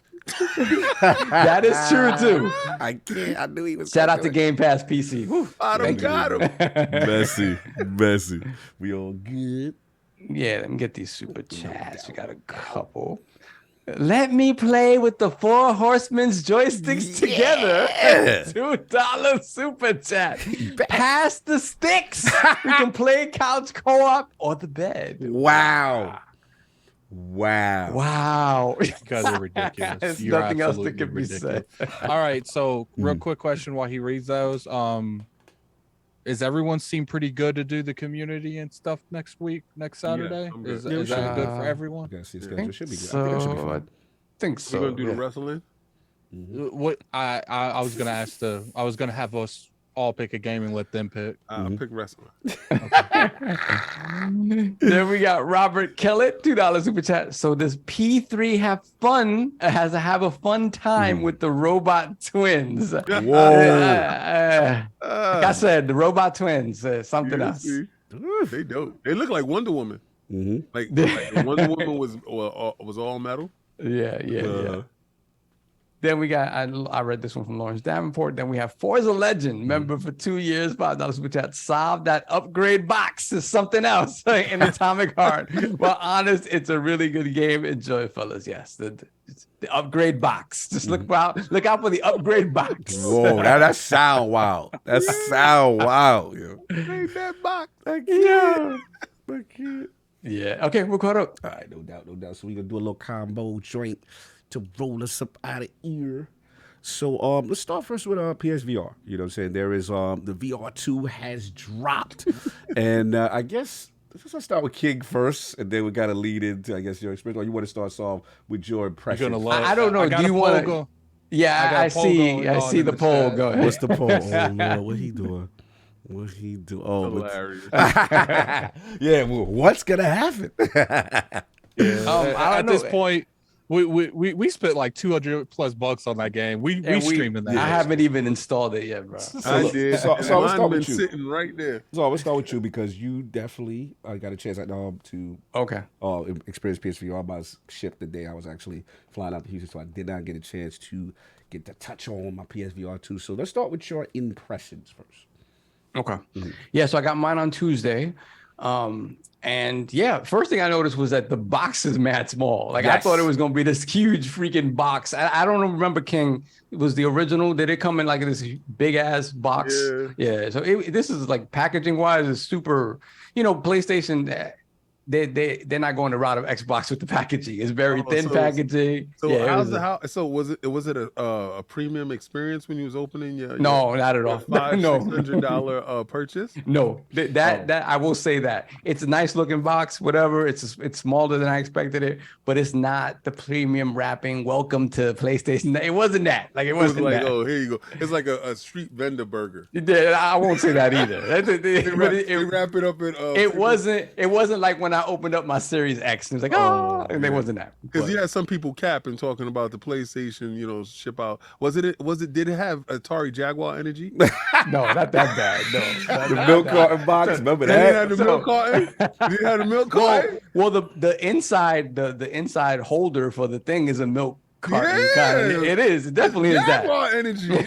Yeah. Messy. So, but once I got the when I got the headset out and set everything up, the setup was very easy. One thing I kind of didn't realize is that it's the connection that it has to the system. It's a hard line connection. It's not like a USB you plug in and out. The connection that's to the headset is directly connected to the headset. It's not a USB that pops in and out, just the USB on the console side. Okay, got you. Right. So yeah. that it's cord not, basically the physical stays. It stays It's connected not like a to pop the out kind of thing. Like right. Okay. Exactly. So it is tethered to the PlayStation. And it clicks in like. Yeah, no, it doesn't click. That's what I'm saying. It clicks into the PlayStation regular USB connection, but on the headset side, it is built into it. Oh, there is no disconnecting it on the headset From the side. headset side. So like that cord on your ear is it's staying there. There's no popping It's staying there. Gotcha. Exactly. It's staying there. The controllers seem very, very cool. I like the design. They're comfortable. Same thing. Once I got the machine up and running, like it is that same thing when you see your hands in VR, and it does that same thing with the thumbs up and the hand starts sticking out, the finger starts sticking out, whatever. So it's same type of deal. Like I said, setting it up was very easy. The coolest thing about this headset is that it has the eye tracking, right? And the eye tracking stuff is cool. Like mostly so far, I've only seen it in sort of like navigating menus, like you can look up, look down, whatever. There is eye tracking like Res Infinite, a game that's very old, but it doesn't seem to work super well for me in Res Infinite. I just rather use the controllers. So yeah, immediately upon throwing the headset on. So the way it's set up now, it has the dial in the back, right? So the dial, basically you pull like the front out and you adjust it to your head size, right? You also are able to pull out the front part of the screen. You press a button on the right side on the top of the sort of where the lens is, and you can slide that part in and out and adjust it individually from the back strap, right? So usually what you would do is you pull out that front part, you adjust it to your face, right? And then you adjust the back part, and then you tighten the knob in the back to get the best fit possible, right? Now, in terms of the setup, once you do that, it has the eye tracking setup, but it also has the setup where obviously VR has a very small sweet spot, and this is the same for most VR, right? And this is kind of no different. The sweet spot is very particular. So what it does in this headset, it has something for you to dial it in. So you could basically what happens is it shows you how you have the headset situated on your head. If it's a little crooked or whatever, so you can adjust it to straighten it out. You can straighten it out, and it shows you on the screen, hey, straighten it out a little bit like this. Yes. And what happens is it has the dial to sort of indicate the ideal distance for your IPD, pupils, which is called the IPD. Right, the IPD, exactly. Quick question before you go on, because I got to ask for Glasses Gang. Like, how we feeling? Because some headsets, I know the Pro kind of has a little space between. Like, how are you feel? Were you playing with glasses? Were you not? I had my contacts on. I tried with the glasses, but the glasses that I wore once on the show and never again. They're big frames, so nobody wants to see that. Nobody wants to see that. So I found it to be tight. I tried it one time. I put them on. Now, the ability to get the headset on is there, and there's no extra piece that's like, the glasses piece, so I can use it with the headset. Right. The headset, because of how it adjusts front and back, all you have to do is kind of, you pull the front out a little bit more, you pull the back out a little bit more, get your glasses on or whatever, and you don't need any extra pieces. But I did find that the fit was too tight for me. It kind of squeezed on my head. I gave me a little bit of headache, so I stayed with my contacts. So in the IPD setup, all you have is a knob, a little like a knob up here on the left-hand side, upper left-hand side, that allows you to sort of dial it in so that it's perfect. So your eyes are perfectly sort of situated distance-wise, and in terms of trying to get the best lock onto the sweet spot, IPD, right? And the thing is that there's feedback telling you, hey, you got it right. Boom. Nice. This is good. You got it right. And every time you take on you take it off and put it back on, it's possible that you'll have to redo it because it won't be perfect every single time. Right. But it was super easy. And sometimes it isn't super easy, right? And the fact that, camera wise, everything is internal. Nice. it isn't. It's very, very easy to set up, which I was happy about. That's huge. Yeah. Yeah. So then going into, initially you go into and you see your regular PlayStation sort of dashboard in sort of pancake mode or whatever, but in 3D mode. Yeah. So quick addition to that, right? So you have the cinema mode that you can do in addition to the VR stuff, right? The cinema mode allows you to play, pancake PlayStation games. Okay. With a simulated, with a simulated big screen, right? And you can increase or decrease the size of the screen as you see fit. Another cool thing is if you don't have a 120 hertz HDR TV, the headset is 120 hertz HDR. So you can technically, like if you don't have a TV that you can get that performance out of, let's say God of War Ragnarok, you can play it on the headset and you will get that performance out of it. You'll get that 120 hertz mode. You hear that TCL Harvest? You can bypass the shortcomings of your TV. There you go. This is it. This is the end for you. That's hilarious. So upon jumping into games, right, after all the setup, whatever, the first thing that downloaded, because Call of the Mountain didn't download as quickly, I got the Resident Evil demo. Call it a while, yeah. Call it a while was still downloading. So the first thing I played in VR was the Resident Evil 8 demo, right? I said, let me see how the horror does. Let's go.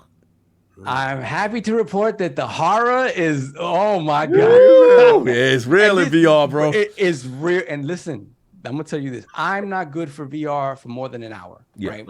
The comfort level of the headset allows me to get that hour 15. Okay. Other headsets, the headache sets in or whatever. I just can't. So for me, it's an hour 15 tops. So I'm glad I'm able to do that. Right.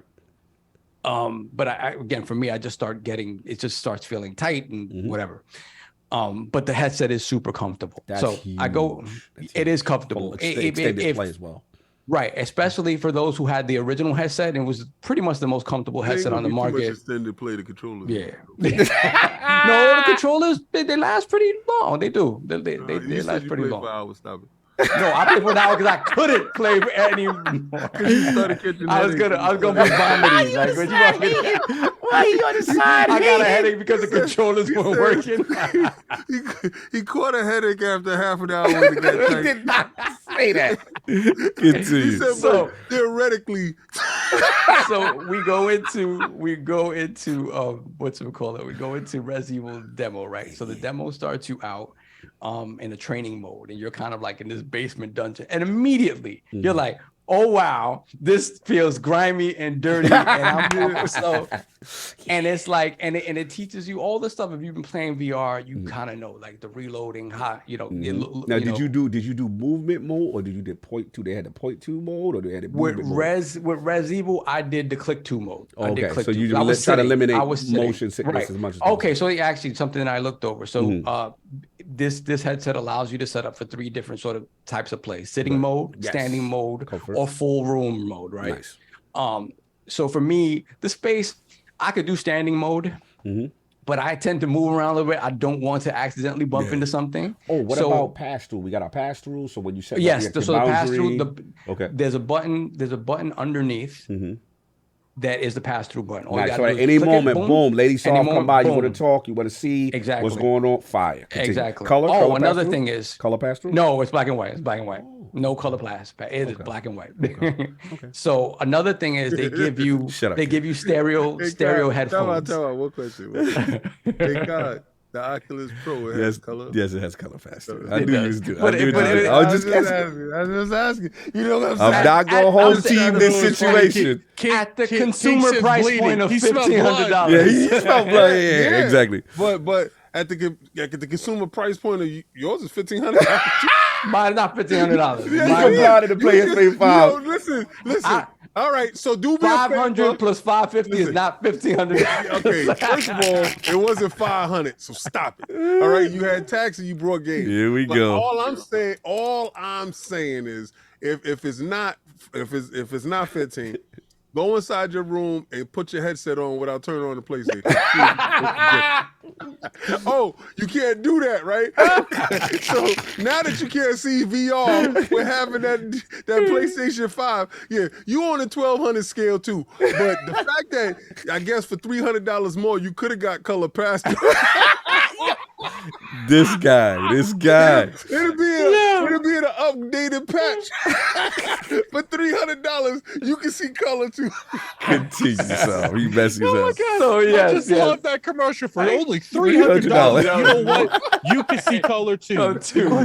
Oh my god. So that part of the setup was very cool because again, it allows you to those different options.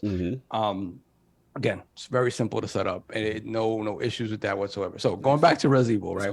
So you go into they start you out with the navigation stuff, and I was doing the snap navigation, and it was just turning the camera around, doing that, and I was sitting. So then when you get to the point where it's just now you're doing like, okay, how do you grab stuff off of your inventory and stuff like that? So there's this thing where you open up your jacket with one hand and you grab your flashlight, right? And you're able to use the flashlight individually and stuff like that. Then we get into the weapons training, right? Weapons training, if you played any sort of weapon-based game in VR, kind of the same thing where it's like, okay, grab the weapon with one hand, use the other hand to sort of reload magazines and stuff like that. Kind of very intuitive if you've done it already. If you haven't, you're like, oh, wait, I have this level of control and details. Like, yeah, just grab the magazine, click the magazine in, pull back the the hammer. And, you can do it. They show you how to shoot with a shotgun, with a pistol, machine gun. You have your knife that you can swipe, you can slice with, and you can chuck as well. You can chuck at things as well.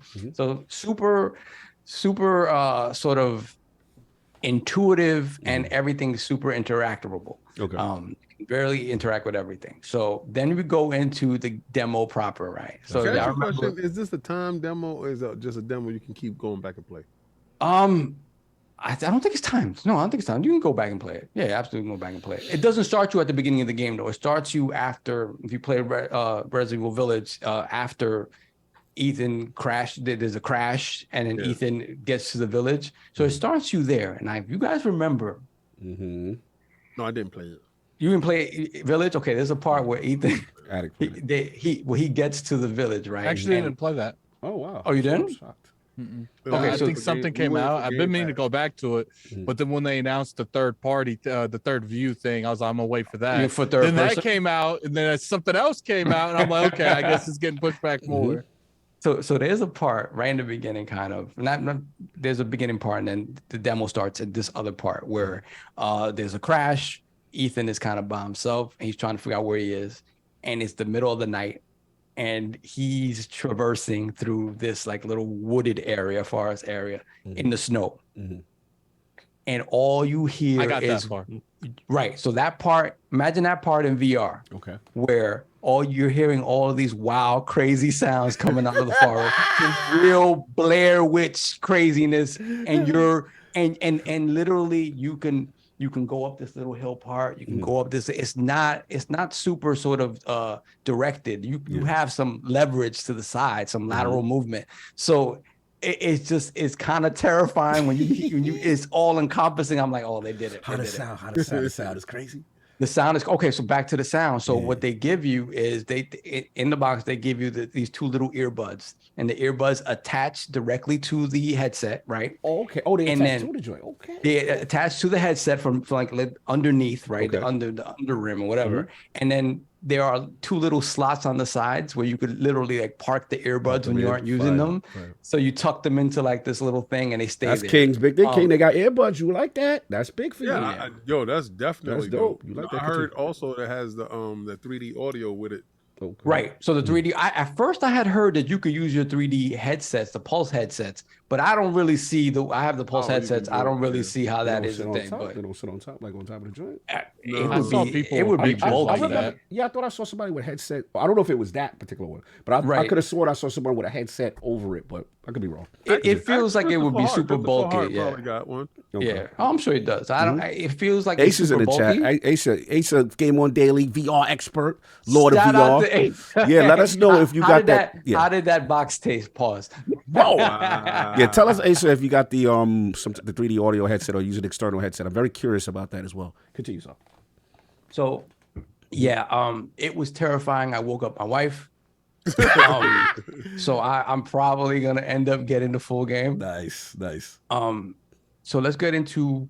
I played a little bit of. I hadn't played Moss originally, so I got Moss. I got into that. I want to play Book 2 as well. I got old school, two older games that I know are great in VR, which is Res Infinite. Oh yeah. And Thumper. Better Baldimio. Oh, you did That's all I'm saying. Yeah, he ain't Baldimio. I'm mad. I know what you're talking about. Oh, this guy here.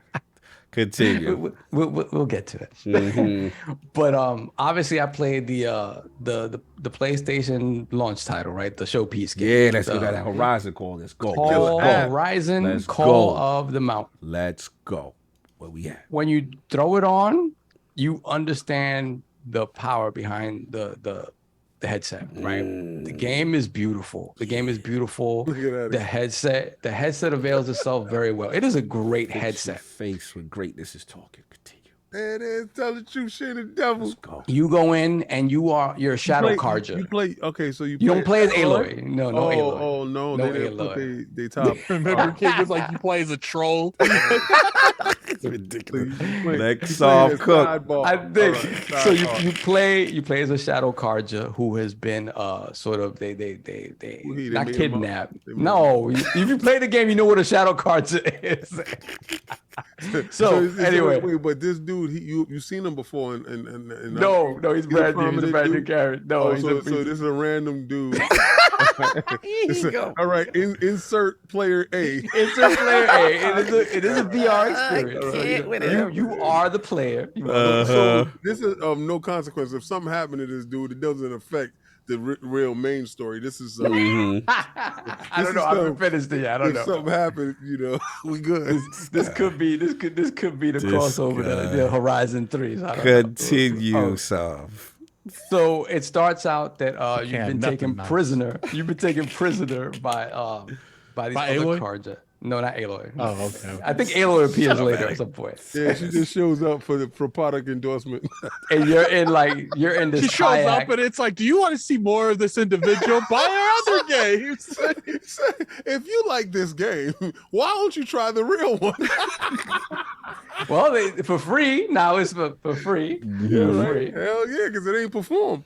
Let's get back on focus, Don't let them distract We you. are focused. Now. We're distractly on talking about this. Don't let them distract you. This is the topic. Continue. So the first thing you notice, so they have you prisoner, you're tied up in a kayak and you're in the river. And the first thing you notice is the scale of the world. Immediately you see these metal dinosaurs or whatever swimming underneath you, rocking the boat. You see the tall neck. Right? And you're looking around you, and it's all, and that's the thing. It's all, if you're playing standing, right? If you're playing standing, you're spinning around looking at everything, and the scale of the world is impressive, gorgeous, and the resolution. Here's again, the question. I just have one question. How's the combat in the game? So the combat, well, I'll get to it in a second, but let me finish talking about the scale. Addicts, relax. This is the main crux of the game. I'll talk about that later. Yeah. So, but you got to talk about the ability of the headset to give you the visuals, right? Yeah. So the visuals, like anything, that part was on rails. Yeah, that part is not. You just that's like the cutscene. Okay. Right. Cutscenes. Oh. So what happened? You get attacked by I forgot what was it, the Stormbird, I think it was, or whatever. Flips over your the kayak, and now it's on you to escape, right? And you're climbing or whatever. If you've done climbing in VR, you know what that is, right? It's one hand above the other like this, climbing. You played the climb on MetaQuest. So then you escape. As you're escaping, now the point is to climb up this mountain and escape from your two captors, right? Or trying to, because you need to prove. Quick question. Got a question. If you fall, does it show you legitly falling? Or I never. I didn't do it. I'm assuming I let go and I dropped and then I grabbed on again. Oh, okay. But I didn't do that. That's cool. But I will try it. I will try it. People motion sickness. That's fine. So you can commit. You could unaliving probably yourself in the game. Oh my God. So you're climbing up like a vast sort of cliff, and you're looking around you, and again, the scale of the world is super impressive. And you're trying, because as you're a Shadow Carja that's been wrongly accused of something, he's trying to sort of clear his name. Okay. So when you get to the top of the cliff, and Wrongly you finally sort of accused of escape, playing that game. Jesus, Messy. Sometimes you're just talking to talk now, Addict. Yeah, they just being messy. You know what they're here. They're here to sabotage. We know their job. We're here for the fun. Once I see Addict make that face, it's over. This topic is over. Hey, Once he got that lead in with that face, I knew it was over. Right. Yeah, full troll. Go ahead. So the combat again. Here we go. It's much like any other VR game. Like it's when you I'm done. grab. That's all I need to hear. It's not a buy. But again, the fidelity is what makes it different. Yeah.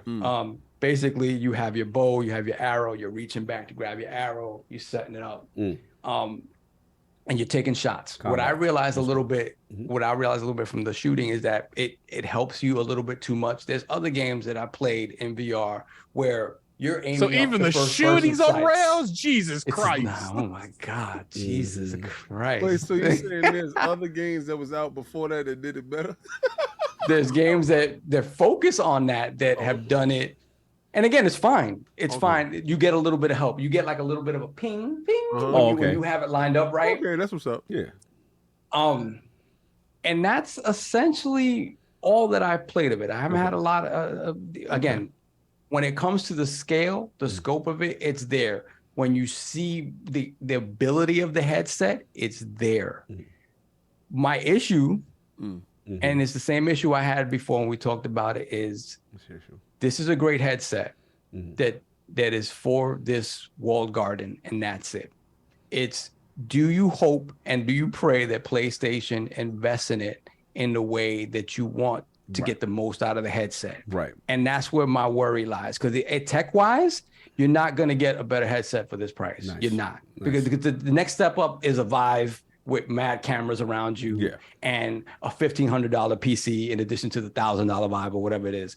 That's the next step up. That's how good this is for what it is, right? Nice. 1,500 product versus a 1,500 product. That's what you're I don't know if those numbers, I know they you don't. out. I know, because you did a layaway plan first. You brought one aspect, you did I bought one controller, then the other controller. The next joint came up, you was like, here's the next package. So that is my only worry. And then the thing about it is that after watching the state of play and the 5 games that they talked about, I was like, oh damn! Like it was like more shooters. Another one that like everything is a variation of a shooter, right?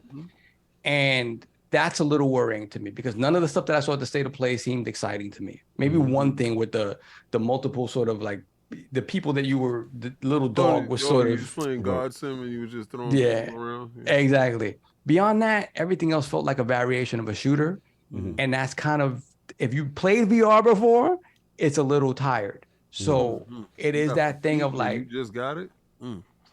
That's my worry. That's my worry with PlayStation. Does it have Vita vibes? Oh my God. The quality, the quality without the support. Remember Vita? Yeah, I remember Vita. I mean, I remember a lot of games that launched. Did you? What else did you pick? You got Call It. You just picked up Call It a Mountain and the demos. Res, the Res Infinite, the Moss, the Thumper. I heard GT7 is nice. I heard people was trending. No Man's Sky. No Man's Sky was trending. Yes, No Man's Sky. It's amazing. No Man's Sky. It's one of those things like, am I really gonna sit and play No Man's Sky like that? I know it's amazing, but it is one of those things when I think about how much time at a time I can be in VR. Yeah, I think I'm mostly looking for the small experiences. Yeah. You know what I mean? But I heard No Man's Sky is transformative in VR. That's what I'm hearing. I mean, I'm gonna find mine. I'll go quick and then we'll jump into these two. Been waiting for the smoke. The smoke. But no, look, I'm very upset because it's like shout out to my LSM fan. I had to go fly out. I had to see them. And I'm like, damn, why couldn't this ship one day before so I can have time? I'm literally packing and I had a flight in the morning, so I didn't get a chance to play. So I'm hoping, if not tonight, tomorrow, this week, definitely I'm going to unbox and get into that. But I'm curious. Obviously, I have the Call the Mountain. Obviously, Demio. I want to see what that's looking like over there. And then there's a couple games. Zenith, I really think you should give a shot because Zenith is, it's almost how Phantasy Star Online I want it to be. And it has JRPG. I would love Attic to try this game because it has JRPG sensibilities. You could tell this is a world that is not only beautiful. You played it already? Yes. Oh, where you playing? Tell me where you did that at. I played it on the Quest, sir. So the Quest 2. On the Quest what? On the Quest Pro and the Quest 2. Oh, okay. So you a high fidelity dude. Yeah, I'm high. You an apex predator. I don't know where we going, but yes. Okay. Yeah. All right. Okay. Yeah. So can you remind us how much that headset costs? Well, the Quest 2 is available now for $400, and the Quest Pro has been reduced in price for about $1,300. It's the same price as the one you got. But we're not here for talk about the Quest. It is what it is, man. Let's go. But I will say, stop acting like you can rock with it without it. It's like going to buy a car, but you need the engine. Stop playing. All I would say is, look, my PSVR2 on his give Zenith a shot, y'all. This game is phenomenal. I think it will be one of the few games from But I can go get that at a Quest 2 right now. Right? Yeah, you can get that as a Quest 2 right now. But for PSVR2 owners who do not have a Quest, it has supports crossplay. But it's in other places. I was just talking about exclusive. So you purchased this console to play games that you can play in other places. What exclusive? So you got the now we doing exclusive. You out of pocket. Just to clarify, gotta keep saying Call of the Wild. King. Just to clarify, where's this energy coming when it comes to Game Pass? That's what I'm saying. Like, you know, what exclusives do you play on Game Pass that you can't get anywhere else? Who, me? Yeah. If it dropped in Game Pass, it was exclusive over there. I don't care. I didn't even know. I didn't even know AtomicHeart came out for PlayStation 5. It's exclusive to Game Pass right now. Anyway, shout out to Asa. What he's doing. He's got fire. Okay, yeah, contract. Look. You know, I know Beat Saber is eventually coming. Again, try DBO. You keep talking about these old games. Don't you got Beat Saber right now? Yes. Okay, me too. They announced it. They announced it for PSVR too. Yeah, I got it right now in the Quest. I need to know what's gonna get me over to that PS5. Horizon Call of the Mountain. That's Call of the West. How many mountains you got to climb? See, from what I heard about it, right? What you heard? Because a lot of dudes ain't. I mean, you're talking, but you ain't saying. Let's get clearly. He don't want me to talk about. So he wants to talk now. So what do you want to have to say? No, because you didn't even play it yet. So you just. That's true. That is true. That is true. Yeah. So you giving us your experiences off of that Apex Predator that you got. No, I'm just saying. What did your Apex Predator do when you brought the little boxes? Your Oculus said, "Little man, how dare you show your face here?" You're out of pocket, sir. But anyway, I'm just telling some games people should pick up now that they're new owners. And like I said, I wanted to shout out No Man's Sky. They just added that mode. I wanted to shout out, what was the other one? Gran Turismo, which I want to try. I just don't want to pay $70. I didn't pick up Gran Turismo before. So I'm like, isn't the game like $30 right now? Nah, still not on sale. I even upgraded my PlayStation to the top tier to see if I could get it for a discount or for free. And it's like, not Gran Turismo, man. I was like, damn. But I got Horizon, the new one, but not I got the VR. But anyway, long story short, check it out. We'll see. I'll give my impressions probably next week after I play this week. But I would love to hear your impressions. Yeah, I'll give my impressions. Really? Yeah. It doesn't seem like it. You know why I love his impressions? Because he got something that's a real direct competitor to this situation that just came out. That got a bunch of same experiences that everybody can do right now for cheap. Mm-hmm. I'm just saying. But clearly, King wants to talk. So, King, shall we transition to your? Yeah, let's talk about what LordsGameworks.net. Shout out to the team at LordCognito, where you can get the finest gaming news first. So clearly he wants to talk about potential widespread controller issues, potential controller issues with the VR2 launch. So shout out to Lord Gene from LordsGameworks.net. So apparently this was on the PSVR subreddit where people are saying that some people are having problems with the Sense controllers, and it says that right out of the box, the reported problem is that one of the two controllers will not work during gameplay. The controllers work fine in the menu, yet as soon as a game starts, one controller will not respond to inputs, and the King is out of pocket. So pretty much the people have been going to the Reddit and support threads to try to get information. I think there is a short-term fix This is pocket. Chaotic button mashing. Just keep mashing the buttons on the effective controller until they wake up. And then some people said power down the PS5 and while off, press and hold the power button to the second beep. Yeah, I gotta laugh at that too. That's too much. Connect start. Connect the DualSense with USB and press the PlayStation button. Then clear the cache. And they talk about some other fixes to get it going. You said you got to catch the cat. You got to clear the cache. She said. I thought you said it's a wild stray cat.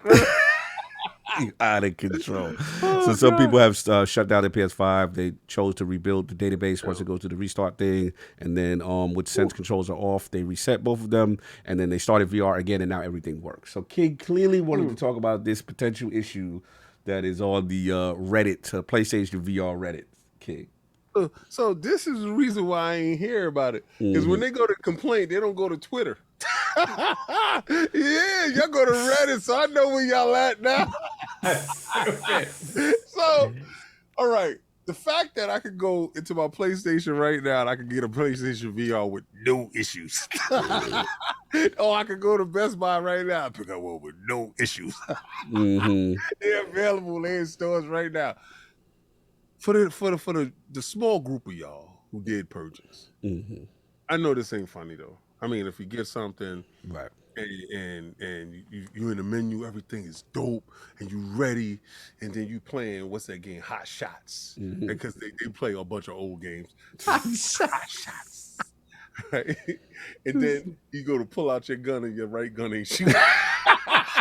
And then you gotta go to the menu and press ABBA star or randomly start twitching with your controller. You messy. Yo, messy. Who the hell found the workaround with hold the left trigger and squeeze the right trigger and then pull out the USB, but make sure you hold the PlayStation button on the DualSense and then you release the cache. Release the cache. What? You reset the console. He said release the cache. Release the cache. Yo, who the hell? Yo, that was a desperate dude. Yo, he saw his $600 and said, "Oh hell no." That was a desperate dude. Yo, I know. It has happened that you have purchased something and it comes in broken. Oh, where is the Twitter dudes for this? And I know where y'all hide at now. Y'all hide on Reddit. Y'all go over there nice and quiet. Y'all snitching. Y'all like the snitching silence. I know you dudes now. You're not on Twitter. I haven't saw no one on Twitter talk about, oh, my controllers are not syncing properly. But all on Reddit, that's where you hide. So I'm going there. I just wanted to know. Oh, not Cog. Cog, the jury's still out. He could turn his on right now. And his controller. Oh, I'm at risk. Okay. So obviously, Sav, you haven't run into this widespread issue. No, I tend to have good luck with hardware. Good. I have not had this issue, thank goodness. Good. Right. It's just, I just want to know where's the same energy for this widespread controller. Obviously, you got a roll controller. I love how you emphasize widespread. It's widespread. Everybody been talking about it all over Reddit. And it's just the right controller that don't want to listen. So, wait. Why is Attic not talking? What happened to Attic? He playing a game. He been too out of this. Once he said VR, he leaped forward. He done finished 2 games. And he on to the next joint. It was just fun stuff. So the last joint, which was the Baldurs that we wanted to talk about. Yeah. Oh, I was muted this whole time. Oh, okay. You was talking? Yes. So, you have something to say, Attic? Man, because the VR look, I need to see more games like Demio stuff that is only on that to get me on that platform. If you like VR, I'm glad you got something like this. It's just not for me. It's kind of more like the Call of Duty thing. Happy for you, man. I'm more looking forward to like the Spider-Mans of the year. But I'm sure they'll make some good experience. The one thing I will say is when it comes to like the Quest, the Steam, I kind of have a little bit more experience with Steam doing stuff because of like the Valve. Like it's going to take games to drive people to those platforms. And I will say, out of everyone, a console manufacturer making the VR is better for the VR than anyone else because they understand the importance of games. And that's, so hopefully that's what you hope, right? But my thing is like, it's just that to me, they have to start thinking about their VR headset like they're starting to think about, PC games and putting it, like you have to open up the walled garden, like, because when you think about it, even though again it's the norm now on PC, but what you could do on PC with a headset and the freedom there, that's kind of where the exciting stuff is happening. So unless PlayStation is really going to dedicate themselves to make like exclusive VR experiences for this headset that innovate and move and try to move the sort of the medium forward, it's gonna stagnate. It's gonna continue to be stagnated because again, they're not. It's a great headset that is hindered by the fact that it's only a PlayStation headset. Right, but I mean, look, in fairness, the potential if they leverage their first party IP. Yes. Like, could you imagine something Last of Us? Could you imagine something Ghost of Tsushima? That's the hope I have. Right, and that's the hope. I don't even. Right? The biggest thing, and I think the biggest issue they had with the Vita, is just trying to make their games work on handheld. Yes. Like you need to have these developers or hire other developers to make games that make sense as a VR experience. Yes. Don't just make a climbing simulator with Aloy. Don't just make, stuff like The Walking Dead game. That a climbing simulator. So something like one review did call it that. That's what it is, baby. Look at Demio, The Walking Dead. I think they need to do more stuff with social games like Scramble, poker. Board games is a go. I want the people to be That's the thing. Like, if you don't, let's say, all right, you get the people there by using these experiences, like doing the card games, Yu-Gi-Oh, Magic, Kaijudo, Pokemon. There's so many opportunities. You get them in. You get them in the facility, you get them in the building, then you start having your first party make a little bit more amp up the outage on it. Like contact whoever owns Monopoly these days, like, yo, can I make a Last of Us a Last of Us Monopoly game? Can I do that and put it on the platform? Why is King laughing? What is so funny? Because it's like build it and they will come. Nobody showing up. But this is the thing. This is what I hope they understand. It's like, the PlayStation name. Yes. Make the most of it, and exactly. This is what they're gonna do. Y'all gotta stop. I hear all this hopes and dreams. Oh, it is hopes and dreams. Don't get me wrong. They build a platform. These are lazy dudes. They build a platform. They build a platform, and they say, "Hey, you got games? Put it over here." They want to see what it do first. They not putting none of their first 10. I heard somebody yell out Spider-Man. I heard somebody say Last of Us board game. They ain't doing none of that right there. They threw out Call. Why do you think Call of the Wild went out there? Why do you think? Because if the second one flopped. So they was like, yo, you know what? We got a spin-off on this other spin-off machine that we got. Let's see if they could just make a smash hit. Bro, the high hopes that y'all have for them taking control and saying, yo, we're going to throw Spider-Man, we're going to go do this, we're going to do that. That state of play showed you exactly where they at with it, bro. They ain't got nothing coming. Not the Tyson. Not the Tyson, King. It's coming, and all y'all got is hopes and dreams that some third-party developer take Monopoly and do something special. Y'all are gonna be sorely disappointed. I seen the same script, and it was called PlayStation VR 1. And I was there, and I had 10 games. Y'all don't even got 10 games at launch. Y'all said they got 30 though. They got bad games. They got 40 games. 40. All right, so they got 40, one of the biggest games. launch lineups going. Yo, straight up, 50 games that you can play other places.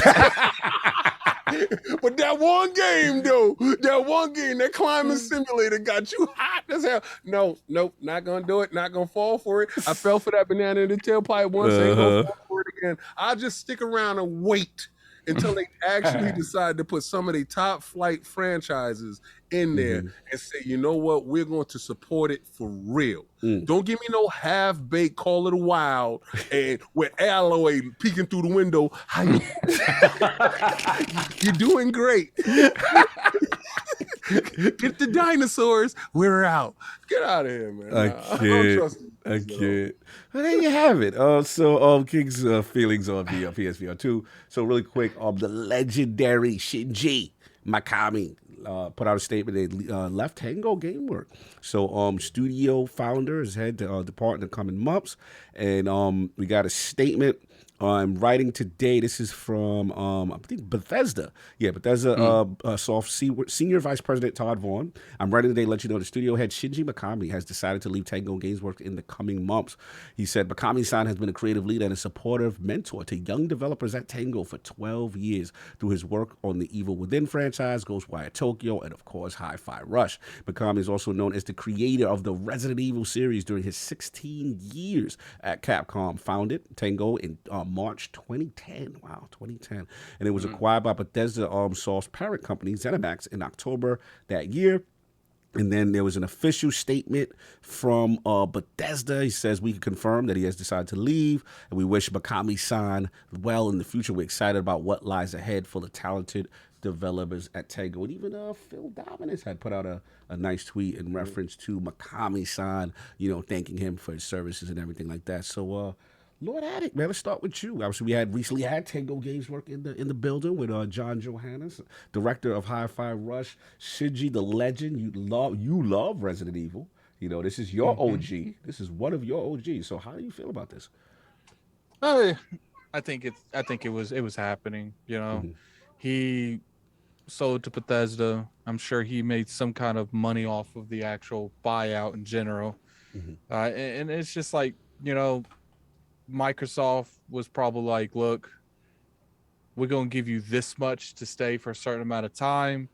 After that, you can ride off into the sunset. And, when these companies are bought like that, one of the biggest things they want is an easy transition. And I think that's probably one of the reasons he stayed as long as he does. Like, don't think Todd Howard's going to be around for years either. Todd Howard's probably going to stay to, I would say, Elder Scrolls, maybe even midway through the development of Elder Scrolls, and then he's going to retire. Like, these people have been in the industry for years. Sooner or later, guess what? Phil Spencer going to retire too. And, then we'll see the landscaping at that time. But, I'd be surprised because I saw somewhere, I don't know if it was an interview, but they were talking and he said he felt more as a mentor at this point in his life than an actual developer. And I think that's what he mainly wants to do now is he probably just wants to consult, pop in, play a game, give his opinions on something, give his opinions on gameplay direction, or maybe since he's in more of the horror space, maybe, consult on the next Resident Evil in some way.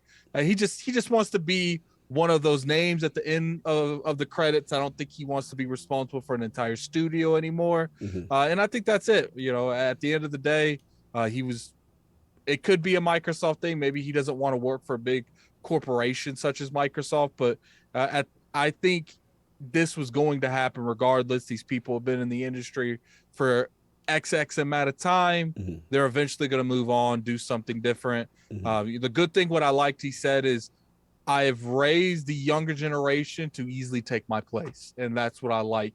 Because that is the best statement I've ever seen someone make. That's like, it does look like he handpicked his successor. It's funny, and I'll add on because one of the conversations, I remember having with John, we had John on for Hi-Fi Rush, and, he always said, like, he didn't want to be pegged as the horror only studio, right? And one of the things, for his ambitions for Tango, was to expand and accept to have a young John Johannes come in there and pitch this exciting deal. So it seems like he was already setting up these, like you said, Attic, like these young developers. And he's actually said that he actually feels it was past articles. I'll jump in. I'm sorry because I got me going talking. I'm done.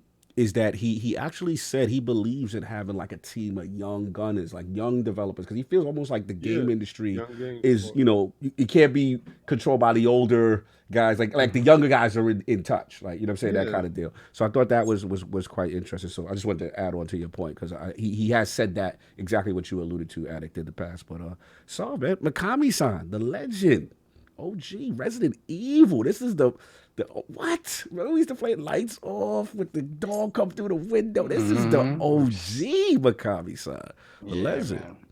I think Resident Evil was really one of the first games. Like we hear about Miyamoto, whatever, but that PlayStation 1 was kind of like a revelation, and that's when we were a little bit older. Question: did they say who took over his position like yet? No. He's not gone yet, is he? Is he gone already? I mean, I didn't know if they say who's going to be taking over his position. No, because he said the next few months he's going to be transitioning. Yeah, they just said it was well in the future, and then Phil's statement: "Thank you, Mikami-san, for your leadership and your great contributions to the industry. Your guidance and input over the last 2 years has been valuable to me.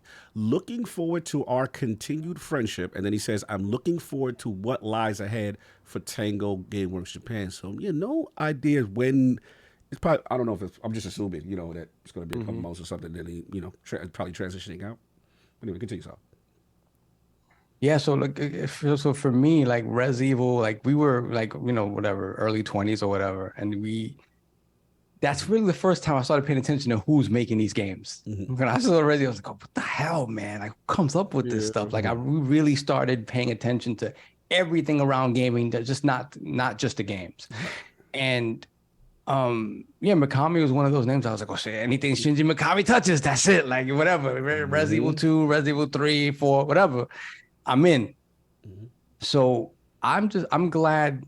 Sometimes you have people that are at the top that don't know when to let go, and don't know when to kind of, you sort of feel like they're very protective of their positions or their statuses in whatever industry it may be, and not afraid to teach and afraid to let go and let the newer generations come in with their understanding of reading the room at that time and understanding what the market looks like and understanding what gamers want or whatever.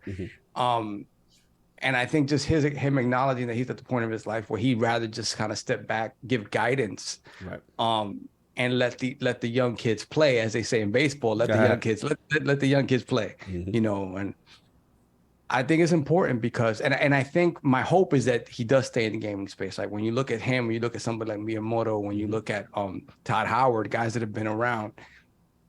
The important thing about these guys is that have been around from the beginning, right? Or the early stages of gaming, is that they understand gameplay at a fundamental basic level.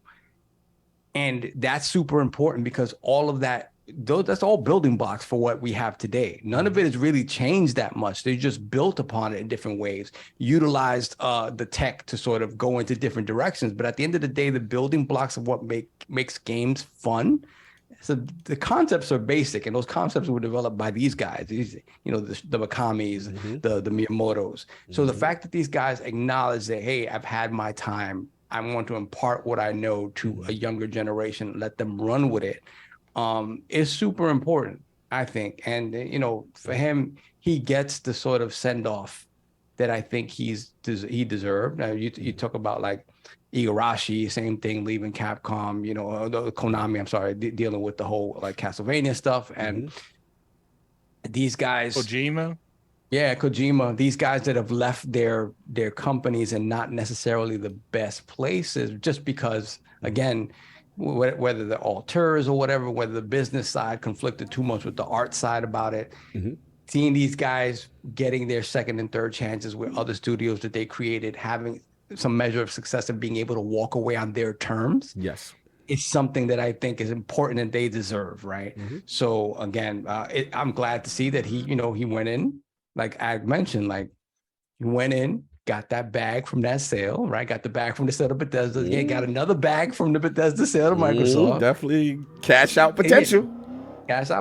And he's able to walk away or just or impart knowledge on his terms. Yes. And it doesn't have to be like I'm being run out of town. And that's a great thing. And not every developer has the opportunity to do that. So for him to be able to do it on his terms, I'm so happy for him. And again, just happy for all the stuff he's brought to gaming. Because we look at Res Evil, man. Like Res Evil changed the game.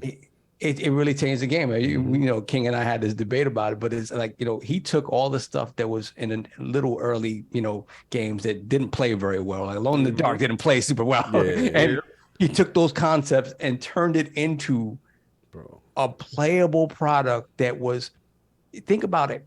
Think about how hard it would be for a sprite-based game or whatever, 2D sprite, to really scare you. Yes. And he said, I'm going to take these concepts and put it into the 3D space, use polygons, use pre-rendered backgrounds, right? In order to control, in order to control the fear factor. Yes. Like, I'm gonna scare you here and this way. And the angles he would put. The angles. From running from distance to thing. Like, he would, certain parts running down a corridor of the older Resident Evils would make you feel uncomfortable because of the environment. And you couldn't see how exactly. And no matter what you did, you couldn't look around that corner. You had to hold that and be like, all right, what's coming? Like, and it's again, the things that he's brought to gaming, again, building blocks of what he's learned from people that came before him.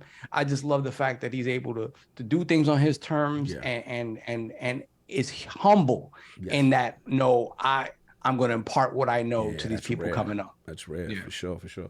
Lord King Mikami-san, the legend, retires. Tango. You always like, for you all you younger guys, right? And you're going into a career, not a job. Yeah. Right. So, like, y'all have to change your mindset. And I'm going to say that to you guys now. I preach it to my children. You look for a career, not a job. A job you're going to be working all your life. A career, you already started your exit the day that you started your job, your career, because you're planning, right? And his plan pretty much was, I'm going to leave on top. I'm going to put the younger generation in place to succeed and win, and I can probably just be there for them to call on me and give them advice on certain things, but I want to end here. And he's doing that. You know, Hi-Fi Rush just dropped to a critical success by a young Michael Jordan that he has on his team. Johannes. Does John get the ball? Where we at? I don't think so. Okay. But I think he becomes a studio head. Okay. So he moves up. As far as, he gets the next step up.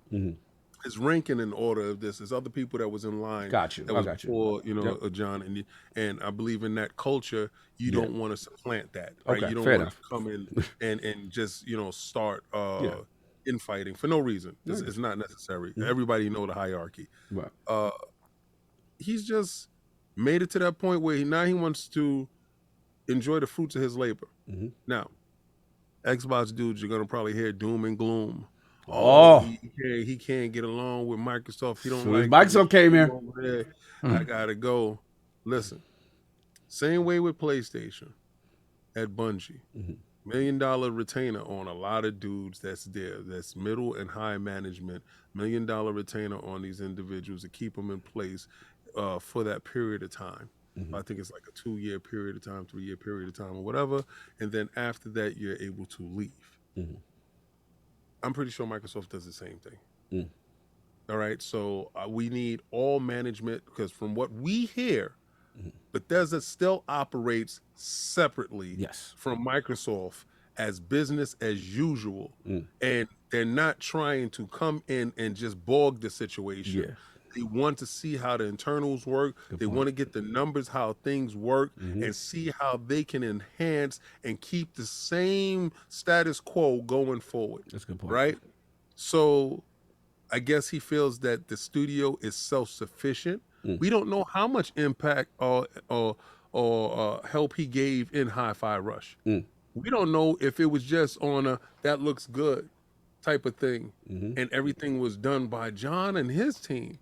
So again, he did say, this is your baby. You can drop it how you want to drop it. When you say that, and he's side by side with him, you showing the stars on your team, and it's in good hands. He's letting you know Tango is still Tango, but I'm pretty sure his mission statement, just like he said, he didn't want to be known as just a horror guy. Yeah, that was big when I heard that from him. And Hi-Fi Rush changed Facts. all of that. I agree. Right? So he walks out on top with him not being just a horror guy. And the studio's going to be as diverse and multifaceted going forward. And I think that's what everybody needs. So it's not doom and gloom, you know, when somebody needs to retire. There's other reasons. There's family. There's other things than chasing a check in this world. No, for sure. Well said. Yeah, this is a legend, man. This is definitely, you know, one of the key pillars. He probably doesn't get a lot. I don't feel he gets the kudos he deserves, you know, kind of thing. He's really, you know, what we call it, like survival horror. You know what I'm saying? Yeah, I think that term, is one of the fathers of that, you know, and it was him. And then, you know, I know, shout out to the chat right now, they clouded on the take controls. It was charming to me, but at the time it was graphically revolutionary. And then let's give him more flowers for it. Like let's move it to where Addict's era with the Resident Evil 4, where you drastically change the formula, right? Yeah. And you're still Resident Evil, and you still come back, take the title, we're critically acclaimed, right? That's a big thing in itself, to go against your own formula, right? Yeah. And then succeed the way it is, because a lot of people, even though I'm from I'm OG, old school era, we're from the old school era, a lot of people agree with Addict, like Resident Evil 4 is his greatest, you know what I'm saying? It's the blueprint for every 3D action game since. So it's straight up. So it's like that GameCube was lit. Yeah, GameCube did he did a lot. Obviously Evil Within has a cult following. It's really loved. Obviously John and them come on board. Yeah. He pitches Hi-Fi Rush to allow that. And then we've been hearing rumblings since 2019. He's been talking about retiring. Yeah. So pre-acquisition. So he's been in the game a long time. So that's clear. Second thing, like King said, he gets to ride out on top, you know, which is awesome. I'm very curious if he's going to be in an advisory role or at any capacity. Or I am curious though. The only flag that will raise me, I'm with you, King, 100%. I think it's this man. Part of the game is to cash out too, and you've been doing it a long time, and you get to ride off in the sunset. I am curious though if it'd be like, yeah, he's opening another that part be like, okay, bro. Like, then I'll be like, okay, but for right, then you're gonna get another bag because you're gonna go sell to another big studio. Point. That's probably a good sell point. a 10 cent and then that's a good get point. another bag, put out another game. That's a good point. Look, the end game is obviously, you know, you have to do what's best for you at the end of the day. But I do think Tango's in great hands. I love what's going on. We're gonna see what's going on with John and the crew. And yeah, that's really much I want to say. But salute to the legend, man. ShinjiMikami, absolute legend in the game. But that's all I got. And yeah, we're gonna wrap this up. Get these chats in a row. Yeah, we don't have too many. Let's see. I got another show to do. Let me see. We got the Rubber Knob member for 2 years, $5 super chat. TCL is worried about PSVR2. They're expecting a huge increase in warranty claims due to players knocking their TVs sitting on the floor, knocking over their TVs sitting on the floor. Wow. This guy. Jesus. This guy. He said the PlayStation's guys' TVs is on the floor. Then we got Splendiferous, member for 15 months, Lord Bronze. Lord Saab got the backdoor version. The one that gonna let a little breeze blow over the top of the head to the back strap. You say you gotta find that sweet spot. Wow. You really, you kind of filled in a lot of blanks there, bro. None of this was directly. I don't know what impressions he's giving of. I don't know if that's PSVR. Vivid imagination. That you got to tilt your head to find the sweet spot. Wow. Yeah, but he created a whole story around that. So he said you don't want to get backdoored while it's tracking your eye. Oh, Mom. I didn't say that about backdoors. Moving on. Splendiferous is laughing. He knows what he's doing. Such a vivid imagination. He knows Splendiferous knows what he's doing. He out of pocket. There we go. Iron Mike, $5 super chat. So you telling me my PSVR2 controller gets dizzy like them old Street Fighter 2 characters, and I gotta frantically mash the buttons to wake it back up? No, this man did not say that. He out of they wilding right now. Controller said, "Wait a second, I'm tired." Get your I think I got jumped, but I think we're good. I think that's it. I think we are good. Lord Addict, where can the fine people find you? What you got going on, sir? Find me on Twitter, Lord Addict IOP. Find me on YouTube at Gaming Addict. I'll be uploading some content next week. I can't say what content, but I'll be uploading some content next week. I'm going to broaden a little bit of the kind of content I make over there. You will find me on this Tuesday on the R&R with King. We're going to be talking about a couple things. Unfortunately, now definitely going to be talking about. I won't be talking about the Cocaine Bear movie because my movie theater is closing down. I'll be talking about Cocaine Bear. It did make sense now thinking about it, King, that movie wasn't there. Why would they care? It's like they can't really have a movie go for one day and justify putting it in that movie theater. So that's crazy. Yeah, so definitely I want to appreciate all the people that came through today. We had almost 800 people in the chat. Okay. You know, that's what's up. That's what's up. We are 13 away from 500. I'm OCD. I'm gonna need 13 of you. So you need 13 hit that like button. Yeah, hit that like. Oh, hit that. Yeah, hit the like. I'm gonna need 13 of you. Okay, now I need 12. I'm gonna bully you. I'm bullying you today. Well, okay, I'm digitally bullying. I need to go. You need to go, and I need to read the poll that I forgot. Yeah. Okay, so I appreciate. We did not. What we did? Patreon questions. We had no questions. No, we didn't have no questions. I looked. No, we didn't have. Yeah, we had no Patreon. Okay. Normally I share them on Twitter, but I didn't have access to it for like 3 or 4 days. No questions, but I do got to do the poll after you finish. Yeah, you got to do the poll. Man. Yeah, so I appreciate everyone coming through. We will see you next week, and be looking out for my review on Unknown Game sometime next week. Said unknown game. Said unknown game. We like that. He's an NDA dude. And he's an NDA dude. Yeah, he is definitely an NDA dude now. He's definitely all right. an NDA dude. ILP log that poll. If Microsoft is allowed to acquire Activision Blizzard, which factor do you think over 500 will be the most important? We got it? That's what's up. Important to getting the deal done. So, A, the NVIDIA GeForce Now as a competing streaming service having Xbox games on their service. B, bringing Call of Duty to over 150 more on Nintendo consoles. Or C, I don't care. I just want to see what's in Brad Smith's envelope. So those are the choices. Go rock that out. What do you think is going to be the more, if the deal gets done, out of those two things, which one do y'all think is the most critical factor to it getting done? So I don't know where y'all at with it, but it's going to go up on Twitter. Anyway, Lord Soft, where can the fine people find you? What you got going on, sir? At work.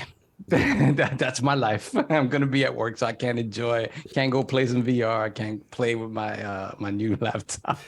Go to work. No doubt at work. And looks like we have a buck sighting. No. That's how the headset looks on top of the PSVR. That's exactly when you put the headphones on. That's exactly what it looked like on PlayStation. Howdy. Yo, you stupid. Lloyd King, a lot of talk today. Where can the fine people find you? What you have going on, sir? You can find me at R&R the Lords Tuesday at 5 p.m. Eastern Standard Time, where I'll be talking about Cocaine Bear. We also gonna talk about We Have a Ghost. That's on Netflix right now. It just came out on Friday. So Addicts Movie Theater don't need to carry that. It's there. And we'll be talking about The Last of Us last week and this week's episode. So we have a lot of fun facts and jam-packed stuff there. We definitely will be talking about Creed 3. We have a lot of stuff going on. I got to do my reactions to Attack on Titan. Attic has done his reactions to Chainsaw Man. Nice. And I think that's about it right now. I'm still watching You. I got to watch a little bit more episodes today. Not You specifically, but You, the show that's on Netflix, which is really fun and really creepy. No doubt. Find me on Twitter where I'm just I won't kick you out. I will definitely talk to you, and I will see why I'm not your favorite. Why are you upset with me? Why you love me? I need you to love me more. No doubt. Again, shout out to the chat. Shout out to everybody that pulled up, man. A lot of love. Good to see y'all. Shout out to everybody that was at the Last Stand Media event. Again, we got big things cooking in the couple weeks. PAX is approaching. We do appreciate the support. We're gonna hit those goals, and we're gonna do some things. We got some fun things cooking. So look. That's all I got. Again, thank y'all. A lot of fun. And we'll see y'all next week in the round. Peace.